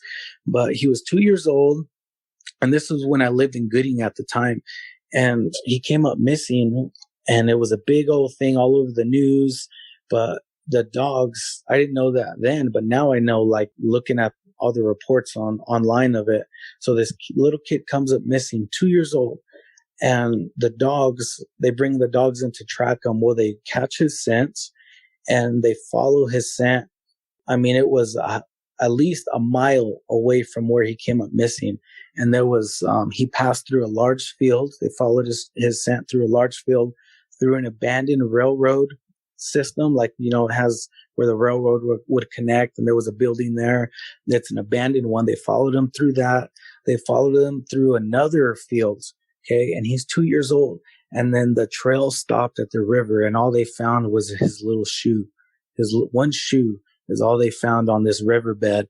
And the dogs couldn't find his scent after that. And so what they did was they drained the river. They checked up and down the river, because it's a massive, long river, and they never found his body. And he's still missing to this day. But now looking back at it, it's like really weird stuff, after researching the 411 and all that with little kids moving great distances in really short amount of time. Well, that happened it hits home with me because, I actually knew the kid, when this happened. I was probably about maybe 8 years old. And so he was a little kid, but I've known him and we played outside together and stuff. So those things really hit home with me. And, thinking about, there's another one here called, and by the way, like, I was into Bigfoot, but not like I am now, or Dogman. Like, I just wanted to research and just find out mainly my area. And there's another report from Twin Falls where a guy who's driving by his farm, he has a farm, and his animals, some of his goats would come up missing, and he assumed it was a mountain lion, so he took his precautions or whatever. But he says he was checking on his property at night, and he was driving, and he saw a timber wolf. He says it's a timber wolf, but it was on 2 legs, and it was holding something. And he found out it was holding a goat, one of his goats, in his 2 hands. And then he says when he hit it with his headlights when he was driving on his property. So it was just a quick flash. When he was turning, he saw the wolf walking on 2 legs and was holding one of his goats. And he stopped and he turned his vehicle and it was gone. Like, there was nothing there. But he swears up and down that it was a timber wolf that was walking on 2 legs. And he doesn't know. He doesn't assume that it was a Dogman or anything. He just thinks that this dog or this wolf somehow figured out how to be on 2 legs, or maybe it saw him and it stood up on 2 legs just to see what was going on. Sometimes dogs do weird stuff, but the fact that it was holding something in his arms, that one was really weird. And the reason why my good friend, when I called him over to look at my roof, I told him, hey, bro, you got to come look at the roof. Look at these tracks, because he's hunted all of his life and he knows what's up with all the wildlife in the area. And right away, he said, nope, that's a Dogman. And he began to tell me his encounter of what traumatized him as a kid. So he's lived in Washington. He's coming back and forth from Washington, but he's been here since he was 15 years old or so now. But he says in Washington, when he was a little kid, maybe about 4 or 5, that he saw what he describes them, his 2 of them, as, I think, a Gamork, the servant of the Great Nothing from the Never-Ending Story, that wolf-like creature. He says that he looked out his window and he saw their eyes looked like orange or like fire, he says. And he says they were just standing there looking at him with their mouths open, like they were panting and drooling. Like, his mind said they wanted him. And he said that they looked like they were all matted up, covered in mud or something on their body. And he says it traumatized him so much that he didn't speak for a whole year. Like, a whole year. He went through counseling, all this stuff, and he didn't speak for a year. All he could do was write or like draw pictures to communicate with people. That's how bad it screwed him up. And now he believes that those 2 things that he saw were Dogmen that he saw outside of his window. So that's why he's a big believer in it. And his dad is the first one who told him about the whistling bear when he was a kid, that his dad saw the whistling bear walking up the canal system. There's a lot of canals here in the Magic Valley. So he says that he saw the bear walking on 2 legs and it was whistling in the canal. It's a massive canal system that goes all through Magic Valley. And this was in Kimberly where his dad first saw this. And now his dad lives in Wendell Gooding area, where I said that the little kid came up missing. But his dad says that he's had encounters with this creature there in Wendell, because he lives right on the outskirts of town. And he says that he associates it with a bear. He says he smells just this horrific smell. And he says that he was walking his dog one night, and he has a little Yorkie or some little tiny dog. And this guy is really old, like in his 70s or something, maybe his 80s. And he's walking his dog, and he says he smells this bear smell that he often smells in the area. And he says that he hears just this massive thumping of something in the dark running. And he says when he hears it, his dog just rolls over and pees on itself and starts crying. And he could hear all the dogs in the neighborhood, in the town, screaming and barking. And he could hear this thing getting farther and farther and farther. And just recently, he told me that he found these massive tracks outside of his window. in Wendell, that he had the feeling again, like, hey, this thing, and his dad believes that it's some kind of attachment, like there's some kind of supernatural aspect of it, because he says it's followed him his whole life. As a kid in Kimberly, he saw it, and for some reason, it followed him to Wendell, and it like harasses him, like it'll scratch his house. He'll hear howls or screams outside of his house. And he says recently, a few weeks ago, a matter of fact, that he saw something outside of his window. And he's older, so he calls my friend, and he drives down there, and he finds these massive 3-toed tracks that look like they're 3 toes, and they're huge, and they have like an 8-foot stride in between these steps. And so we don't know what it is, but his dad swears up and down that it's the whistling bear that has been harassing him all these years. And another interesting thing is, and thank you guys for listening to me. I know I got a lot of stories, but believe me, when something like this happens to you, you either want to shut it down and never think about it again, or you want to research it, or sometimes both, For my wife, for one, she refuses to speak about it. She won't speak about it. We talked about it twice, like me and her one-on-one, and she gets really scared. She begins to shake, and she does not want to talk about it. And her belief is, if you talk about it, it's going to conjure it, or it's going to somehow draw it back to us. And so that's her view on it, is that she doesn't even mess with it anymore. She doesn't want to talk about it. She doesn't want anything to do with it.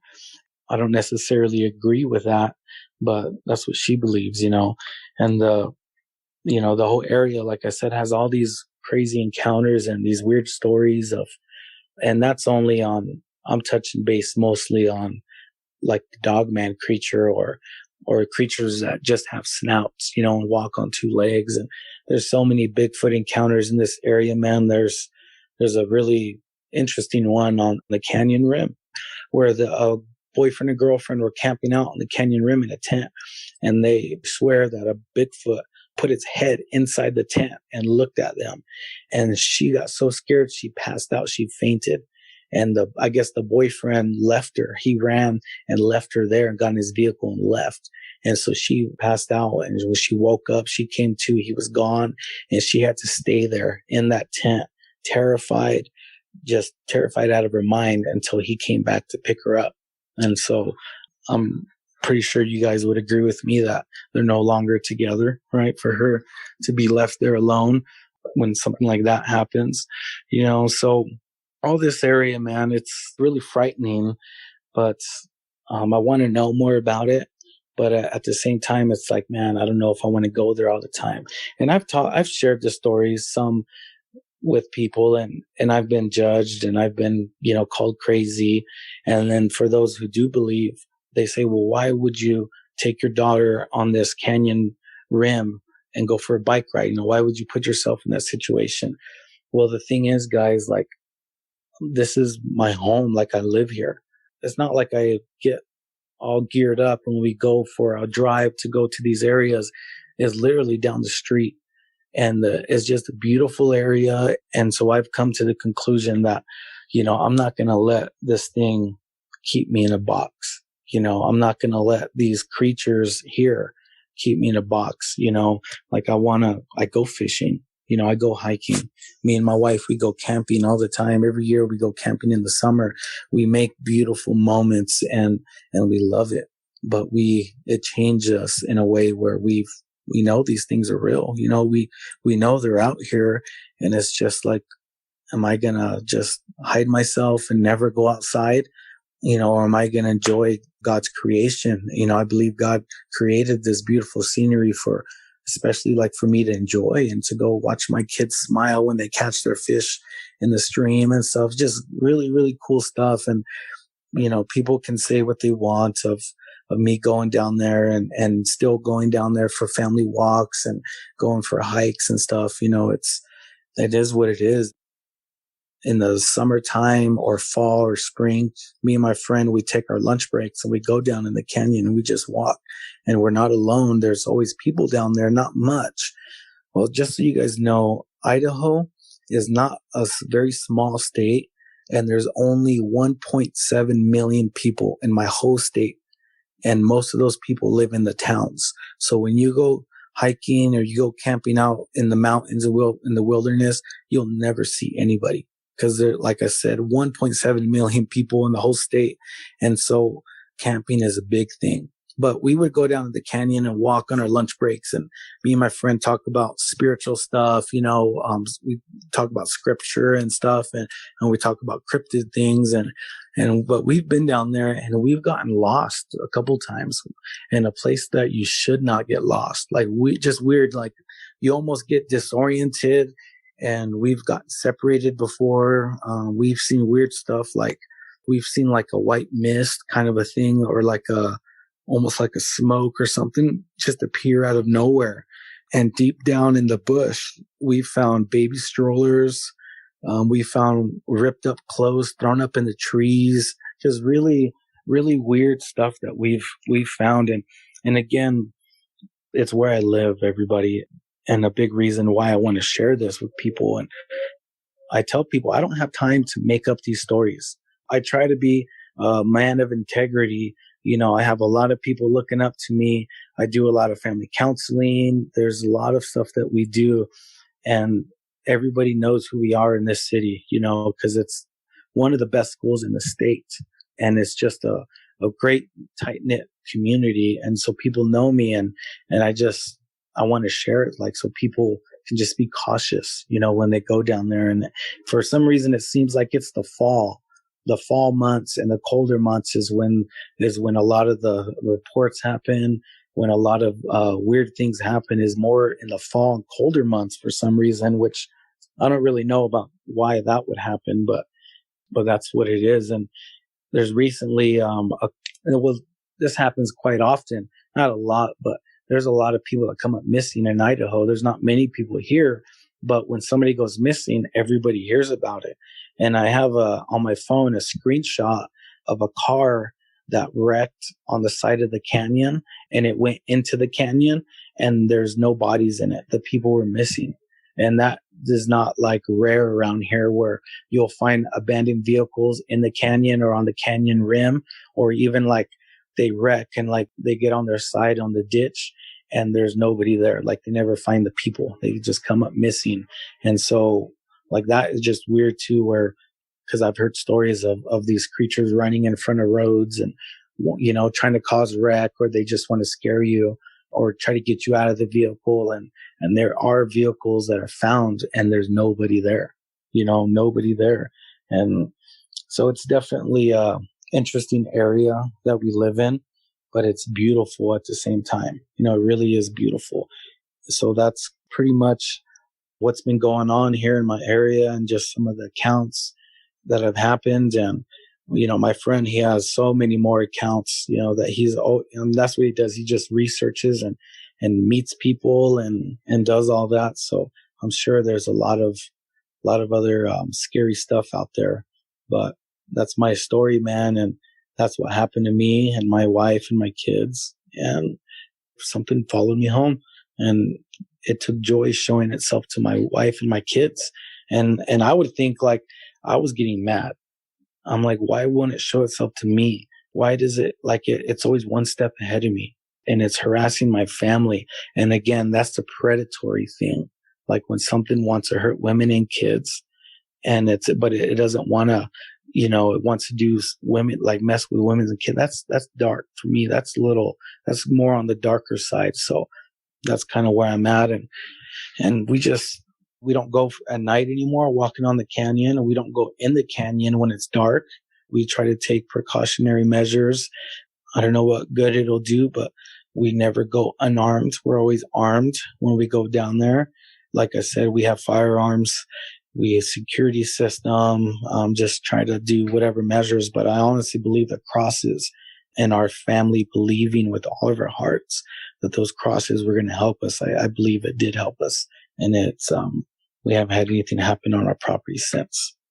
So that's everything in a nutshell, Vic. I live here in Montana, Cascade County, Great Falls. And I was working at a place called Planet Fitness. I was a member service representative, and my hours were from 0600 to 1400. but I lived so far out, and I had to leave about 4:30 in the morning just to get to work, maybe 15, 20 minutes ahead of schedule. Because I like to go to that convenience store, which was right next door to Planet Fitness, get my energy drinks, my snacks for the day, and coffee. And well, there was another native fella working there at that convenience store, and I like, shoot the breeze with him. And, I kind of learned a lot from him. And, we were just two fathers trying to make our way in the world. That's kind of why I felt I had a connection with him. So he was always looking forward to me coming in, and I was always looking forward to talk to him before I went into work. So, like 10 minutes to 6, I go in, get ready, and start my day off, start checking in the clients and cleaning and doing my day, and that's how it was. It was an easy job. It didn't pay very much, but you know what? It was the meeting of the people and the integrity of keeping your workspace, being proud of what you were doing, integrity. And that's kind of where I learned it there, was doing the right thing when you think nobody's looking. That's what they tell you in, recovery, But that's what I would put my headphones in, and I'd, listen to music and just get my day done, and life was simple. It was easy. I was just waiting to secure housing here, and just me and my boy, get an apartment and start off new, start off fresh. And well, I was working. We were doing good. We were going fishing out there. We were tracking game. We were doing whatever. This guy I stayed with, he's a complete avid outdoorsman. He's, for the sake of it, I'll call him like. He's a good man. I met him at the sober living house I was staying at here in Great Falls, and he offered to take me in. He was like, he let me and my boy stay with him, so I had no ways to pay him back either. He's just, the fact that I could change my life and do better for myself was payment enough for him. And he helped me out plenty, until I finally was able to get my apartment. It was like a subsidized housing. They pay 30% of, based on 30% of your income, that was your rent, and, I think, wow, that's a pretty good little start there, for me, from where I was. Well, my son was with me, and, we were wrapping up, it's September 12th, 4:55 in the morning. That's when, 2019, that's when my life had changed forever. That's when I seen it. Day had started out like any other typical day, except now we were in September. The seasons were changing. It was dark out there, walking along that Upper River Road. It was dark, there was no street lights out there, and practically the only light that I could see was from starlight. And as you get around this curve, it's about a good half mile, I'd say, from the trailer park to 3/4 of a mile to the hill, which is where the road curves. It goes west, goes around that hill, and then it goes north. It comes around that hill and goes north. And it's like a little small, I don't know what you would call it, but there's tractors and RVs and trailers that look like they're parked there for storage, but there's 2 yard lights there. And that's the only light, for like 3/4 of a mile. And unless you got somebody's yard light on a house, down a certain street, there's some yard lights on. But other than that, this place is dark. So over the summer, I'd grown accustomed to seeing all kinds of birds, squirrels, deer, just all kinds of wildlife, the birds and everything, particularly. So I got used to seeing all these deer and everything, and I was kind of silly. But this morning, as I was coming around that hill, I got about halfway where those yard lights were, and I was kind of like, I got this weird feeling, and I was like, started to think something, and my son had previously given me one of his flashlights to use, and it was like a real bright flashlight. My brother always gets him some good stuff, like for camping and everything, my brother being a Navy vet and all that. buy some good tactical gear, you know. So this flashlight was like really bright. You know, I had like 3 settings on it, and you know, it lit up the night. And I kind of needed it because as I leave, you know, for work, there's a guy that leaves on a motorcycle from that trailer court, passes me, waves. And then there looked like a couple of youngsters, teenagers, you know, like just barely graduate high school. Looked like they go to work. I don't know where they work, but there was a guy and a girl, so I assumed they both work, you know. And then there was this older lady, you know, and those were about the 3 people that would I'd pass every morning going to work. And after that, there was nobody else on that road, you know. And okay, so I'm getting around this corner here, and I start to feel something like strange feeling, like I'm being watched, you know, like it's an odd feeling. I've never felt it before, you know. I've never felt under watchful eyes like that, you know. Like it was a weird feeling. I couldn't shake it, you know. And I had my headphones in, and well, I had took one side out, and I was listening, and I could hear dogs barking off in the distance, you know, like that was all I could hear. And then they kind of went quiet, and there was no sounds of nothing, no night sounds, no crickets, nothing, you know. I mean, it was still warm enough that the crickets were out. And I thought that particularly odd, you know, and I was like, wow, it's quiet. It is quiet out here. Off in the distance, you might hear a truck or something coming off the interstate, but that was very faint. But after that, it was quiet. Okay, so as I'm coming down that road, you know, I'm sitting on the side of the road, you know, on the other side of the guardrail, and I'm starting to walk where that curve goes north. And this is interesting because where that curve goes north, there's a small little community of houses back here, and it's a gravel road that comes right off the Upper River Road, and that, you know, goes into the gravel road, and then like there's this small 4 or 5 houses back there, and then these railroad tracks, they come through, and then Lower River Road, which runs the outline of the river. They all come together here at this one point, you know, and there's some trees there. And well, I start having this feeling that something's watching me, you know, like, I couldn't shake it, you know. I just kept kind of putting me on high alert. So I pulled my other headphone out, and I start walking, you know, and I got that flashlight on, and, you know, and I start going around that corner, and I kind of hear like rocks, like, you know, like, when somebody steps on rocks, like gravel, and the rocks kind of crush together, you hear like that. And I was thinking, wow, there's probably a deer up there, you know. And well, then all of a sudden I hear this, like these rocks just kick, you know, and it scared me. It scared me, like made my heart jump. And I quickly did a 45 like that with that flashlight. And I see what, you know, rocks coming down those railroad tracks, those purple rocks, you know, and there was quite a few of them, you know, and this thing, whatever it was, it scratched out of there, you know, and my light just caught the tail end of it as its 2 legs went over. And I noticed that there was a tail, and I noticed the back paws kind of looked like a mountain lion, I'd say, like a dog's paws. I was like, wow, I couldn't see it, you know. And I was like, it couldn't be that, you know, because I'm used to seeing things run away, and they usually, when they see the back end of them, they have white or black, you know, on the legs, you know, from their hooves. I didn't see that. And the tail was kind of a bushy thing, but, you know, I was like, none of this made sense to me. You know, I was thinking about it. And then right then, that kind of killed my thought, because I heard it hit the ground on the other side on Lower River Road. I can't see it because these tracks are, you know, above me a little bit, so I can't see what's on the other side.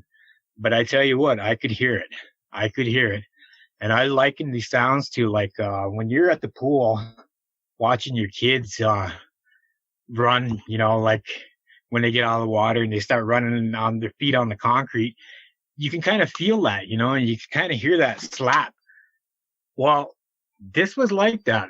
It was like that 2-legged sound, but very, very heavy. I could feel it on the other side. Whatever it was running, and I could hear it, the footfalls, and it was fast, Vic. I'm telling you, this thing was fast. There was about 200 yards from where these Lower River Road meets and the Upper River Road meets and the train tracks meet and that road there. And there's about, I'd probably say 250 yards to where the next outlet is, the road that borders the park. And this park is kind of a nice sized park, but it's just grass, and there's a few playground equipment out there, but it's not well lit. Okay. And at the time, prior in July, they had started to drill underneath the road there and then underneath the river because they had to set up water for, the people out that lived in our area, running water cooked up to the city, finally, because after that, people just had to fill up water tanks and get their water that way. Well, these company had started in July, middle of July. They were about finished, because they had built in the park. They had built up this staging area for all their equipment, and I used to walk by there and every morning and look at all that equipment. But okay, September 12th, 2019, they took down that staging area and they moved a lot of their heavy equipment out. But they had those posts, those street posts or traffic posts. I think they call them delineators, but I know they were 48 inches tall because I happened to have a tape measure one day. I wanted to see how high that was to me, and I was just bored, on my way to work. But they were 48 inches tall. Okay, that's gonna come in handy here in a few minutes. I'll tell you why, because it was a point of reference for size.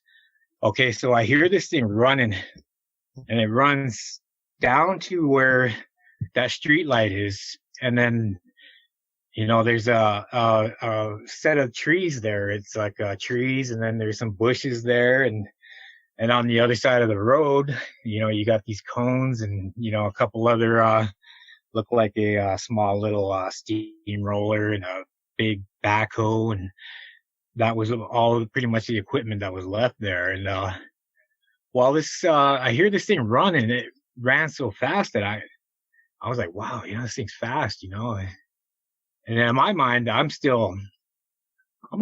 heart's racing a little bit, I'm thinking, man, if that's a bobcat, I've seen some previous YouTube videos of bobcats, and chasing people, and it's like, wow, I want no trouble, I just want to get to work,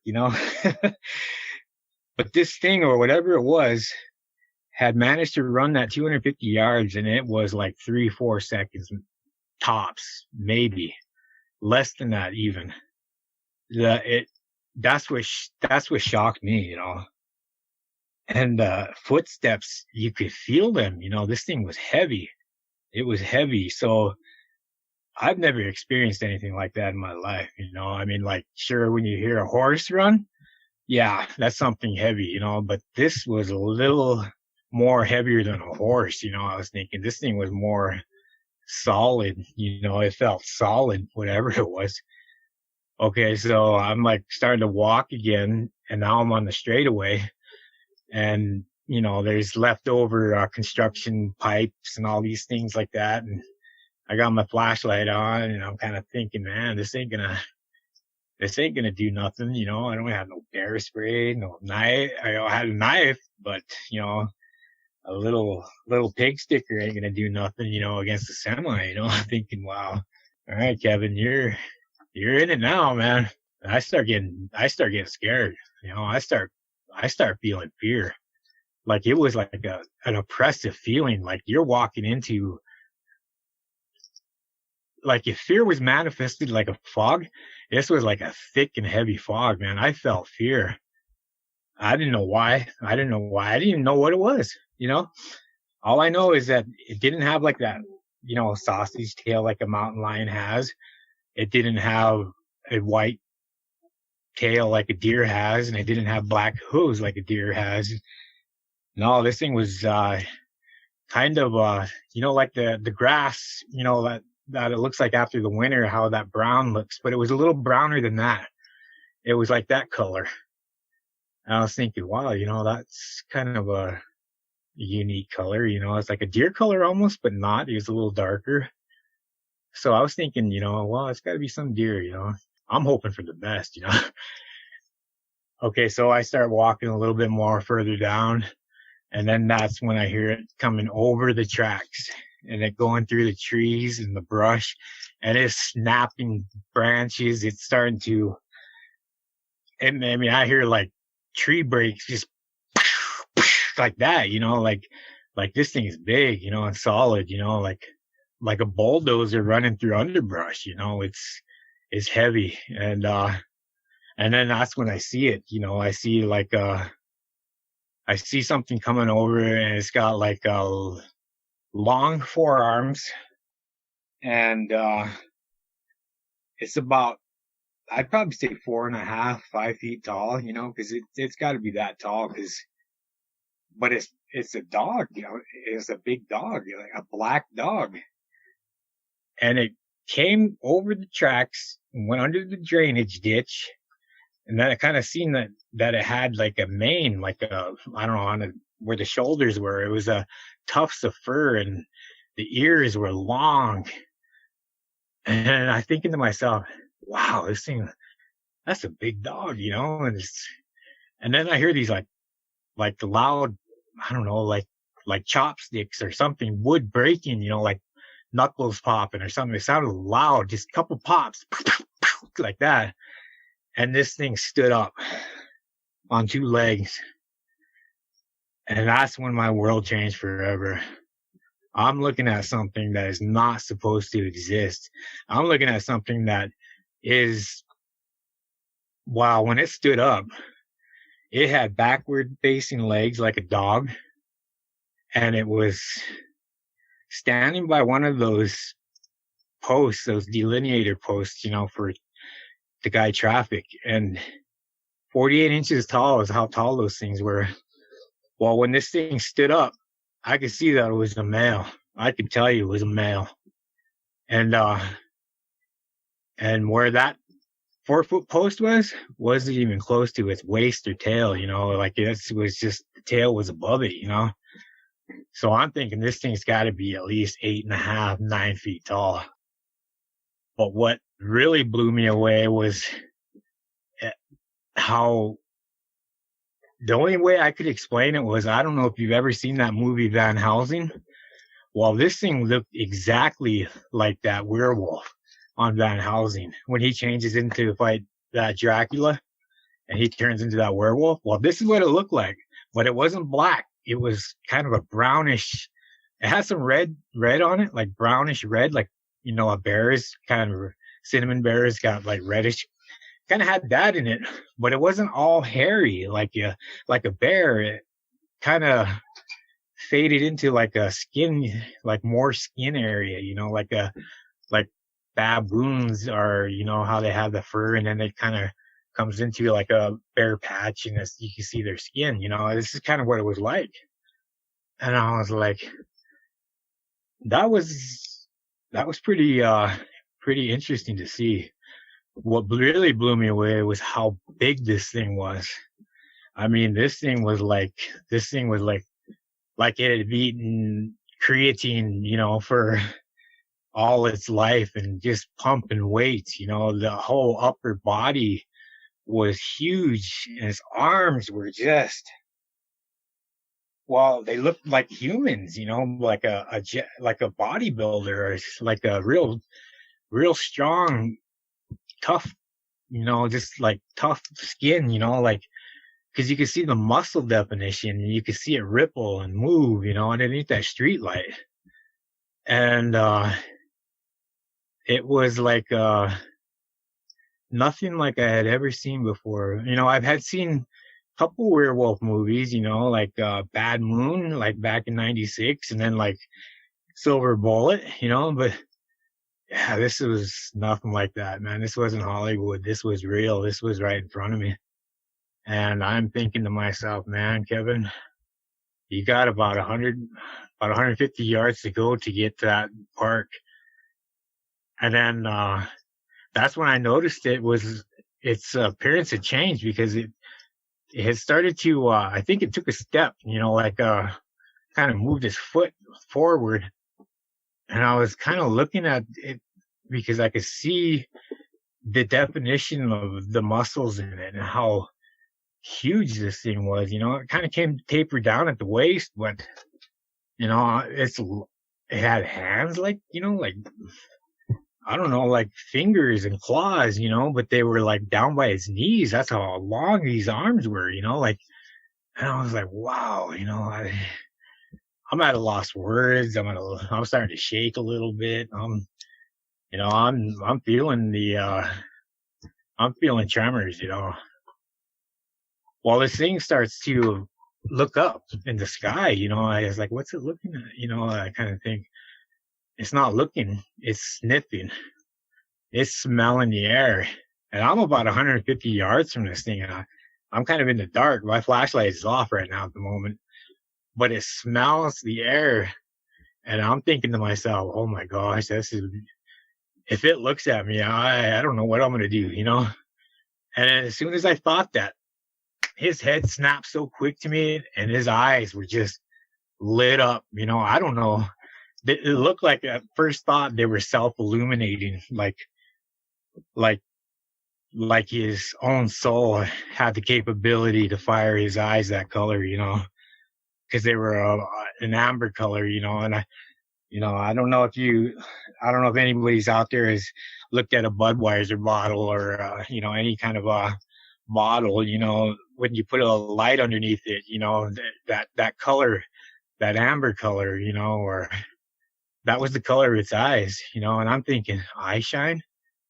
Well, that's some weird looking eye shine, because as it's looking at me, I can see that it's looking right into my eyes, and I'm starting to get the sensation that it's looking directly into my pupils, pupil for pupil.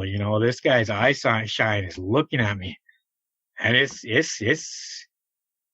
evaluating me. I don't know what it's doing, but at that time, I started to feel this sudden onset of tremendous, innate, I don't know what kind of fear you would call it, man. This isn't fight or flight fear. This is like, to me, this is like life-changing, soul-changing fear. The feeling that it invoked in me, it hit me on that cellular level that, yeah, okay, I better change, something, I don't know, but I'm not supposed to be seeing something like this, and, I spent a lot of time outdoors, and I spent a lot of time by myself in my past and walking, and never once have I ever encountered anything like this. I might have been scared by a few birds flying out, the roosts and things like that, man. This has nothing on that, though. This thing was tremendous. It was very, very huge. It was scary, and it was looking like I could swear it. I could not shake my eyes from it, And the first thing that I didn't want to tell you this in the first go around, but I was thinking my wife's Indian name is Shuktogija Maniwia, and that means walking wolf woman. Well, you take out Wia and put Wicha. Wicha means man, and I was thinking Shuktogija Maniwicha. I was like, walking wolf man, that's what kind of ran through my brain. That's the Assiniboine, Nakota, and that's what ran through my head, and I was like, and I'm thinking, wow, this is crazy. Then it kind of like lost interest in me or something, it just kind of like I pose no threat, like this is my turf, kind of what it felt like, I'm walking here, and it just kind of turned its head, and it kind of kind of just a little chomp, you know, like when you hear a dog snap in the air and you hear those teeth click like that, you kind of like that. I kind of made that sound, and it kind of growled, you know, and like that. And it was like, but it was a low growl, like deep growl, you know, like you could feel this growl, you know, and it just kind of took one step and it was already across half of the road, you know, and then it took the next step and then it was walking behind this person's house, you know, and I'm just standing there like shaking, and I'm at a loss for thought. I'm at a loss for words. I'm at a loss to what I'm doing. I don't even know how long this encounter took. You know, I'm pretty sure it felt to me like an hour or something, man. I don't know how long it was there, but I know I stood there for a minute after I watched it walk off that road. And I watched that thing walk behind that house. And these people that live on that corner there have a yard light in the back, a security light, which I guess, you know, when I walk by it on the road, it senses me and it turns on. Well, as that thing was walking up that hill, that light turned on, and I got some good detail on its silhouette. You know, I could tell it was a male. I'll tell you that much. Because, male only have certain genitalia, you know, and that's when I could see the muscles, moving, you know, in his chest and his stomach, you know, and I could see the teeth, you know, and these things were white. They were white and they were sharp, and the ears, you know, were just like tufts, you know, like a lynx almost, you know, like they kind of came up to a point on each one, but they were like tufts of fur, you know, and it had a long snout, you know, and it was like werewolf, you know, that's all I kept thinking, you know, shoot to Lijamani Wicha. And I was like, wow. And I kind of caught my breath, you know, there, and I walked behind, and there was like a couple of apple trees and a few bushes back there. Like it was walking underneath the tree, but it was so tall that it was hitting the bottom overhangs of the branches, and I could hear it walking underneath those trees. And I could tell that it was going up behind the yard, the property lines, and going up by those trees, you know, behind those trees. And where it was going, I don't know, but I know it was going to the top of that hill, going through these backyards, you know, because it was a straight run up that hill, you know, and there's no fences, there's no nothing to divide the property lines. It's kind of a straight little run, trees, brush, things like that were what divided the properties, you know, and this thing just could step over it. I could tell that if it crossed the road in 2 steps, yeah, that, you know, and Upper River Road isn't very wide, you know, it's like 2 car lengths wide. There's no room for a shoulder pretty much. So this thing crossed that road. So that's like 2 cars side to side, and it took it in 2 steps. And by then my thoughts start to gather a little bit, and I am just shook up. The look that it had given me is what really made me think a lot through ever since I've had this encounter. Okay, so I come to, and it's like I turn my flashlight on and I start walking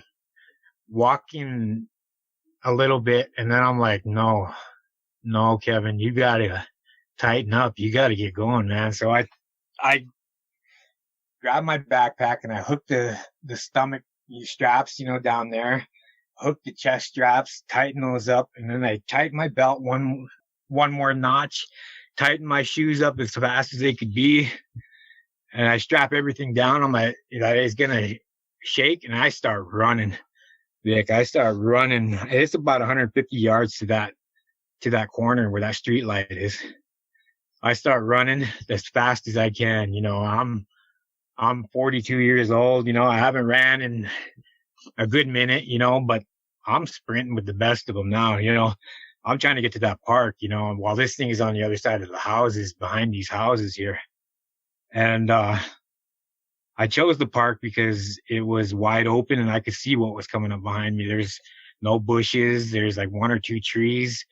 But other than that, it's just flat grass, you know, and it goes up goes up the hill there. And there's, you know, the road that I need to get me to where I need to go. And, that's where houses are. That's where people are. And I start running, man. I start running all the way up that park.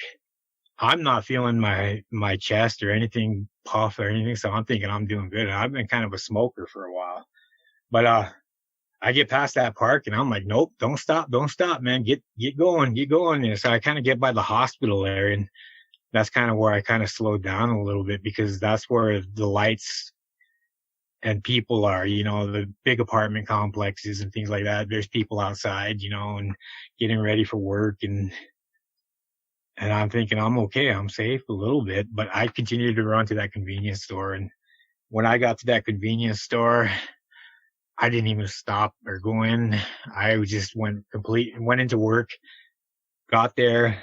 I was 5 minutes late. So I was there for a little bit, you know, this thing kind of held me up a little bit. So, but it didn't seem like that long, but it was long, I guess. Time is so funny when you're in that kind of state of mind. It's like, it could stretch and bend time, you know, and it's like, it was weird. It was a weird feeling. I get into work and I take off my stuff and I'm in the back room, and, my coworker's there, and she's like, Kevin, what's wrong? You know, I'm like, nothing, I'm fine. She's like, no, you're not. You look like there is a ghost that just walked over your grave. And I'm like, I'm fine. You know, I'm gonna go clean the locker room. You know, that's usually what I did, you know, in the mornings, clean my locker room, male locker room. And she would, after I was done with all the locker room, the bathroom and the showers and everything, you know, she would go clean her side, you know. But I kind of took a little longer that day, and she knew something was wrong. She could tell.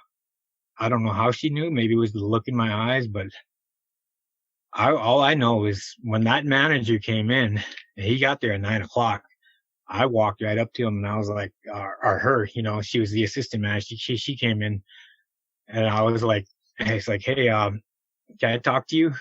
You know, she's like, yeah, Kevin. I was like, I don't know what to do right now, but, I seen, you know, I ain't gonna lie to you. I said, I seen something on Upper River Road, you know, that I'm not walking Upper River Road ever again in that morning shift. I said, I don't know.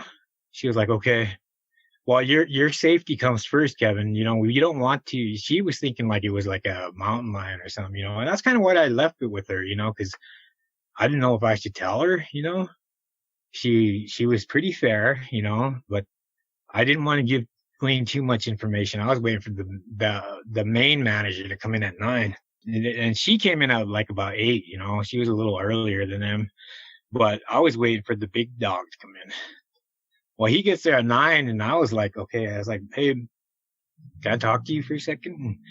I need to talk to you too. And the assistant manager, she came up, and I was like, listen, I seen something this morning that really has me shook up, you know, and I don't know what to think about this right now. I said, but all I know is I am not walking to work at 6:00 in the morning, you know, at 4:30 to get here at 6 in the morning. I said, you can fire me, you can change my schedule, you can do whatever it is, but I am not ever walking to work ever again. I said, and I said, you know, I can come in at, you know, like 7:45, 7:50 when, you know, my, friend and his wife, she works for the state, and he works for a, treatment center, you know, but they have to be at work at 8, you know, and I was like, I can come in then, you know, I could ride in with them. He was like, that's fine, Kevin, we'll change your schedule, you know, and I was thanking God for that, you know, because, I never walked to work after that. I never walked Upper River Road after that. I rode in with, my friends, And that's how it was until I got my apartment here on October 26th, 2019. So like it was from September 12th to October 25th, 2019 that I never walked up a river road again. I never did after that again. You know, I now hold something that is now mine. You know, it's something I seen, and I tell you what, I will stand by what I seen, you know, and it made me look at my life in ways that completely changed me, you know, and changed my way of thinking, you know, and made me look at the world with love and laughter and light, because what comes out of the darkness is I think sometimes what allows us to see the light, you know.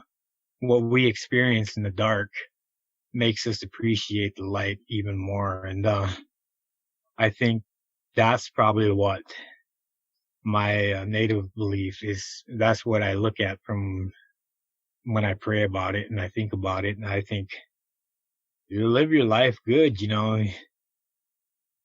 Yeah, that's all you really have in this life is people is remember you by the time you give them, you know, and that's all we really have, you know. Do you want to be remembered as somebody who's wasting your time or is just using you in a bad way? No, I don't want to be like that anymore. I want to make the time that I have left here with my kids and my son, especially in their futures.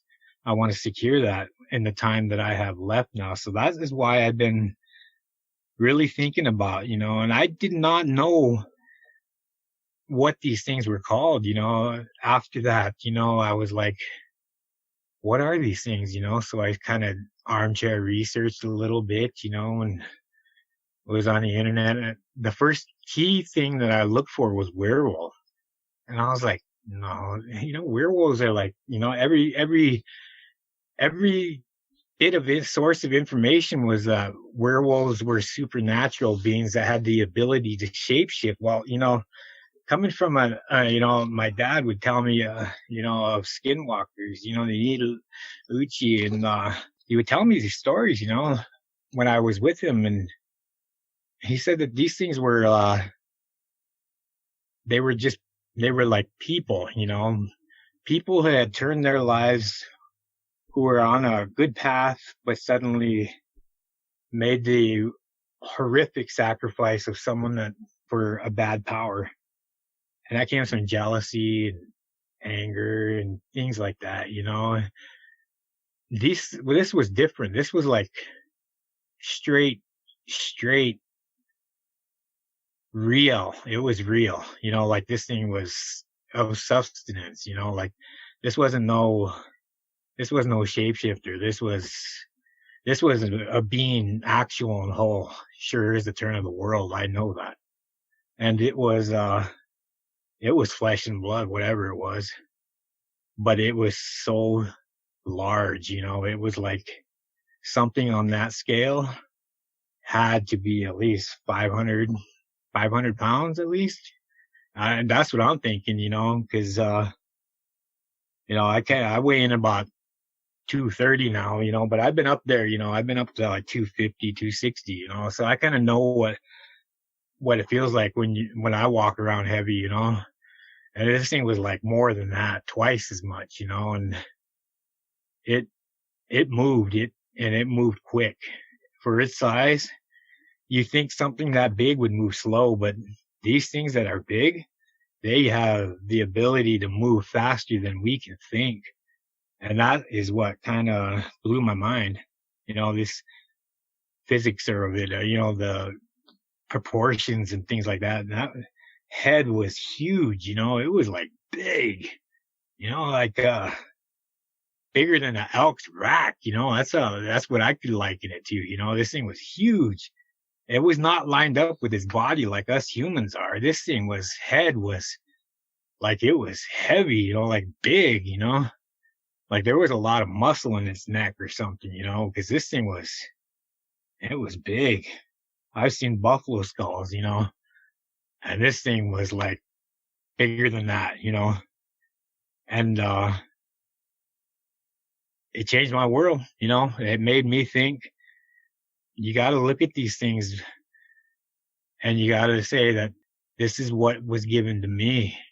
Times are changing, you know. This is not the world that I grew up with, you know. I mean, like, I tell my son, you know, like when I look up at the clouds, I tell my son, like, the clouds don't even look the same like they were when I was a kid, you know, like, and he's like, what do you mean, Dad? And I'm like, I don't know. They just don't look the same like when we were kids, you know. It's like everything's different now, you know. It's like, so, you know, I was told by you that there were 7 words that, you know, when I start to, you know, like if I wake up from a recurring nightmare of seeing this thing, you know, or debating on whether I should go walk in the park, you know, close to out of town, you know, and I was thinking about that, and those words are true, you know. As a Native American man, words are a powerful thing. There's power in words. And the words that you gave me were good, you know. But he did not want to hurt me, is what you told me. And I was thinking about that, you know, and the duration that, you know, I was making my day here and thinking about a lot of things, you know, and, but he did not want to hurt me. You know, this thing, if it wanted to kill me, it could have very well killed me with just one blow or, you know, one snap of his jaw, you know, but he did not want to hurt me. You know, it's like, now we're 2 different things, you know, 2 different entities sharing the same space now. I don't know about what anybody else says, but I have a keen respect for this thing, and I don't know what it thinks of me, but I'd like to think it was, you know, since I showed it respect, it was going to show me respect. That's all I can think, you know, but all I know is I have a keen respect for what I see and what is given to me now, because this thing has changed me in ways on not only a spiritual, but a mental and emotional and a physical level, you know, like, it made me want to spend the rest of my life doing good things. Life is about improvements, adapting, being the best versions of ourselves, you know, and it's too short to be doing things that are, you know, manipulative, you know, just not very good things, you know. I lived that way for a long time, you know, and I've hurt a lot of people, you know, and I don't want to be like that anymore, you know. I want to walk in the light, you know, because if these things are walking like in the dark, like I was walking on that, I don't want part of it, you know. These things they make you look like you're in 2nd grade, you know, and they have a power way more than we have. And I couldn't even fathom to understand it. All I know is what I know is what I saw, and it changed me on ways that I could not be. And that is to spend the time that you have left on this earth loving the things that you have and taking care of the ones that are in your life, because life is short. It is short, and all we have is time. That's what it all is. And this thing has showed me that. It's just boggling to me how, I don't know what where I would be right now if I didn't see this thing, you know? So I like to thank my maker for that, you know. For all the listeners out there, you know, I'd like to, I'll be saying a prayer for all you, traditional way, you know, and put up some tobacco and make some tobacco ties and protection, you know. You never have too much protection, but what I seen, I wouldn't wish on my own worst enemy. This experience is, you know, I just want to, I'll be putting out some prayers tonight and, some tobacco ties for everyone, you know, because, yeah, these things are here, and I know now that they're not flight of fancy. They're not mythological. These things are real, and they've been with us. And I kind of think they've been here longer than we have. these things are elite, these things are built, for a purpose. And that purpose, I don't want to find out what it is. Seeing this thing from a distance was enough for me, and I don't ever want to see anything like this again, ever. But now, growing up, knowing that Sasquatch was real, but never seeing it, but, hearing my elders tell that these things are real, it's kind of like our life's revolving, and evolving. Now I'm starting to become in the age of years now. I'm 44 this year in June, and I'm kind of getting up there in years. I'm still young enough, but I am at that point in life where I do know enough to teach people. And what I know is this, that these things are with us, Bigfoot, Dogman, cryptids, they're here. They're right here. They're not out there. They're not, they're not in another realm or nothing. No, these things are right here on this plane of existence. And we're all trying to live a way of life that is for the best of all of us. And I just wanted to thank everybody for, hearing my story, because it changed my life. And when I was researching this stuff, I came across this Dogman Encounters, and I was like, wow, it's just, I was just reading through the website, and I was like, wow. You said that you talk to people and that you like to help people with their encounters. Well, I've been carrying this thing since September 12th, 2019. And I didn't really have anybody to talk to, my mental health counselor was like, I tried mentioning it to her once, but she kind of, she didn't really take it seriously. I was like kind of undermined it, and kind of chalked it up to a flight of fancy, a projection of my mental state. And I was like, okay. I tried telling the professional something, it's time to go down to brass tacks. What do you know? Traditionally, my uncle would always say, in the third round of the sweat lodge, he'd say, watch out. It's coming. His prayer, the words were, watch out. It's coming. Never said what's coming, I always thought about that throughout the years, as I was getting older. I would be like, what is it I am supposed to be watching out for? It's coming, whatever it is. Well, this is it. This experience, this unique confrontation between separate entities on the same ground. That's what was coming. Watch out.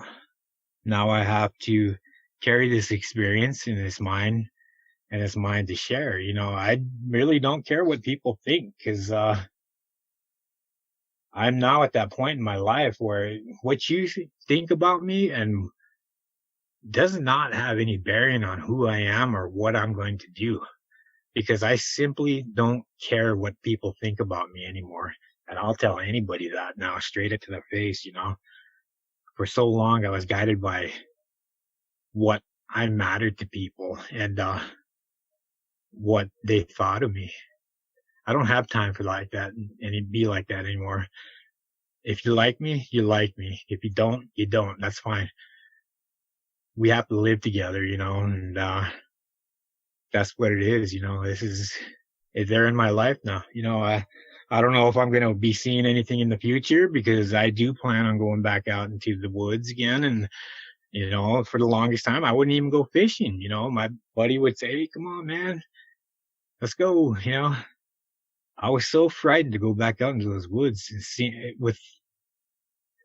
seeing these things again, or hearing something like that again, and, I was kind of, it affected me. Like, I used to be so outdoorsy, I used to go walk out and hike and do all this and by myself, and it's like, I didn't even want to do that. I didn't even have the desire to do that now. But after what you told me today in our previous interview, but he did not want to hurt me. Yeah.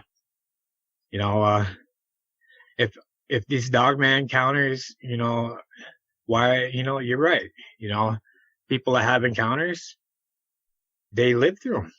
They're touched, you know, touched my life for a reason.